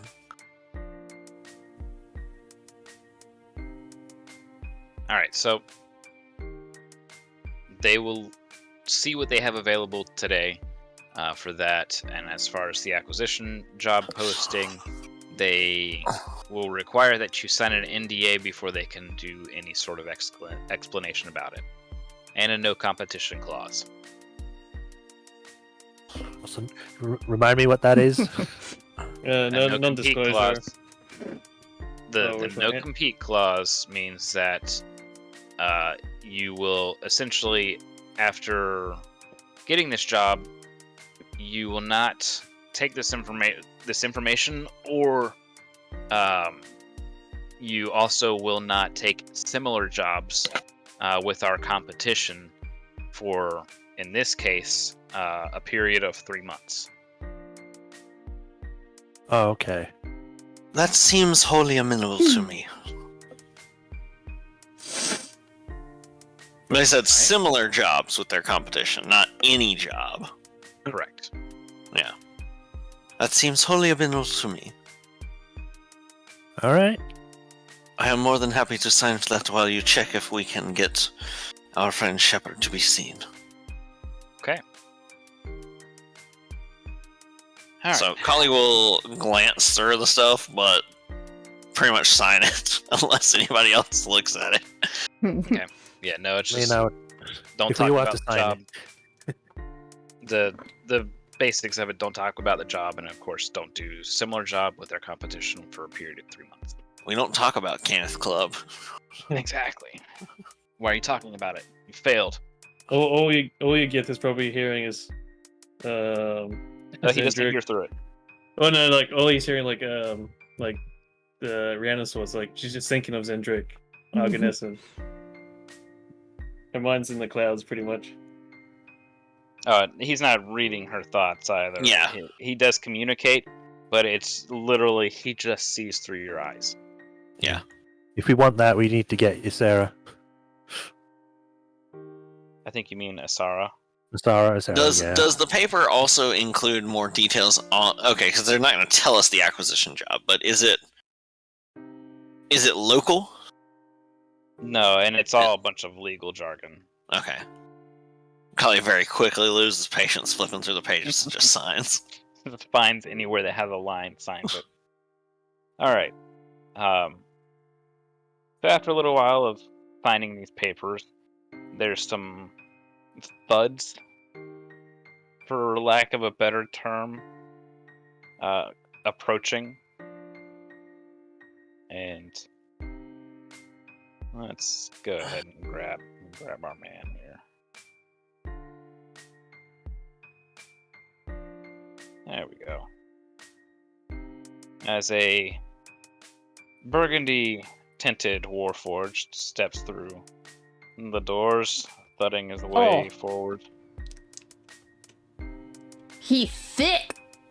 Whoa, Kali looks up. By the host, you are a large one. And he looks down at the tiny one and says, "Well met! I am Ambassador." Ah, can you modulate your volume down? Ambassador, I am Shepherd. Oh no, now you've got her doing it! We do not have our medical professionals in today, so I will take a look at you. Uh-oh. Perfect. Follow me. Kali like hurriedly I signs love the that you're last like- few pages. I love that you're like wiggling yourself, so you're like waddling forward. Yeah. Are we We're allowed to all come too? Should we ducklings. stay back? Follow me. I need the Okay. moral support. Follow. As we walk by electrical piping things that are making weird Ercio, sounds. everybody wiggle. That looks dangerous. Wiggle, wiggle, wiggle. Touch All the right. electricity. Just squeeze back here. Hang on. Give me a second. I can do this. They should really fit you with a bigger entryway. Ah! He just through there. He has to turn sideways. Yeah, he has to turn sideways.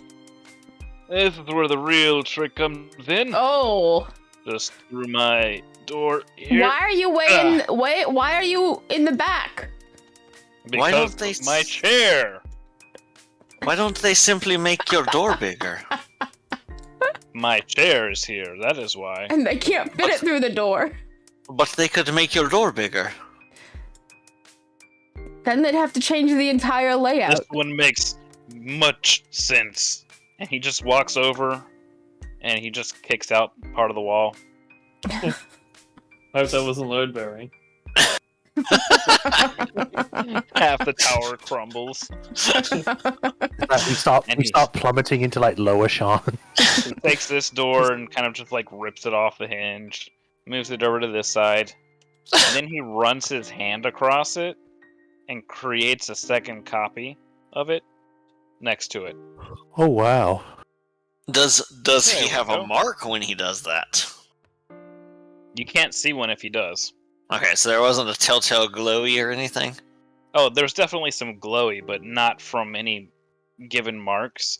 It mostly seemed to emanate from under his armor. So does he actually have like the giant sword and shield? No. Okay. Does he have No, he's- anything? He has He cup is holders on his weaponless. hips. He whenever you know how Shepard drops her Morning Star? Yeah. He drops his cup holders. So he sits back down in his chair and promptly, of course, By presses a what? button on either side, and two round holes kind of come out, extending forward from it. And he just looks at him. He opens his hands wide, like, huh? Huh? That is wonderful. I am. Is it a sword holder? No, You put no, the no, hilt no, of no. your sword there? Do you have a cup? Yeah. Oh. Digs in and finds that cup that automatically fills itself with sake. Why, in fact, we just acquired a cup. Yes. He takes the cup and he puts it in the cup holder. And he says, "It is a cup holder for your drinks. You do not have As to a worry about host. spilling your cup on the table where you're doing your paperwork. It is right here, next to you, unspillable." Wow. Gets so excited he Host. smacks it off the table. We'll make millions. And then he lifts it and gives it back to you, very careful not to spill the sake. Thank you. She takes a sip, sort of like winces. Maybe later, like puts it away. It's a little sippy Okay. top on it. Little one, on the table. Oh, Which well, one of us? I believe good. Shepard. Yes. Yes, let's get right to it, I believe. He just takes her and lays her down. It's like a I- baby changing a nappy. Yes. Yeah. I would Alright, like let's- to mention that she acquired this affliction, and it was also a. Oh my goodness, I don't think that is safe. Go ahead. Saying some shit I haven't seen before, kid. Somehow she acquired an affliction that both myself and one other of our comrades have. Which Ah, is weird because we do not get sick. two problems here. Problem one, she doesn't have a cup holder installed. Well, I'm sure you can good. fix that. Yes. Problem, and he's like, yes, of course. And he presses a button on his chest. A cup holder comes out. You don't want to Just- spill one in the Just middle. duct walking tape around. it to Shepard and it'll attune to her. Yeah, he pushes No. it back in. Secondly, she's all blinky. Yes, I am not doing that intentionally. Well, there's your problem. Should I do it intentionally? You should not do it anymore. I am not doing it. Intentionally not do it anymore. Problem solved. I am How would intentionally stop- not doing it starting now. You blink even more.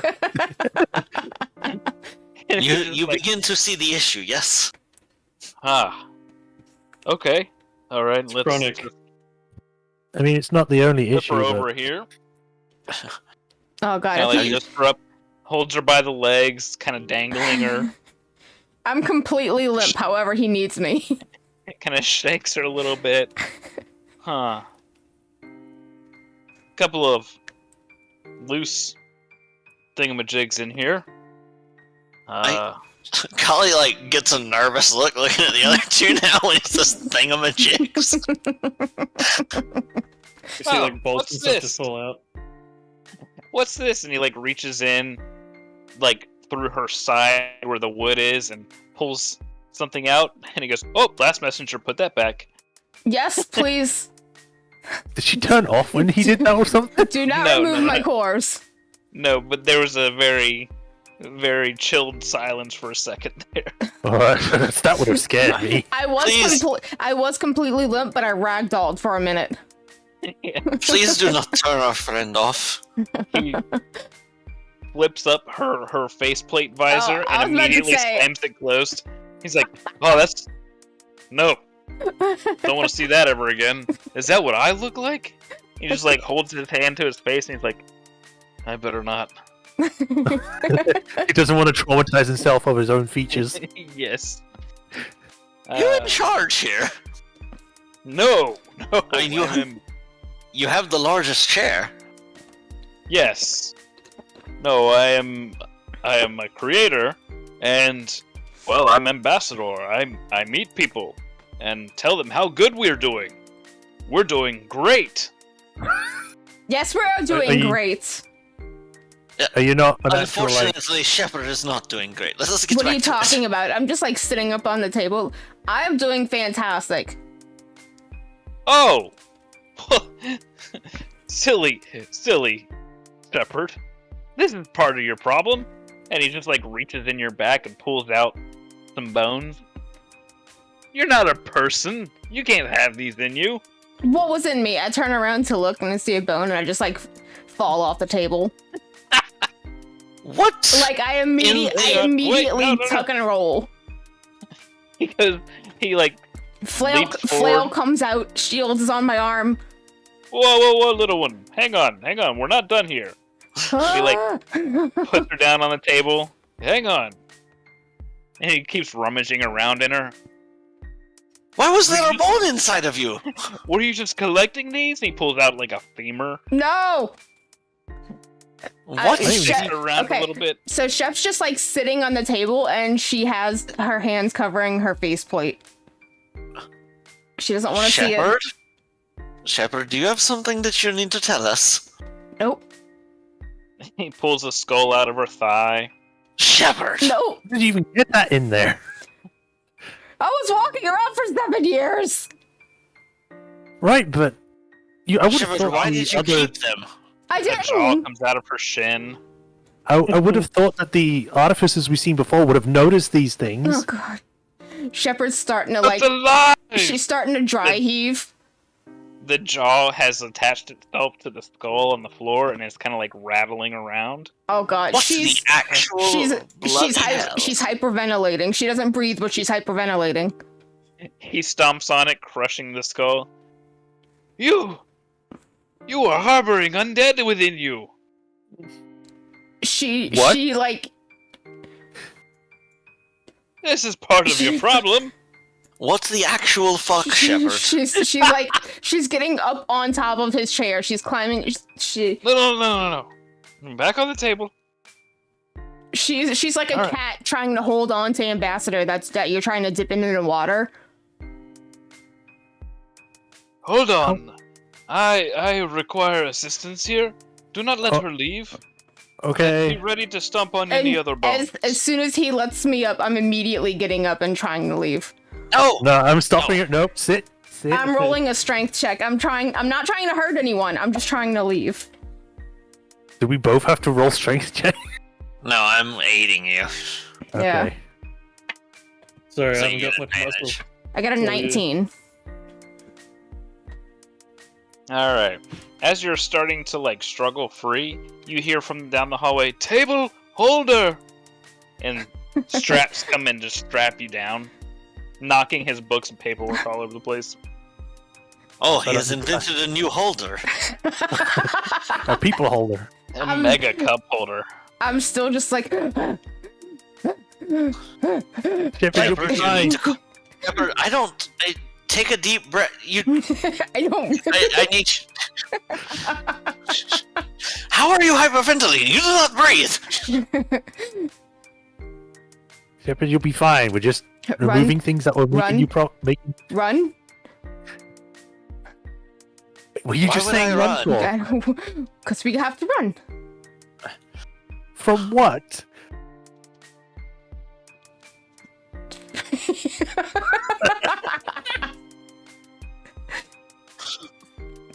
Quit JPEG. There you go. She's looking around on the floor to see where the bones went. Well, they're powdered.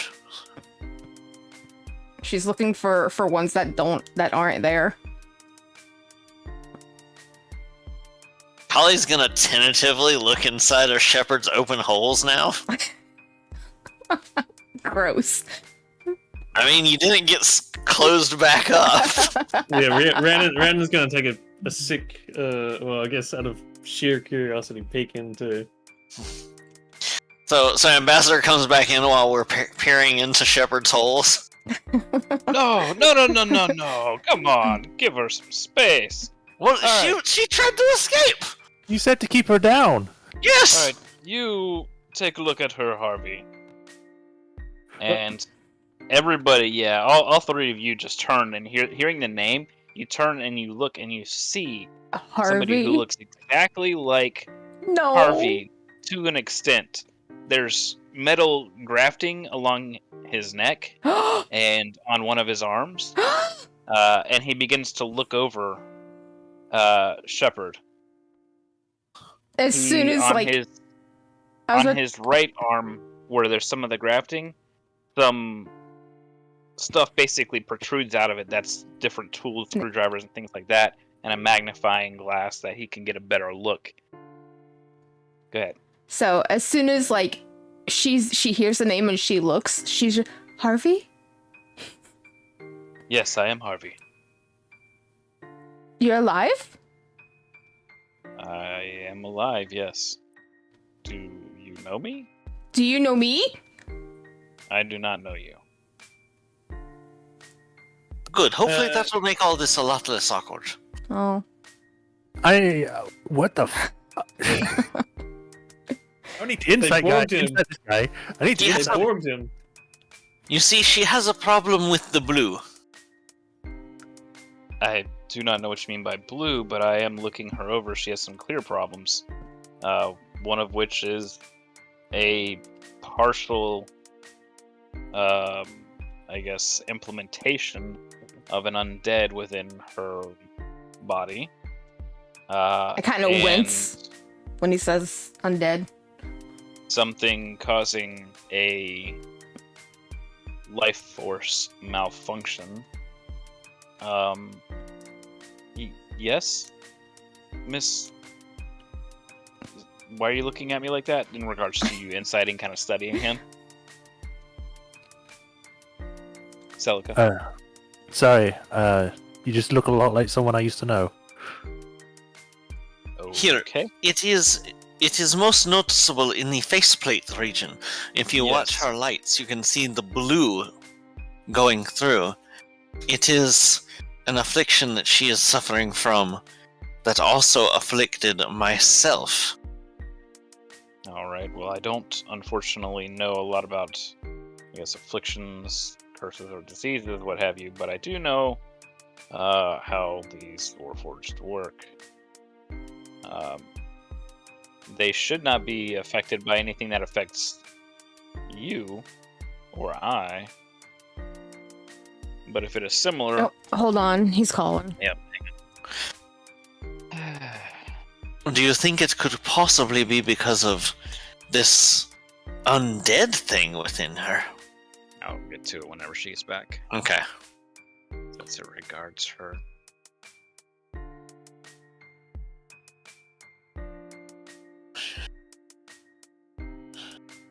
Man.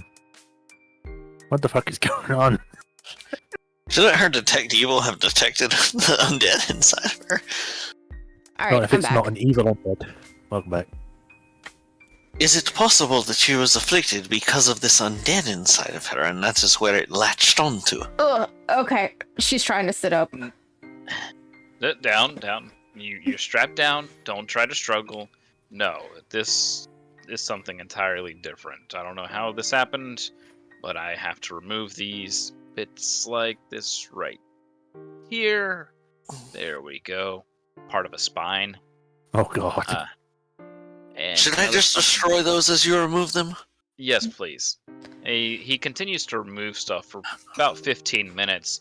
He's also like looking at the other two, wondering why they keep looking at him so strangely, I Casually guess. up.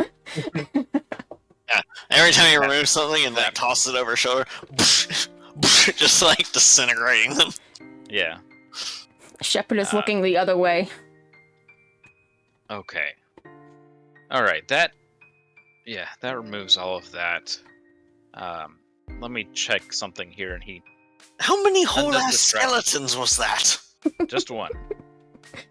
He has Ambassador help flip her over, and he checks along the base of her neck, and he says that yes, there was some permanent damage done here some time ago, it looks like, and there's some living wood that needs to be replaced, and maybe some spinal grafting. Oh, so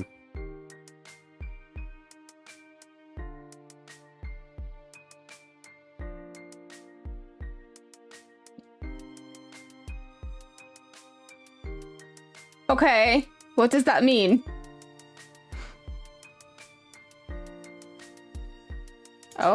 Did we get disconnected?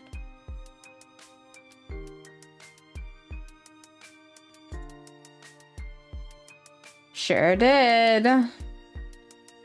Alright, everyone. Hold on, we'll see what we can do. Not well, I'm disconnected. Can you guys still... Okay, you can still hear me?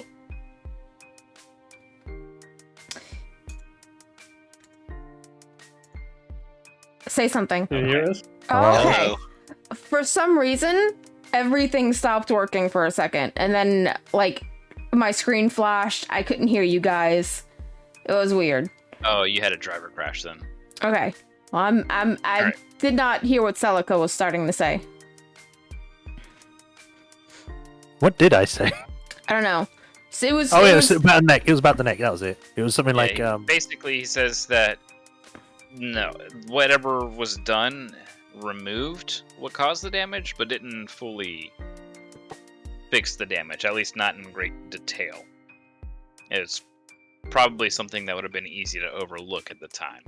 Is she going to be okay? I've been perfectly fine. For this, no, you haven't. For this, yes, I can get her fixed. It will take some time. As far as this thing that's going on with her visor and you all, that's something that's out of my hands. Is this when she gets fixed? Is it gonna help with the moments where she just seems to zone out? I have no idea. That's more personality thing. Ambassador, can I use the goggles? Ambassador says, yes, you have my permission. And Harvey takes out a pair of goggles and puts them on his head and looks Shepard over and begins to talk. And he looks kind of first off to Rhiannon and then over to Callie, and he's, oh, okay, you're different. And then looks over to Celica. And Celica, he just dropped to the floor. You bone arm! No. I don't know. Oh wait, why do I look different? The glamour's not working.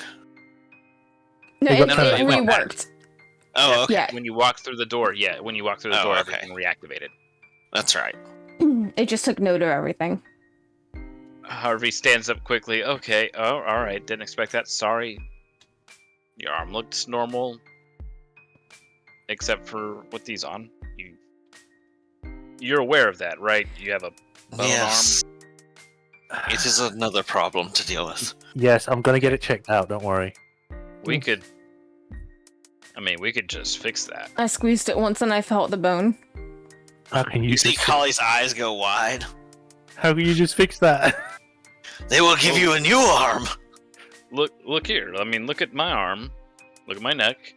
Look at my chest. And he kind of like lifts up his chest.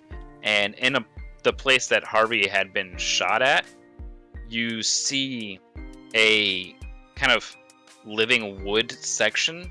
But inside, you can kind of see this pulsing, glowing, imitating a heartbeat. And that's whenever Shepard, like, whenever, he's showing off his extensions, she's just like, how did you get those? Was brought here dead or dying, and they fixed me. Do you remember? Remember what? Dying. No. It is you. Oh, she's gonna be so happy. God. Sorry. You don't have any memory of what you were before then. No, I had my ID papers on me, and that's about it. I have kind of vague-ish memories of my childhood. Not really being around here much. I have some memories of the towers, but not enough. Shepard's just gonna, as much as of a signal as she can while she's strapped down, as to like, no, don't tell him. Because we're in the middle of Ambassador. If he finds out he's a thief. I mean, seeing as you're saying all of this out loud anyway. Yeah, but I didn't say anything to, like, tip him off. It's all good. Right. Be vague about it. Be vague. I mean, I'm not gonna just go. Oh, You hey, you're the said- feet guy. You said it would take time to fix our friend. How much time do you believe it will take? Properly, most likely overnight. Shepard, Yes. do you want us to stay with you?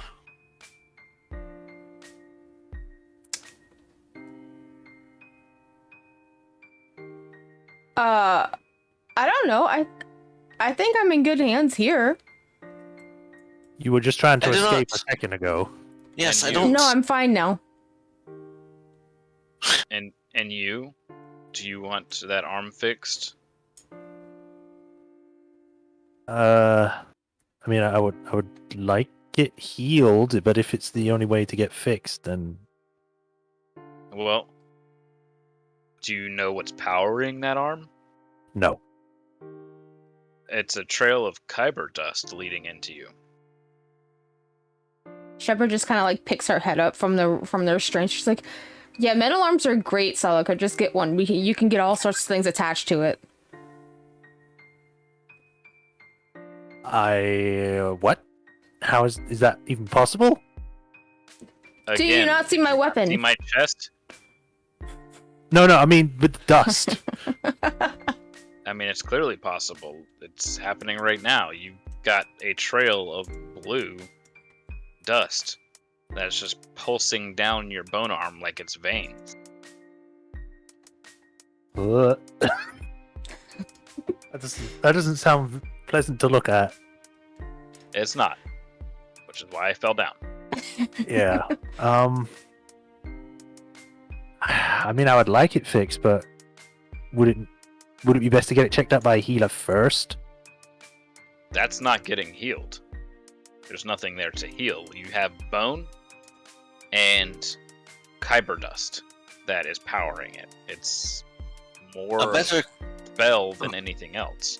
A better question would be, how would we have to get it removed so it could be replaced? If that is the What? case. I could just knock that sucker off, put a new arm on. Ah.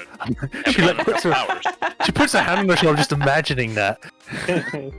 So Kali's gonna look at Celica and say, do you remember what we talked about? This could be a choice that you could choose to take right now.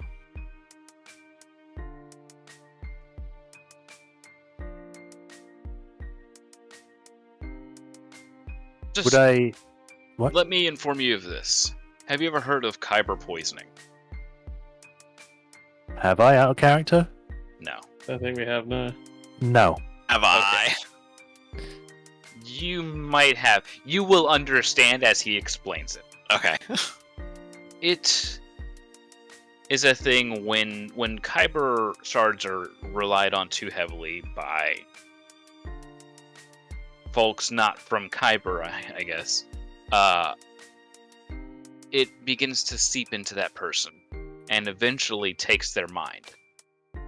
They begin seeing things and claiming things are happening that are not happening, and eventually start believing that, for lack of a better term, becoming some form of reincarnated dragon. It's pretty universal across anyone who suffers from the poisoning, but eventually they lose themselves to the poisoning and the madness. Ollie gets the most serious look you've ever seen on her face. Are you saying that's? And it's like, Celica, let him remove the arm immediately. Take the arm now. Are you saying that's what is happening to me then? So Celica, you could have seen Kali had practically started raising a hand up to Eldritch blast your arm off. I think we're seeing that Rand will come and just like put her hand on your Eldritch Blast hand and just like, push down against it. Hey, take it easy, man. Celica, if you wish to remain yourself, you must deal with this immediately. This is not any sort of trifling matter. You have no idea the seriousness.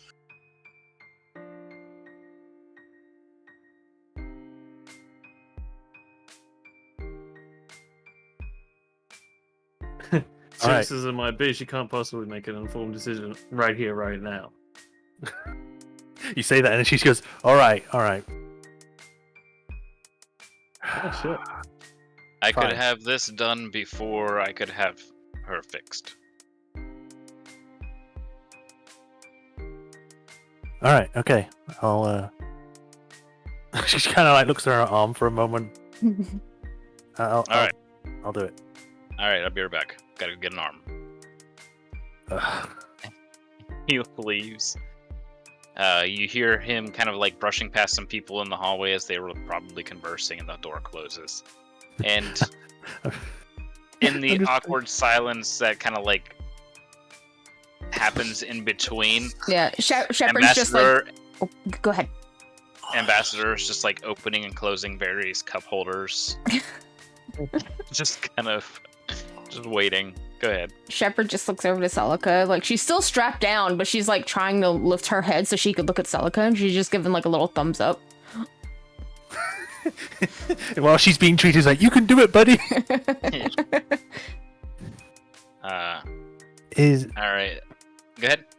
I was just gonna say, so essentially what he was saying is that if I keep it as it is, I could turn into some sort of Kyber dragon. No. You would simply believe that you are such. You would go You would insane. believe-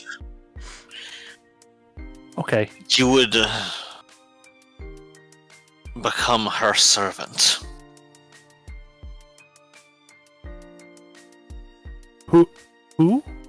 Whose? After you say who, the door opens back up, and he has a couple of arms in his arms, and he says, "All right, before we get this started, you can pick. I have this one that is gold here, one that is made of silver, and another that is adamantine. I don't know what your funding is or what deal you have, but the choice is yours, and I'm sure Ambassador and you can work it out afterwards." Okay. That sounds like a bait to get stuck in a Yeah. big Ambassador says, "The adamantine!" What would Do be the it! costs between the different ones? What kind of payment plans do you offer? Yes! We offer 10% interest is our lowest. Higher, Don't worry it goes about higher payment. depending on the material. Don't worry about payment. Do you want an arm that would last? Longer than you do. Do you want something that will not be easily destroyed? What am I made I mean, of? Get that. Well, you're I don't think definitely you're not don't- made of don't listen. adamantine. Don't listen to the crazy one. If when I look at these arms, are they all the same, or do they actually, besides being different metals? They almost all look the same. They have this kind of like bone-like structure to them, and right now there's no power running to them, so there's no like glows or movement of any like cogs or pistons or anything like that. And then your eyes fall upon the one that has a flame on it, the adamantine one.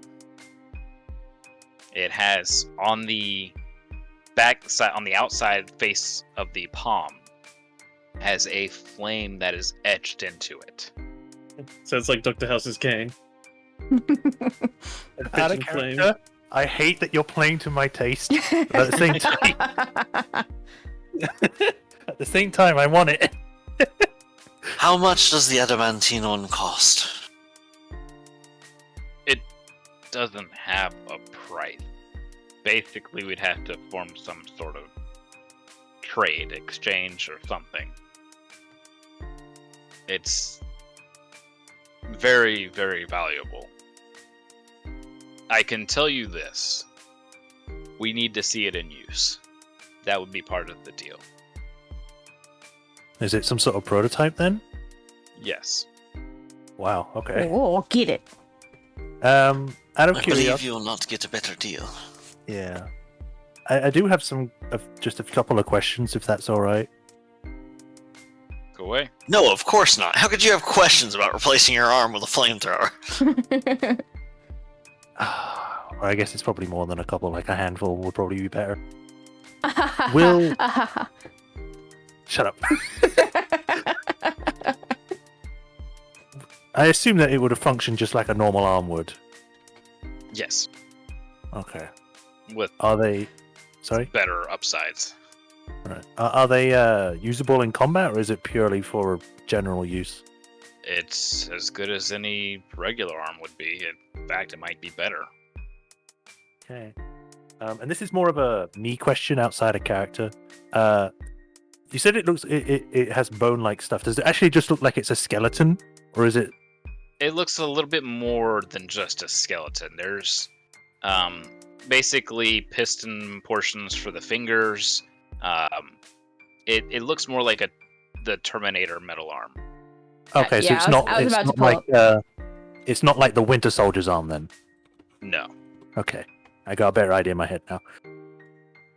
I guess the last two would be: will it hurt, and will I be able to feel through it? You'll be able to feel in a way that you can feel pressure, I guess. You wouldn't feel, say, somebody like stroking their hand up the arm, but you would feel there's pressure against that arm. Or if you were to pick up a glass, you would know how much to close your hand before accidentally squeezing the glass too much. So in regards to pain, no, that arm won't feel any pain. In regards to it hurting going on, I don't recall any pain from what happened with me, so I don't think so. A ringing endorsement. All right. I'll go with the adamantine one then. All right. So he takes the adamantine one and just smacks your bone arm. I just wasn't expecting that. Even said I go, just be like, ah! The bone arm goes flying off of you. So the rest of us, we just see her arm fly off. You see her arm begin to like rip and fly off, and then it's just bone, and it smashes. It smashes against the wall, and I'm assuming you Eldritch blast it. Immediately. Oh, yeah, Shepard's trying to like. She's shivering. I don't even get to keep it. It gets blasted, and the Kyber dust kind of poofs out of it when it gets blasted. And Cully immediately dive rolls over the table back behind. I was just going to say, I'll use. You got to keep in mind that this is like her entire arm nearly up to her neck. yes, Her Well, whole I'll shoulder. I'll use Gust Cantrip or Gust of Wind to control the dust spread and push it like into a little pile on the floor. I he think. goes, okay, now that that's done, sit down. Oh, okay, I'm just like looking down. I'm like, I don't have anything now. Hey, there's nothing there now. You kind of in a stupor sit down, and he goes, like I said, I don't remember any pain, but just in case, take this. And he has like a leather cord, just in case you need to bite down on it. I'm not saying you will feel pain. I don't remember any from mine. I'm just getting you ready in case, to be safe. Okay, I remember this from like when I broke my arm one time. All right. Yeah. All right. On the count of 3, I'm gonna go ahead and start. This is gonna take about an hour, hour and a half. And he gets the arm kind of over your shoulder, and he goes, "All right, 1," and just slaps it down. Jesus, he doesn't. Constitution save. Oh God. All right. Let me just double check this. Oh, that's actually I don't even know if this even applies anymore because I don't have it. So never mind.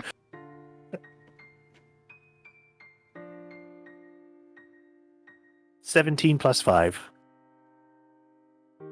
Okay. So that means you're awake for the pain. Oh God. Yay! it is too much not to make noise from, as things begin immediately drilling themselves into your shoulder. You hear it, and then or first you feel it, then you hear it, and then there's this weird sensation of pressure inside your shoulder, where the bone is, where things are drilling and connecting into the bone. And Harvey's like, he looks around. Okay, so I lied about the pain.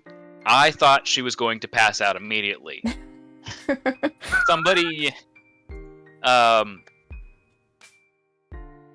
do any of you guys know how to make her go to sleep? I cast Calm Emotions. That's gonna make me sleep. No, but it's gonna make you calm. The problem is she doesn't require sleep because of the ring. Yep. So, Calm Emotions. So, you feel somewhat less angry, but you're still in pain. You're still very much awake for it.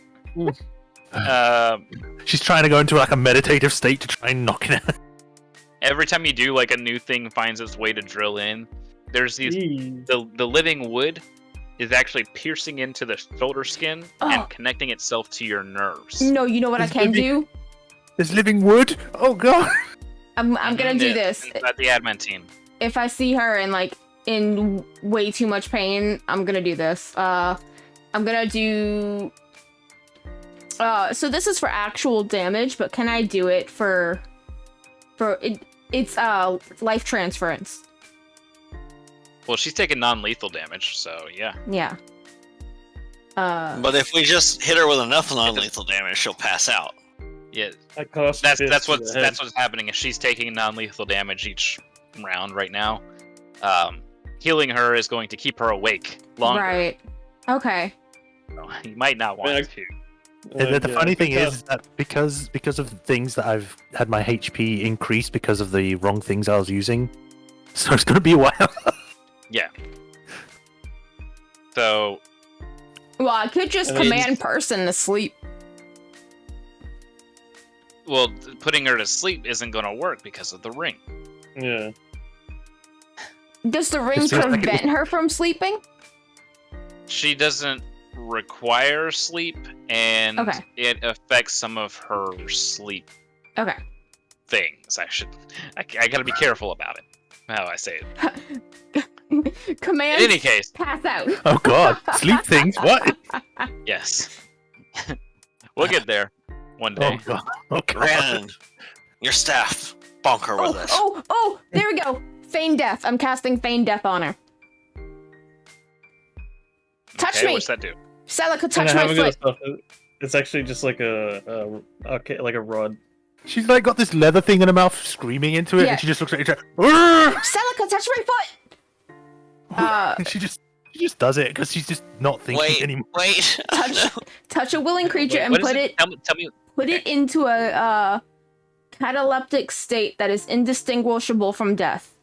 Okay, so the good news is because you're strapped down and Celica's screaming and there's just a lot of chaos and you're saying, touch my foot, Celica, touch my foot, Ambassador touches your foot and collapses.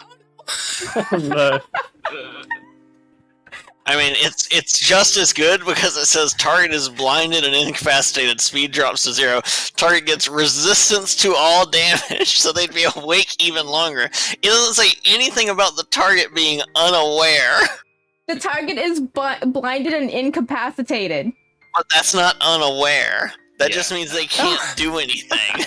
Yeah. Okay. So that's the equivalent of having them wake up on the operating table with all of the anesthetic gone, but the paralysis is still in place. When Hold you on, get that hold door, on. I just realized that the ring might have been on the skull hand. Okay, well, it's on the floor somewhere then. I can't sleep on Celica. Hang on.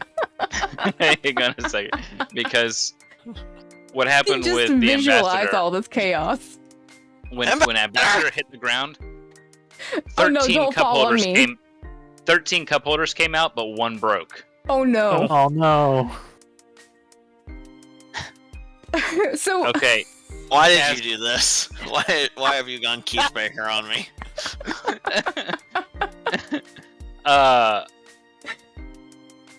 So go ahead and do your sleep cast. It has to be a certain amount of hit points. How is Harvey Yeah. working through all this? Oh, he's Yeah, not. I'll do- It's the So arms he's doing just- all the work. He's just standing back and watching all of it happen. Yeah. Probably the most normal thing to happen all day for him. Alright, so I'm gonna do this at 3rd level. How many dice? Collie's just over here like, what am I supposed to do? You did this. You made this choice for me. It's the Okay, right so I'm gonna do choice! 5d8. 5d8. I'll roll this in game. What would be the maximum that would give? 40. Yeah. That would not be enough. Times 8. But you've already been taking damage. Yeah. Oh, You've- true. You've taken about 20 non-lethal damage. That would put me at 52. Oh, shit. Oh 25. no. The little bit of drowsiness kind of starts to go over you, but the shock of things boring their way into your shoulder. I can just still keeps you cast up. it 2 more times. You'd have to roll high enough for any of the rolls. Ah, so it's not It doesn't. cumulative. It's not cumulative. Yeah. Oh, never mind. Sorry, you're on your own.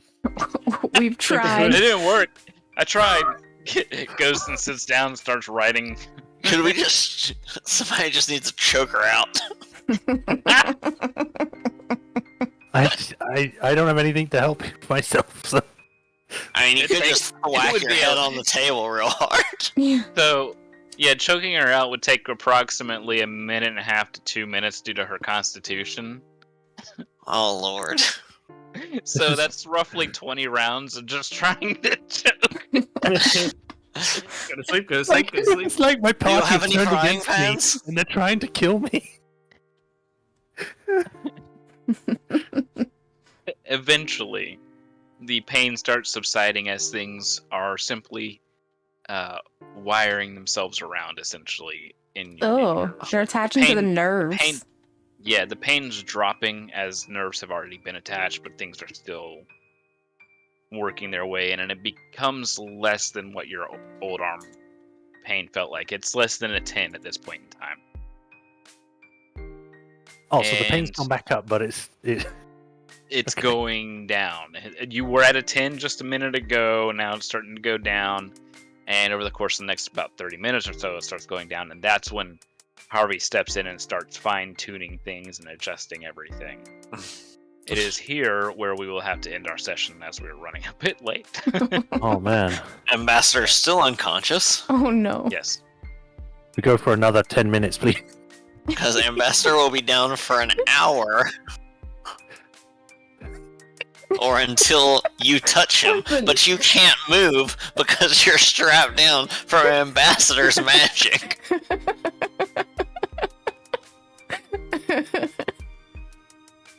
Oh my god. Thank you all for tuning in and watching this roller coaster of a session. What's going on, man? We- what is going We on? will hopefully catch you next Saturday, roughly the same time. Good night. Good night, everyone. Night, everyone.